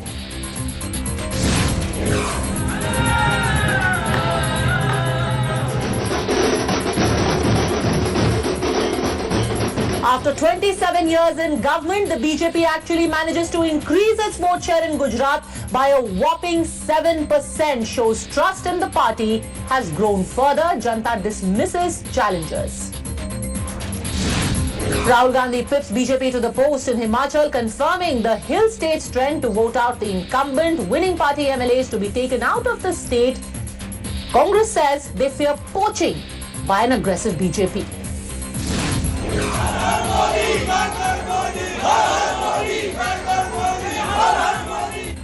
Saffron Party success largely goes to its biggest mascot, Narendra Modi. A vote for BJP is a vote for Modi. Modi magic neutralizes anti-incumbency in his home state, prevents BJP whitewash in Himachal despite infighting and rebels. Aam Aadmi Party's bid to frame assembly polls as a war between Delhi model and Modi model of governance boomerangs after loses to BJP in the most direct contest as Janta endorses Modi model. Some of the biggest names of the Aam Aadmi Party in Gujarat, including the CM face, continues to trail. The magic Kejriwal's party promised in Gujarat and Himachal is a no-show so far. Aam Aadmi Party does emerge as third force in Gujarat with a chance to win at least half a dozen seats. Congress slumping to its lowest tally in over 2 decades in Gujarat, but capitalizes on BJP divisions in Himachal for a convincing win in a close race. Debate continues if the party is in decline. The question though is, kaun banega Mukhyamantri? Mainpuri blesses Bahu Dimple after sitting MP Mulayam Singh Yadav's demise. Salvages Samajwadi Party's prestige and relevance in UP politics by defeating BJP's bid to uproot the SP in its bastions. Congress leader Digvijay Singh triggers fresh controversy, says BJP's electoral success is nothing more than a misuse of money, muscle and power and the support of EVM machines.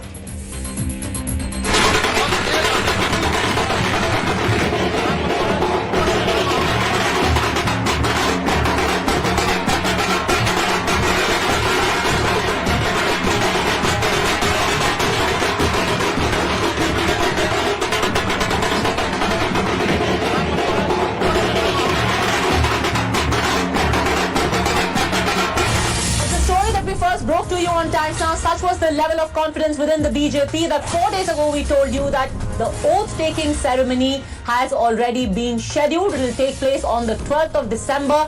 All the preparations have already been done. It will be done in the helipad. The Gujarat Chief Minister to take oath on the 12th of December. It promises to be a mega show with the Prime Minister and the Home Minister of India being present there, of course, along with all the senior leaders who hail from Gujarat. Today evening is a meeting of the Parliamentary Board and the beginning of the celebration that will take place on the 6th at 6 p.m. Pardon me. Already Amit Shah has now tweeted saying, "इस ऐतिहासिक जीत पर गुजरात की जनता का नमन करता हूं."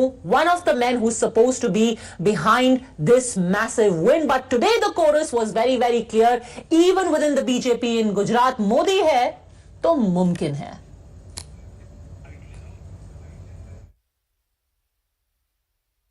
ये एक बार फिर साबित हो गया है कि गुजरात के लोग अपने प्रिय नेता श्री नरेंद्र भाई पर अपार विश्वास, प्रेम और आशीर्वाद की वर्षा करते हैं। गुजरात की जनता के इस जनादेश को हम विनम्रतापूर्वक स्वीकार करते हैं। गुजरात की जनता ने एक बार फिर देशद्रोही तत्वों को नकारे और राष्ट्रवादियों को सेवा का मौका दिया है।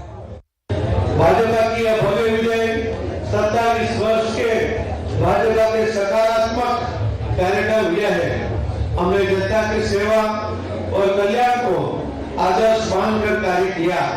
हमने अपने प्रचार अभियान के दौरान सुशासन और विकास के हमारे जो वादे थे वो साकार किए। संकल्प को गुजरात के हर वर्ग तक पहुंचाने का प्रयास किया। आदरणीय प्रधानमंत्री श्री नरेंद्र मोदी जी के विकास कार्य को धरती पर उतारने का काम गुजरात की भूपेंद्र पटेल सरकार कर रही है। इसी का परिणाम इस चुनाव के नतीजे हैं। ये चुनाव गुजरात के नागरिक भारतीय जनता पार्टी और मोदी जी के बीच में जो संबंध है, जो विश्वास है, वो विश्वास और संबंध के चुनाव में आज गुजरात की जनता ने सत्ता के लालचुओं को पीछे ढकेल दिया है। देश के प्रधानमंत्री देश के प्रत्येक व्यक्तियों के लिए सोचते हो। एक ऐसी सोच को लेके प्रधानमंत्री जी आगे बढ़े जिससे देश की प्रत्येक महिलाओं को, देश के प्रत्येक व्यक्तियों को स्वाभिमान से जीने का हक मिले।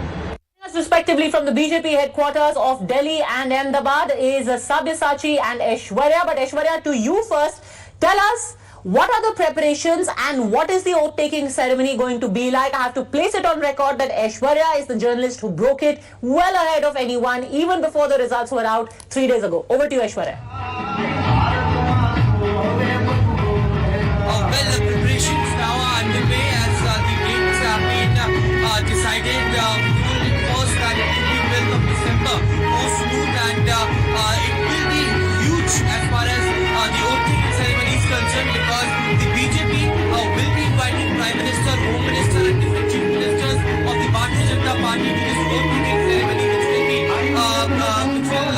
at the helipad ground at the Vidhan Sabha, and the celebration continues over here as the Chief Minister and the RCR party just went after addressing the conference. You can still see a lot of Karyakartas over here dancing and distributing sweets over here amongst each other, because this is something which is huge in terms of victory.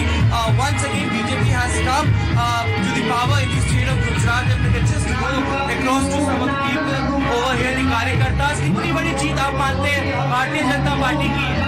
भारतीय જનતા પાર્ટીનો record તોડ્યો છે આજે ગાંધીનગર ગૌરવ ગુજરાત બની ગયું છે.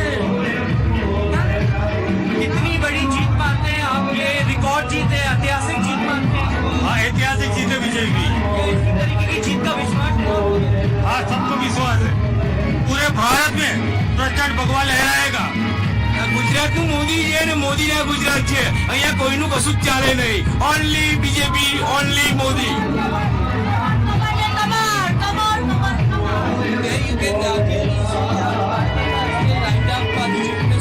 Okay, Gujarat versus Modi ji. I think the results have pretty much borne that out. Let me get in Akanksha and Sabyasachi as well. Akanksha, I can see that the preparations for the celebrations have already begun. We've seen this happening after every election where the BJP wins in full force. Karyakartas from across the country with their get-up, the dhols, the flags, they are all there. So I guess I have no option but to just throw it over to you. Take it away, Akanksha.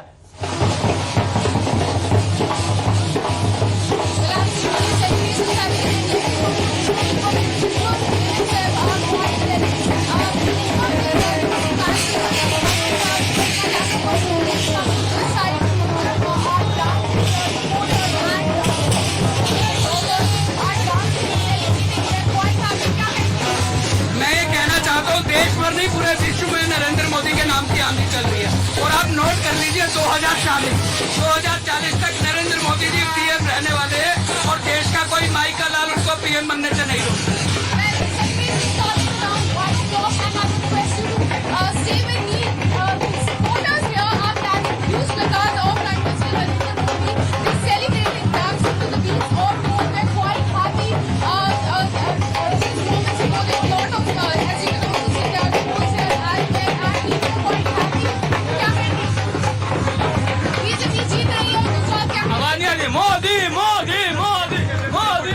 It's a victory of BJP development model. People have supported Prime Minister Modi ji's vision, and it has proven that people trust Modi ji and BJP and all other parties who are giving freebies or any kind of false propaganda. People are not buying into it. It is a death knell for the Congress and Aam Aadmi Party in Gujarat, and all the Karyakartas have worked hard for it.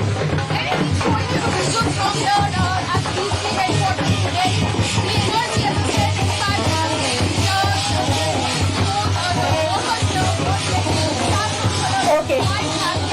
One gentleman there wants Modi ji to be Prime Minister till 2040.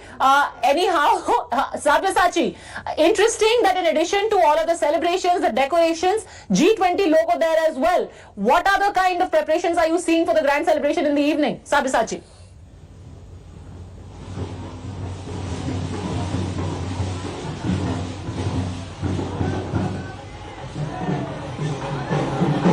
Okay, I think Sabyasachi is having a bit of a difficulty hearing me over the drums. Sabyasachi, over to you. Take it away.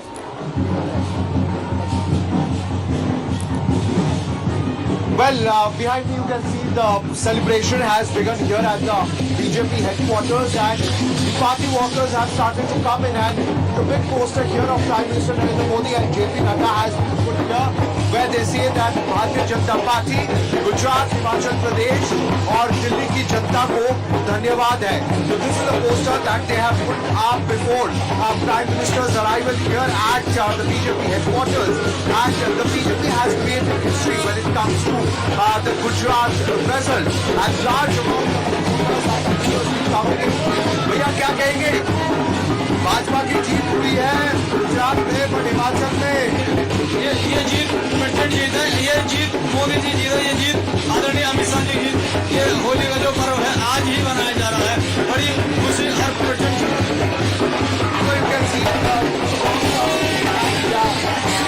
supporters of the Bharatiya Janata Party are dancing to the beats, and also the cutouts of Prime Minister Narendra Modi have also been brought out here by the BJP supporters. You can see here are the cutouts of Prime Minister Narendra Modi, and large number of supporters are expected to come soon. Anytime we get some more reaction. Sir आपसे पूछूंगा कि जो नतीजे आए हैं गुजरात में, history record हुआ है, 7वीं बार भाजपा की सरकार बनी है, क्या करेंगे? नतीजे तो आने वाले थे, लेकिन 150 सीट का अनुमान था, लेकिन जो अनुमान से ज्यादा आया है, क्योंकि ये डबल इंजन की सरकार अनुमान से ज्यादा आया है. अनुमान से बेहतर परफॉर्मेंस हुआ है सो फार, और अनुमान से भी ज्यादा अब वहां पर सेलिब्रेशन शुरू हो गया है. Yes, a bit of a dampener there when it comes to the results in Himachal, but the Gujarat results perhaps have more than made up for it, Mr. Rajgopalan. Of course. 150 plus. Gujarat 150 plus is going to be a trendsetter for 2024, and moreover with this regional parties like DMK, YSR Congress, TDP, and other political TMC, Nitish Kumar, they all will have a rattled atmosphere. Because DMK was asking about the South Indians, Tamil progress, everything they were saying. But Kashi Tamil Sangam Modi organized in Kashi. Now Modi has won in Gujarat. What is the message for DMK from this? DMK should be alert on Modi in future. Apart from that, Congress in South is very weak.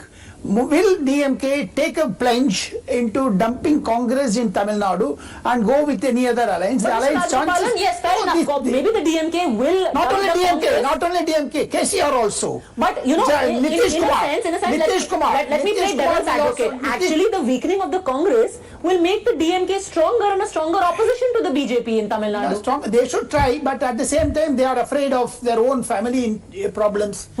What Prime Minister spoke on 15th of August from Red Fort, Gaur Parivar Vaad, and plus वो गौर corruption. परिवारवाद बोलते हैं, but Gaur Parivarvaad तो खत्म हो गया, Tamil Nadu में होना है. So therefore, they will definitely be taking an interest.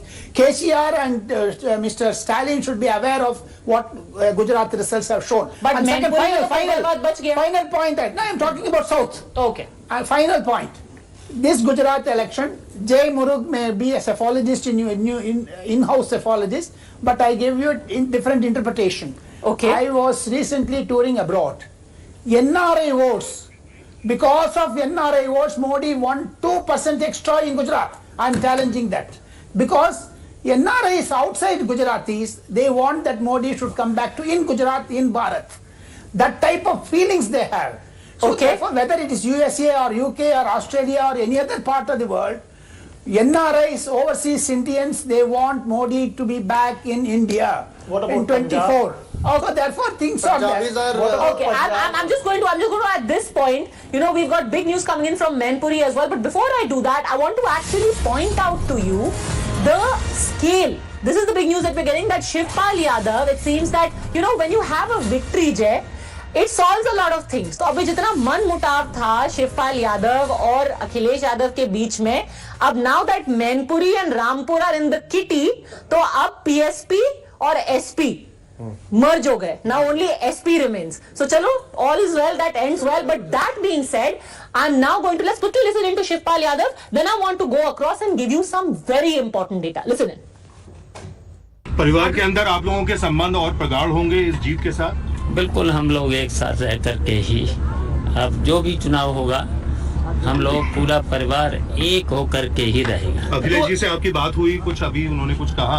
आप लोगों का आपस में कोई संवाद हुआ? अब परिवार है, परिवार में तो, और ये हमारी बहू की जो जीत है, जो परिवार एक होकर के लड़ा, इसकी वजह से बड़ी जीत हुई है. और तीनों ही सीटों पर एक जगह आपके सहयोगी थे आरएलडी के, वहाँ पर भी बढ़त बनाए हुए हैं. रामपुर के बारे में क्या कहेंगे? बहुत कम मतदान हुआ वहाँ पर. तब भी जीत हो रही है, जितना उत्पीड़न के बाद भी जीत हो रही है. तो ये क्या दर्शाता है? क्या भाजपा सरकार के कामकाज के ऊपर भी आप कहेंगे कि एक तरह का मैंडेट है लोगों का?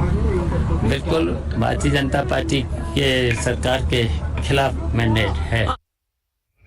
Okay, quick word from Amir Haq joining us live from there. What prompted this coming together and merger? Merger and acquisition. 2 seats acquired, 2 parties merged. Amir.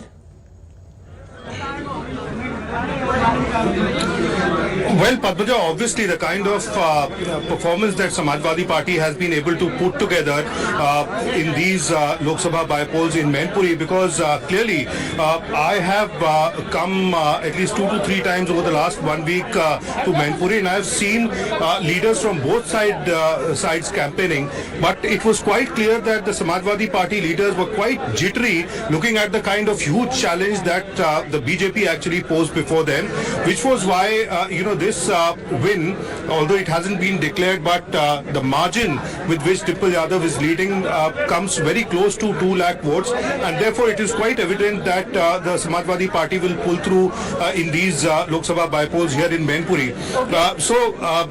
This seems to have brought back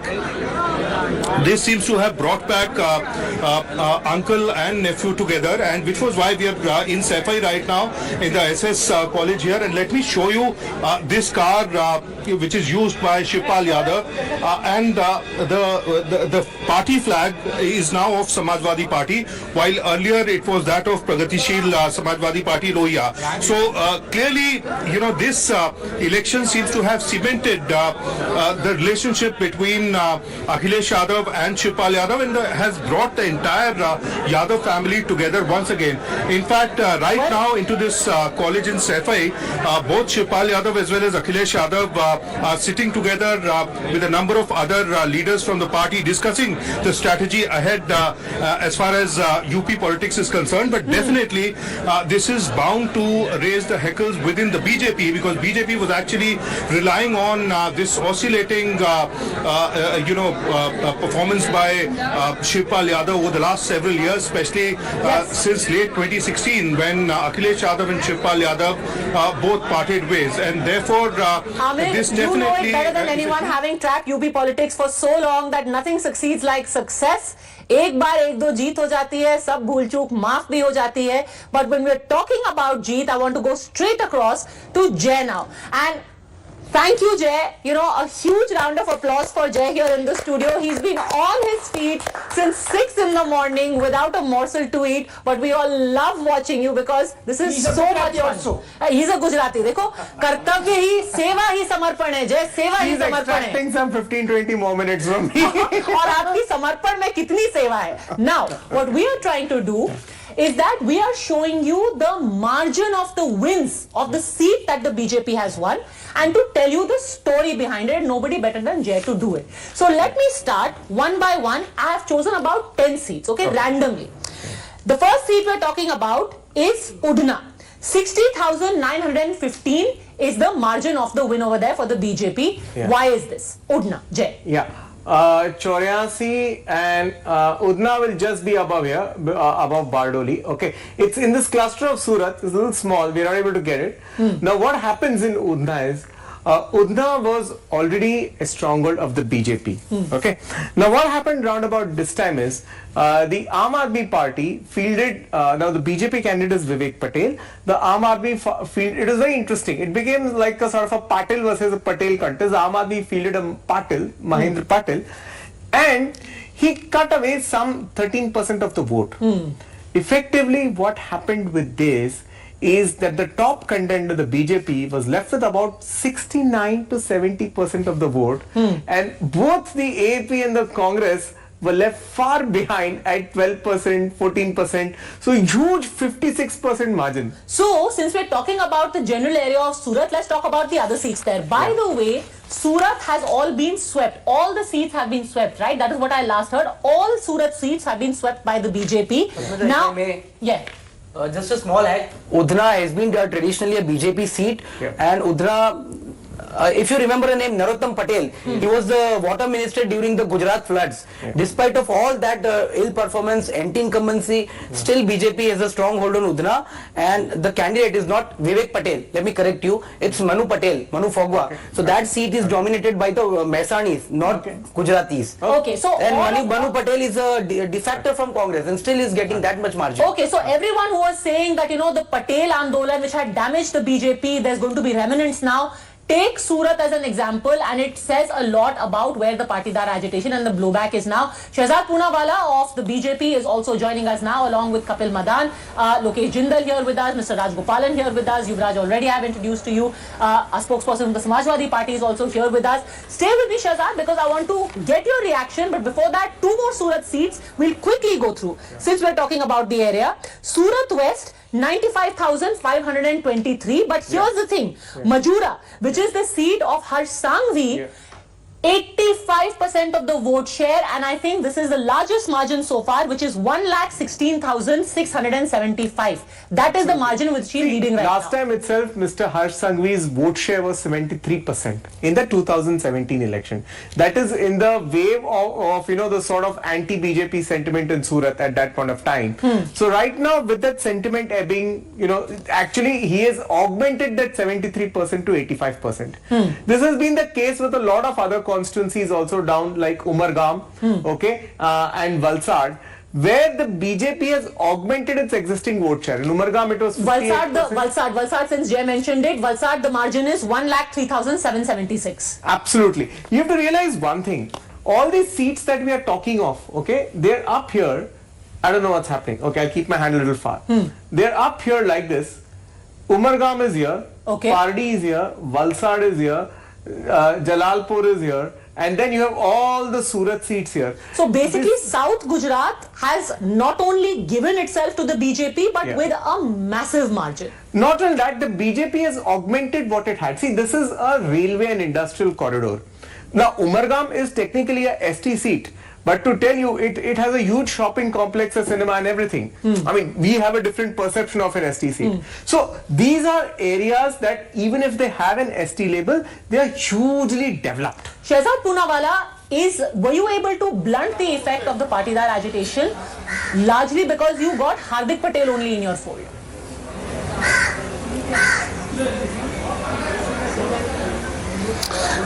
Padmaja, I think to reduce this to just one movement that has been curtailed or one movement that has been taken out of the equation would be unfair. This is not a vote of addition and division. This is a vote of chemistry. This is a vote based on chemistry, and this clearly shows that after 6 terms, if for the 7th term we are getting elected with a mandate which is much bigger than the mandate that even Madhav Singh Solanki managed, and that was on the back of a caste-based alliance. It was on the back of a sentiment nationally that prevailed after the unfortunate assassination of Indira Gandhi ji. If after all of that, today the mandate being given to us for the 7th time is such a high mandate, it reflects 2 or 3 signals. One, that there is a brand of vikas and performance that Prime Minister Modi and the government of Gujarat, the BJP government espouses, which the people of Gujarat feel that is delivering on their aspirations. 2, it also shows that the Congress party, which was the principal challenger, is no longer in a position to be that. And thirdly, even those who came into the fray. Now look at the biggest takeaway of the elections today. Punjab was a state that Aam Aadmi Party held. Close to Punjab is Himachal. They have been reduced to 1% vote. Here they came, they said, unki aandhi hogi. The Aam Aadmi Party is down to less than 2, forget the aandhi, they are not even getting 2-digit seats. The Aam Aadmi Party just about scraped through yesterday in the NCD elections with a 34 more words than us after 15 years of anti-incumbency. The overwhelming message, as much as it is that there is a brand Modi which stands for Vikas and performance, is that there is few takers for the Aam Aadmi Party model beyond Delhi and Punjab. That is also getting evidently clear, whether it's Uttarakhand, Uttar Pradesh, whether it's Maharashtra, Haryana, elsewhere, people are not buying into this Aam Aadmi Party model. Akash Muni and Kapil Madan both want to respond to you. Of course, you can say that there are no takers, but it is. आपने तो बोला था 0 seats मिलेगी, 5 seats मिल रहे हैं गुजरात में आपने बोला था कि 0% मिलेगी, 14%, 12%, यहाँ पे मुझे दिख रहा है 12.8%. तो आपने तो सुबह बोला था कि 0 सीट्स मिलेगी. जी मेरे साथ शो में. और दूसरी बात मैं आपको बताना चाहता हूँ कि ना सिर्फ पंजाब में नहीं, सिर्फ हरियाणा में भी हम सरकार बनाएंगे. In future, we will be going to Haryana as well. आकाश जी, एक सेकंड, मैं आपको एक चीज सुनाना चाहती हूँ. उसका सिर्फ ऑडियो आएगा क्योंकि मैं कहीं से प्ले करी हूँ. ये सुनिए. Adampur bypoll is not an indicator है. आदमपुर की सुनिए ऑडियो आएगा. मार्जिन से बन रही सूत्रों के मुताबिक आईबी की एक रिपोर्ट आई है. उस रिपोर्ट में गुजरात में आम आदमी पार्टी, आज अगर गुजरात में चुनाव हो तो गुजरात में आम आदमी पार्टी की सरकार बन रही है. कल नहीं मैंने सुन लिया. कल सुबह सारे बीजेपी स्पोक्स पर्सन बोल रहे थे कि हम सरकार बना रहे हैं एमसीडी में, हमारा मेयर बनेगा एमसीडी में, पर शाम तक तो नहीं बना. 2 साल पहले, कुछ साल पहले हज, एक ट्वीट है शहजाद जी, आपको याद होगा, हज, हार्दिक, अल्पेश और जिग्नेश, ठीक है, हा और वो तो आ गए आपके साथ, तो जा भी फ्यूचर में आ जाएंगे, तो हज क्या बीजेपी में है आजकल? अभी तो जिग्नेश जी अपनी सीट हार चुके हैं, तो आई डोंट नो वो हज पे जाएंगे या तीर्थ यात्रा पर जाएंगे, बट वो फिलहाल अपनी सीट हार चुके हैं कांग्रेस से लड़ते हुए। But anyway, respond to that, सबको थोड़ी थोड़ी रेवड़ी मिली है, इनको आम आदमी पार्टी को एमसीडी मिला है, आपको गुजरात मिला है, कांग्रेस को हिमाचल मिला है। Shehzad Poonawalla.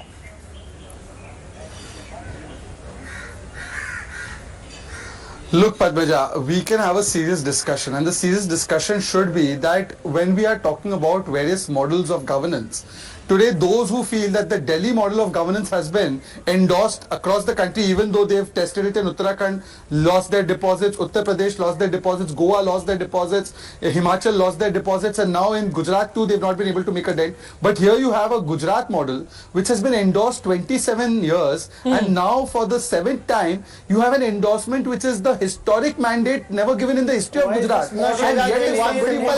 One simple question, Shehzad ji, one simple question with all respect. Then they are free to feel that. Sir, if you allow one simple question, Go ahead. I hope that from now onwards, as your government has got such a mandate, I hope that 700 schools can get one more teacher, because there is only one teacher in 700 schools in Gujarat. I am not saying that your perspectives are saying that, your reports are saying that.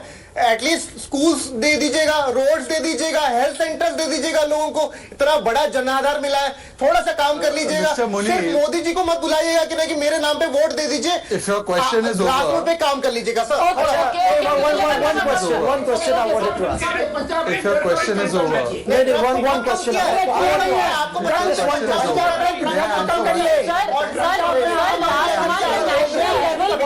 died of a drug overdose. He was 23 years old and he died of a drug overdose in Punjab. So let's not even go there. But anyway, I think Kapil Madan wants to come in. Yes, Kapil Madan. I want to ask one question to Shehzad. Okay, go on. Okay, yes. Shehzad, just about 2 to 3 hours before, you told us that there is a secret. You have to let me answer it also. Himachal Pradesh. Questions work when you allow the answer also to come. Can you please tell me why didn't BJP form government in Himachal?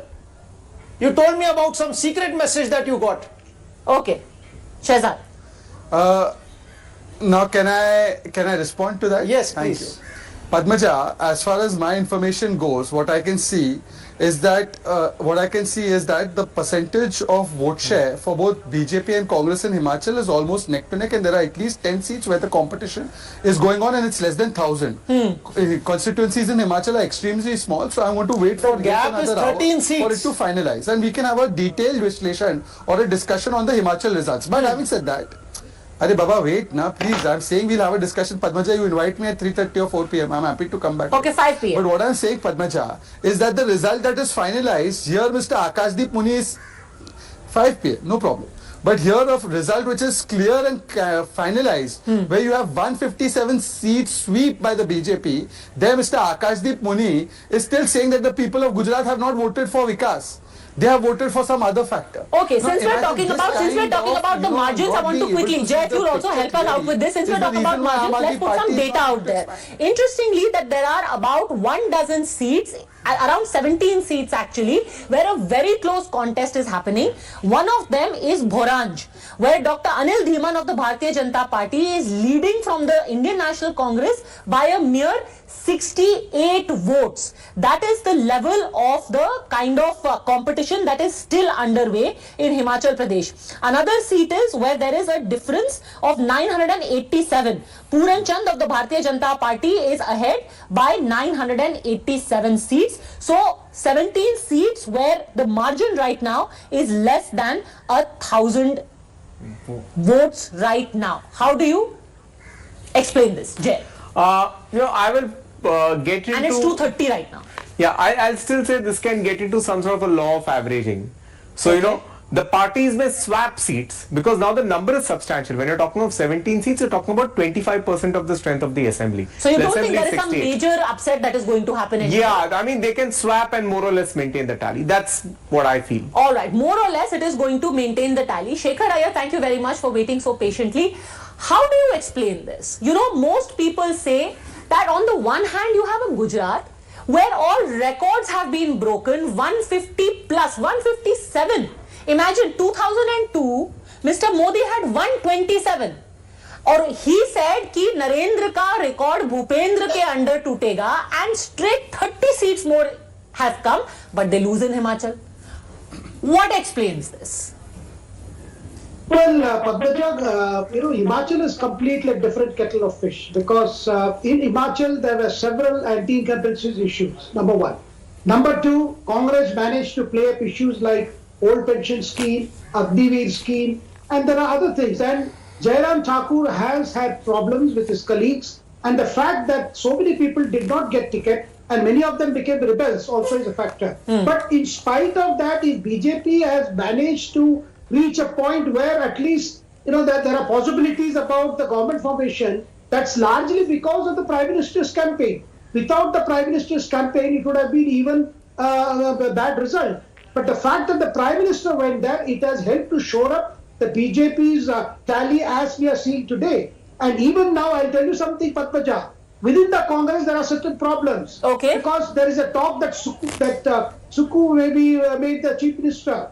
If he will be the Chief Minister candidate, then there may be a revolt in the party. There may be a revolt in the party. That's the kind of situation Congress is, the BJP is waiting for. The High Command has to choose their parliament, legislature party leader very, very carefully. Okay, before you reply to this, let me again give you a little more data. You have 2 more seats in Himachal Pradesh, Shillai, where the Congress is leading with 382 votes, and Rampur, where the Congress is leading by a mere 143 votes. And here's the funny thing, as we speak of Rampur in Himachal Pradesh, there is news coming in from Rampur in Uttar Pradesh, where the BJP's Akash Saxena has overtaken Samajwadi Party. And that's a good time to bring in the Samajwadi Party. It's still too soon. आपने SP और PSP का merger तो कर लिया, but Rampur अभी भी is an open game. Sir.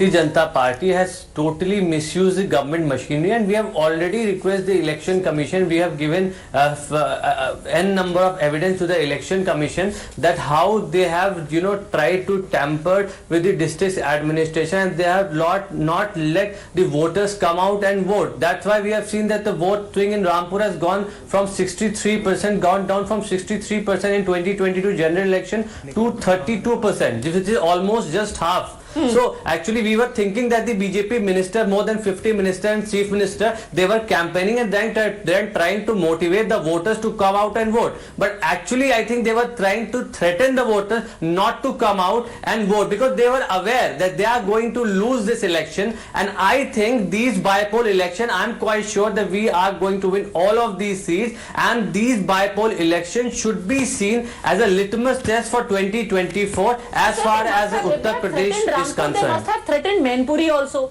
या तो ये है कि मैनपुरी के वोटर्स गब्बर हैं, and after being threatened they are like नहीं अब तो हम फिर भी वोट करेंगे समाजवादी पार्टी के लिए. Of course, I can tell you, I see. Rampur में तो चाकू बनता है, उनको तो कम करना चाहिए. I can tell you, a guy, a Samajwadi supporter in Mainpuri was hit thrice by a BJP worker in Mainpuri on the voting day. His wife was accompanying him, and he got himself admitted into a hospital. This is what was happening. Many MLAs, ex-MLAs, police were after them for no reason. They were illegally detained. Okay, very quickly, let's take a round of reactions. For a change, even the Congress is not agreeing with you, sir. Shahzad Poonawala, then Lokesh Jindal, Yuvraj Pokhara. Let's quickly take a word from the accused. Shahzad Poonawala is the accused in this case. Let him respond. Yes.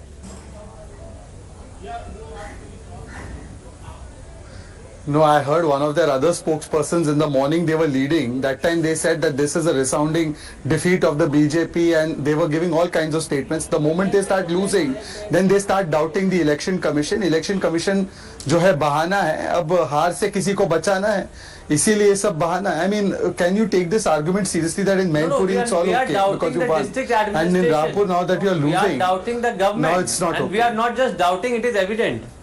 You can doubt everybody. You can doubt everybody. The election commission is in charge. They are conducting the elections with the officials. So ultimately you're doubting a constitutional authority which you're entitled to do so. You even called the vaccine a BJP's track record with respect there is no to end to this. impartiality of election is not very good. So let's not go over there. Now, Mr. Iyer was talking about Mr. Modi's influence in Himachal Pradesh. So, Mr. Yogi... BJP's Akash Saxena leading Rampur by 6,746 votes, by the way. Mr. Yogi, he carried out about 16. You know why? अभी आप रामपुर की बात कीजिए ना. Rampur Samajwadi party का गढ़ है और रामपुर में लीड करना आजम खान का गढ़ है. आजम खान ने प्रचार किया था. He was crying. He said that एक वो जमाना था जब किसी माँ के पेट से निकलने से पहले बच्चा परमिशन लेता था और अब ये हालत हो गई है कि मेरे को जेल में रखा हुआ है. रामपुर में Hindus vote for Azam Khan, interestingly, but you know, if BJP wins, this will be big. This is very big news. Yuvraj, you wanted to speak. The opposition cannot keep on cribbing for years and for years. They need to understand that BJP is a serious political party. It stays perpetually in election mode. आप हमेशा ये opposition complain करती है कि a sword of ministers were campaigning, PM himself was campaigning. Was there serious politicians? Let them do them. आप लोग क्यों घर पे बैठे रहे तो मुझे समझ नहीं आता. और ये एक नैरेटिव ना, it is a very cliche narrative. When BJP is swinging the election तो आपको ये लगता है कि ईवीएम इज हैक्ड, लेकिन जब आप जीतते हो तब it is a move to 2024. Even as we speak, the 25th round is over and now Akash Saxena is leading by nearly 11,000 votes. Mr. Rajgopalan. Here, Dimple Yadav is winning because of sympathy vote of Mr. Mulayam Singh Yadav. Here in Rampur, it is anti-Azam Khan vote, that is why BJP is winning. And moreover, my understanding of BP, very little bit of, because I went to Rampur during the assembly elections, Rampur is different clay altogether because Azam Khan had a hold over that. Now that has gone into TIS. Azam Khan is likely to be, in dock. Yogi Adityanath administration is a kudos to his administration. And here, by the way, Mr. Abbas Haidar, I want to tell you something, because Rampur, when the investigation was opened into the charges made against Mr. Azam Khan, आपको पता है कि 5 complainant मुसलमान हैं. तो ये जो पूरा बताया जाता है कि भाजपा सरकार ने उठा करके आजम खान को विक्टिमाइज किया है, जो लोग कह रहे हैं कि हमारी जमीन छीनी गई है, वो कोई हिंदू नहीं है, वो रामपुर के मुसलमान ही है. ये मुस्लिम बाहुल इलाका है. ये आई डोंट नो, मुझे नहीं पता ये आई डोंट नो ये हिंदू मुस्लिम एंगल कहां से ले आए हैं आप. आई एम नॉट श्योर ये कहां से आ गया, बट द प्रॉब्लम है because Azam Khan साहब always said that the BJP is the villain because they are anti-Muslims and the Samajwadi Party is looking after the interest of Muslims. पर ये कैसा interest है कि मुसलमान की जमीन को हड़पा जाए? ये तो कोई इंटरेस्ट नहीं है ना. It is not about interest of particular community. Mulayam Singh बोलते कि मुझे मुल्ला मुलायम बोलो. ऑफ एनी पर्टिकुलर मुसलमान का एंगल तब आया. These matters are sub judice. Azam Khan ने And Hindu Musliman angle, I'm saying that only 32% voters have voted in this election. Isn't it alarming for you? I mean, isn't it unprecedented? It is indeed alarming. Maybe it's alarming for you only 32% that the voter did not turn out. Came out to vote. Maybe the alarming thing is that the voters simply did not turn out because there was an atmosphere which was. पहले रामपुर में I'm telling you, this is the assembly bypoll, right? We are not losing. Then we are not losing. Lok Sabha bypoll भी तो हारे. No. Please, let me complete. No. We are not going to lose this bypoll. I'm telling you with total conviction. But there was an atmosphere of terror being created in Rampur. This is everybody. But who gave complaint against that? Tell you what was happening there. People were natural. You can see a police officer of a circle officer, right, who was asking a voter to go back because he was not letting him. I'm just being told that celebrations have started. That there is a roadshow of celebration. That's of the Samajwadi Party or of the BJP. What is the celebration that we are talking about here? Against the Bharatiya Janata Party. I think Akhilesh Yadav. All right, Riva Ba Jadeja. Now here's a very interesting story. Let's talk about Riva Ba Jadeja. She is all of 32 years old. About a couple of years ago, she started an NGO. She of course is the wife of Ravindra Jadeja, but now she's a full-time politician. A couple of years ago, she started an NGO where she was getting young girls, she was paying for the marriage of young girls, right? And the Prime Minister wrote a letter appreciating. She got this ticket replacing a BJP MLA called Hakuba. Now Hakuba is a local strong man, but the reason that he was replaced was because the court had refused to quash a case of rioting against him. Now Hakuba was replaced, and look at what the BJP did. There are 3 urban seats in Jamnagar which Hakuba was made election in charge of. So उनकी seat लेकर के रीवाबा को दी and Hakuba को उन्हीं के election जिताने का in charge बना दिया. And here is the result, if I'm not mistaken. Reevaba Jadeja has also won by a margin of about 20 to 30,000 votes. A 32-year-old lady. What does that tell you? Lokesh Jindal, 32-year-old lady. Okay, Dimple Yadav has won Mainpuri. Abbas Haider साहब वहाँ डराने धमकाने, गलत EVM, police की गुंडागर्दी, कुछ भी काम नहीं किया. चलिए, congratulations, Mainpuri has been won. Netaji की लेगेसी आपके पास सुरक्षित है. डिंपल जी जीत गई हैं ये election. Congratulations. Any thoughts? Abbas Haider साहब. Mainpuri has been won. We are going to win Kutiana in Gujarat, and we are also going to win Rampur as well as Khatoli. We are quite sure about it. Sir, let's be very honest. You are winning Kutiana in Gujarat because of Kandal Jadeja, not because of your party symbol. वहाँ पे हर किसी को पता है कि वहाँ वो Samajwadi party पे लड़ते हैं. जब वो एनसीपी से लड़े थे ना, पहले एनसीपी से लड़े थे, वो एनसीपी को जिताया था. आपकी सिंबल ले लिया, आपके सिंबल पे जीत गए. ऐसा थोड़ी ना कि कोई वो एसपी के सिंबल की वजह से जीते हैं.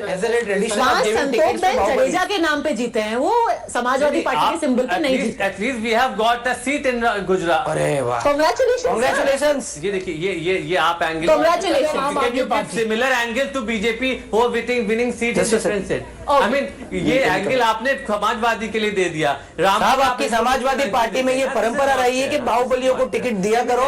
भले कितने हजारों केस हो उनके ऊपर, बाहुबलियों को टिकट देते हैं आप लोग ताकि आप जीत पाए, और उसके बाद आप लोग ज्ञान देते हैं कि गुंडागर्दी ये कर रहे हैं, गुंडागर्दी वो कर रहे हैं. समाजवादी पार्टी हर उस व्यक्ति को टिकट देगी. Okay, we are getting another bypoll information. Remember, there are 5. Okay, we are getting another bypoll information. The BJP has taken Kurhani from the ruling Mahagठबंधन in Bihar. So they have taken the Kurhani seat in Bihar away from the Mahagठबंधन. Kedar Prasad Gupta has defeated Manoj Singh Kushwaha of Chief Minister Nitish Kumar's JDU by 3,645 votes. So it's not over till the fat lady sings, and we have all the results in hand. So 2 bypoll wins, or at least 1 win and 1 lead now. Shahzad Poonawala, thoughts?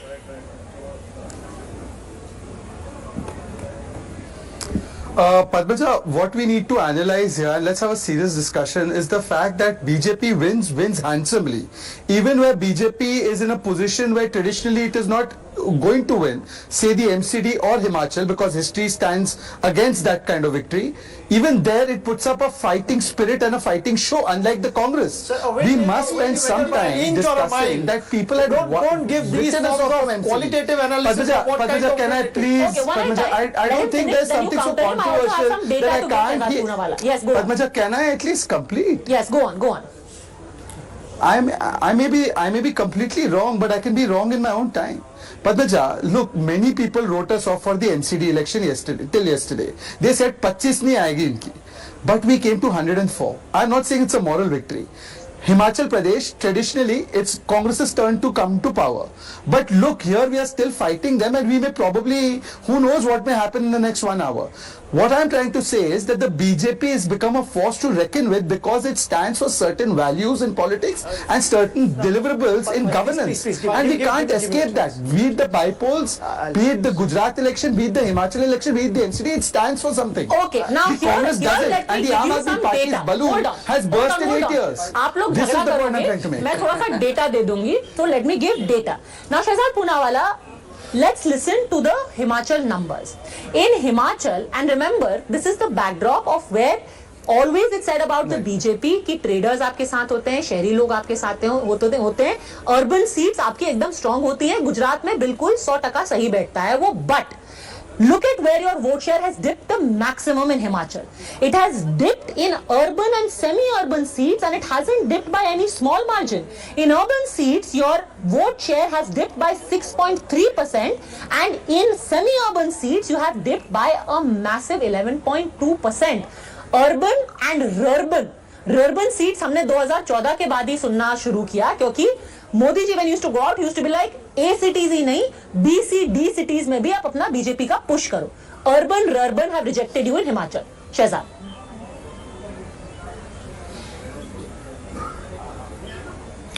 Well, I don't know the kind of urban expanse Himachal has. I don't think it's too much, but you may well be right. Of course, that has happened, but even after that, what we can see right now is that the vote share of BJP and Congress is neck and neck. I think it's 0.2% more for the Congress compared to the BJP. What I'm trying to say is that even if we lose with a certain amount of dignity and grace. I'm not saying we've lost the Himachal elections. Don't take that from my statement. But what I'm trying to say is, look at where the Congress is today. 17 seats in Gujarat. What are they bragging about? What are their supporters bragging about? They got 9 seats in the MCD. What are they bragging about? The Aam Aadmi Party, with all its advertising budget, got 30 councillors. We are the opposition in Gujarat. What are they bragging about? They've got 1% vote in Himachal. So whatever, they've got 5 seats in Gujarat. even if you get 182 seats, still you are going to form the same government. What difference does it make? Sir Himachal में अभी सरकार और opposition अभी मत declare कीजिए. अभी भूपेश बघेल और विनोद तावड़े पहुंच चुके हैं वहां पे. अभी थोड़ा टाइम लगेगा कि कौन सरकार है और कौन ऑपोजिशन है. आपकी हिस्ट्री बहुत अच्छी नहीं रही है. Shekhar Aiyar will testify to that. आपकी हिस्ट्री नहीं अच्छी रही है. इसमें आप हमेशा मध्य प्रदेश में बोला आप तो ऑपोजिशन हम सरकार, देखिए क्या हुआ. आपने गोवा में बोला आप ऑपोजिशन हम सरकार, देखिए क्या हुआ. Hold your horses.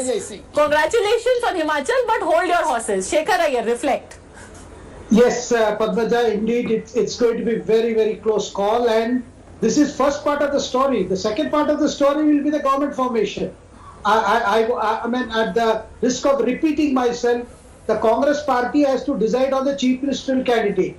And Times Now was reporting yesterday that late night meetings were going on at various faction leaders' houses as to push for who should be the CM candidate, because probably they expected this kind of an edge. I do not know what is going to happen. Of course, some of the top leaders are there. Mr. Huda is there, Mr. Rajiv Shukla. They are all great fundraisers and fund managers. But this is beyond management of funds, because all these MLAs, they have got the ticket with great difficulty and won with great difficulty.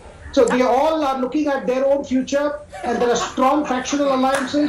So this is going to become a big game, and you can go on saying that BJP will take away people. Look, 16 rallies were conducted by Chief Minister Yogi. Half a dozen rallies were conducted by the Prime Minister Modi. Rahul Gandhi then there was, it is the home constituency of your state president, of JP Nadda ji. Despite all this, despite Prime Minister Modi saying that I was in charge of Himachal Pradesh, despite Shekhar Iyer पे क्यों गुस्सा निकाल रहे हैं? उन्होंने थोड़ी ना कोई वोट कम किया. Okay, and just by the way, I want to quickly, before Shehzad also responds to this. Okay, Yuvraj also wants to respond. I want to quickly clarify. Right now, the vote share is 42.53 of the BJP in Himachal and 43.55. So a good 1.01% lead has been taken in terms of vote share by the Congress. Yes, respond, Shehzad.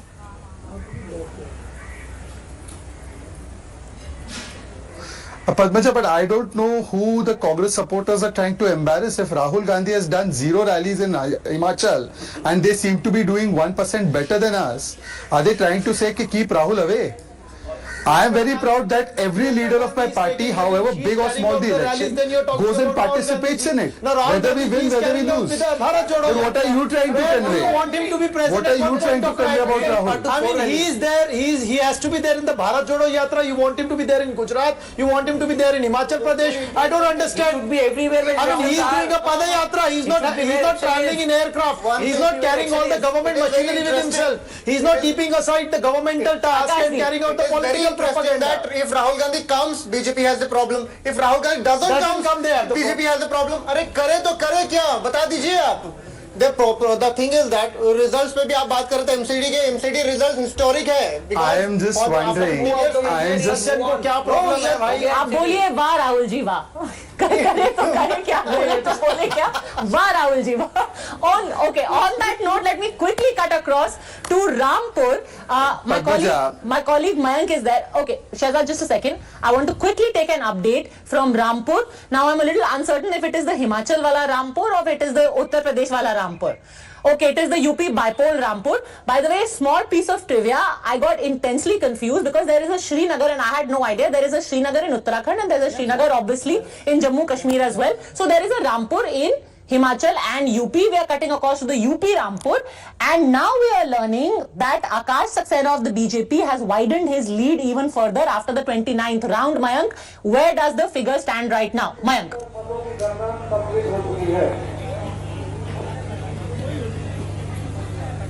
Well, absolutely. The total number of rounds which has to be done by the Election Commission and the presiding officer here in Rampur Counting Center, 29 of them have been completed, and Akash Saxena is now leading by nearly 18,000, and that is some significant margin if you talk about a bipole assembly election and comparing because only 34% of votes were polled on the polling day. So, and remember,